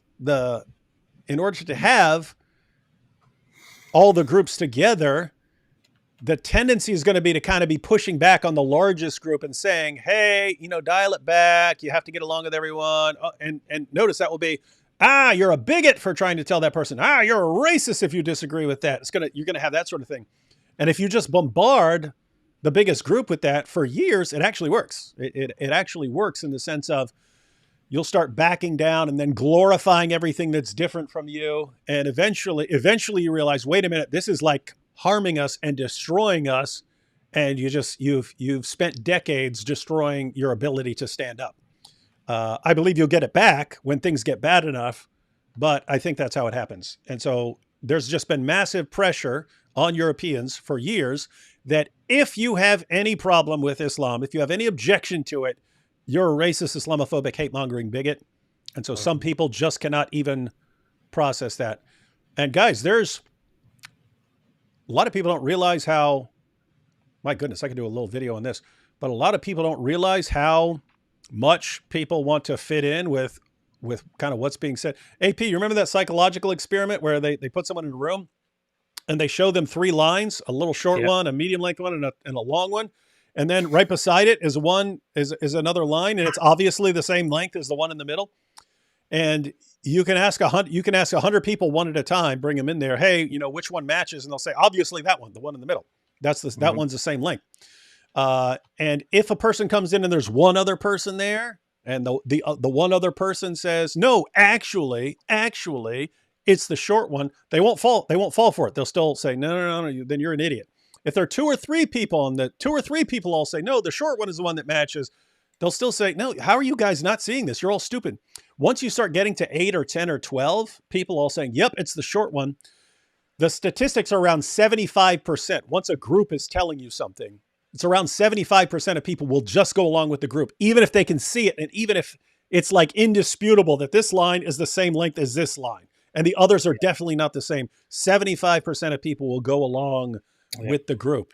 So if everyone in every position of power, politics, entertainment, journalism, everyone's telling you you're a racist and a scumbag if you question anything that comes out of the Muslim world, well, guess what? About 75% of people are just going to go along with it. You better. And guess what? That's a sizable majority. That's the sort of majority that can silence a lot of people. Precisely. That's my theory. I also want to add a thing here, which is the impact of Christianity on society and on how people view others. You could take that as a criticism or a praise, however you like it.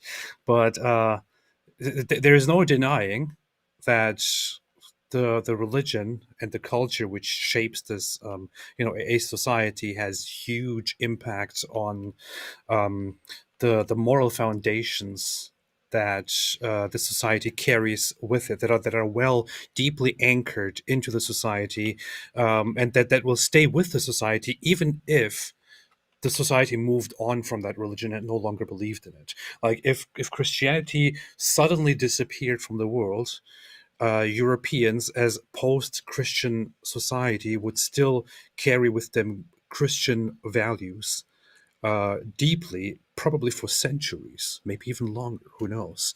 And here is the thing. You have a Christian way of thinking, of seeing everyone as equals, having compassion, forgiving, and looking past each other's mistakes. And then you have a secular society that comes out of that, and that's in that secular society, despite rejecting Christianity, or despite rejecting Christianity as a yardstick for your values, they still hold those Christian values of having compassion, of viewing everyone as equal, of trying to help everyone and all of that. So they take those values and they turn that. They begin looking at all people, including dangerous people, including dangerous people, as long as they are simply people, as long as they are simply others, as people that they should have compassion for, as people that they should forgive, that they shouldn't judge, and so on. And out of that comes some naivety, where these suddenly these non-Christian, secular, post-Christian people think it is a good thing to be as forgiving as possible, as compassionate as possible, as loving as possible, and as helpful as possible, and as tolerant as possible, no matter who we are dealing with. So they take some morality, some value from that Christian way of thinking and use it in a completely misguided, idiotic way, and apply it to a population that they shouldn't have that much tolerance for. And that's how they begin turning idiotic tolerance into a virtue. And suddenly it becomes the new thing in Europe in today's time to be tolerant and good to those who want to kill you. That's how stupid it is. Yeah, and what AP was saying right there is similar to something that G.K. Chesterton said. He said that, and keep in mind, this is 100 years ago he's saying this. He's saying that Western civilization, the problem in Western civilization is it's a civilization of Christian values gone mad. And his basic position was, if you go back, tolerance was not just its own idol. It was tolerance is connected to justice, is connected to wisdom, and you have all of the virtues that are all kind of connected. And he says, once you tear out the foundation, then it's all these virtues that are just kind of hanging out there on their own.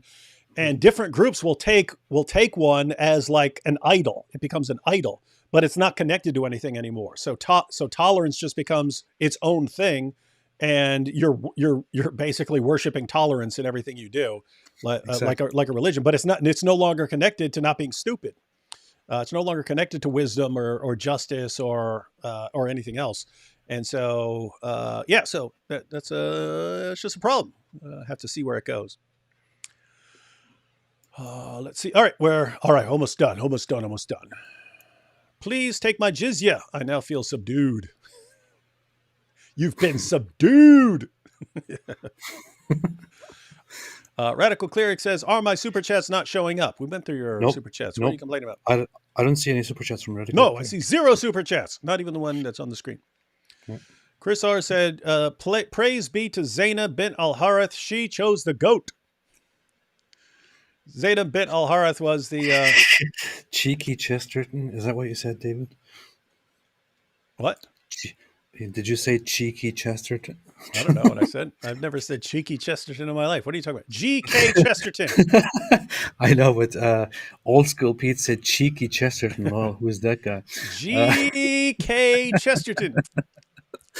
That's nice. Yes. Zainab bint al-Harith was the woman who poisoned the goat that she fed to Muhammad because Muhammad was stupid. I choose the goat. Muhammad was stupid. That's one of the scenes. If we don't ever get a full-length Life of Muhammad movie, I at least want a reenactment of that scene.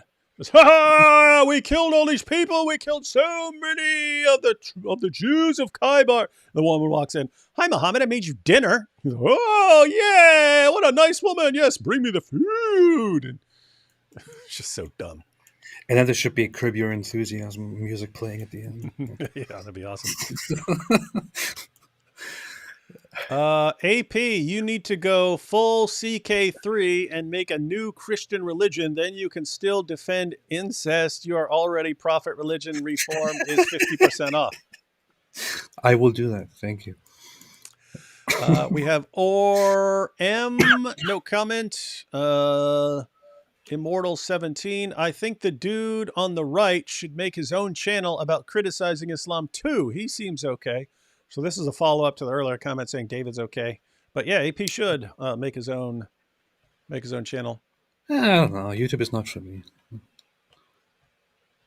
What's this mean? How many years would be if all hadith were counted in time? Yes.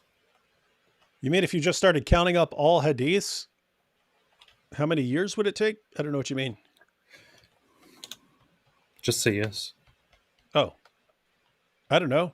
10? I don't know what you mean. Yes. Yes. AP says yes. You heard it here, folks. The answer is yes. All right. AP, any final thoughts on anything here before we close out? Didn't know we'd be going this long, but Muslim Cowboy gave us a lot to respond to. When you say a bunch of stupid stuff. Would have been, well, you know what they say. Would have been one thing if he was just wrong about what puberty is and we could have just responded to that. But no, he had to be wrong about everything. Alhamdulillah. Yeah. All right. Well, not sure when we'll be back on your channel. Probably on Thursday. Thursday sounds good to me. So hopefully AP sets Thursday. Up a dope show. We got cool Inshallah. Stuff. Cool stuff coming up, ladies and gentlemen. All right. Well, I guess you have a guy who says, howdy, partner. I think this Islamic religion is a very beautiful religion. I think I'm going to convert to these. Now, what does it say? Because it seems to say something very nice about married children, and that's just for me. So that's what he does. And you know what they say, right? What do they say? I don't know. I thought you know. I know something they say. What do they say? Ain't gonna follow no child molester, sex offender, private pretender. Ain't gonna follow no child molester. Islam's not for me. Islam's not for me. Islam's not for me.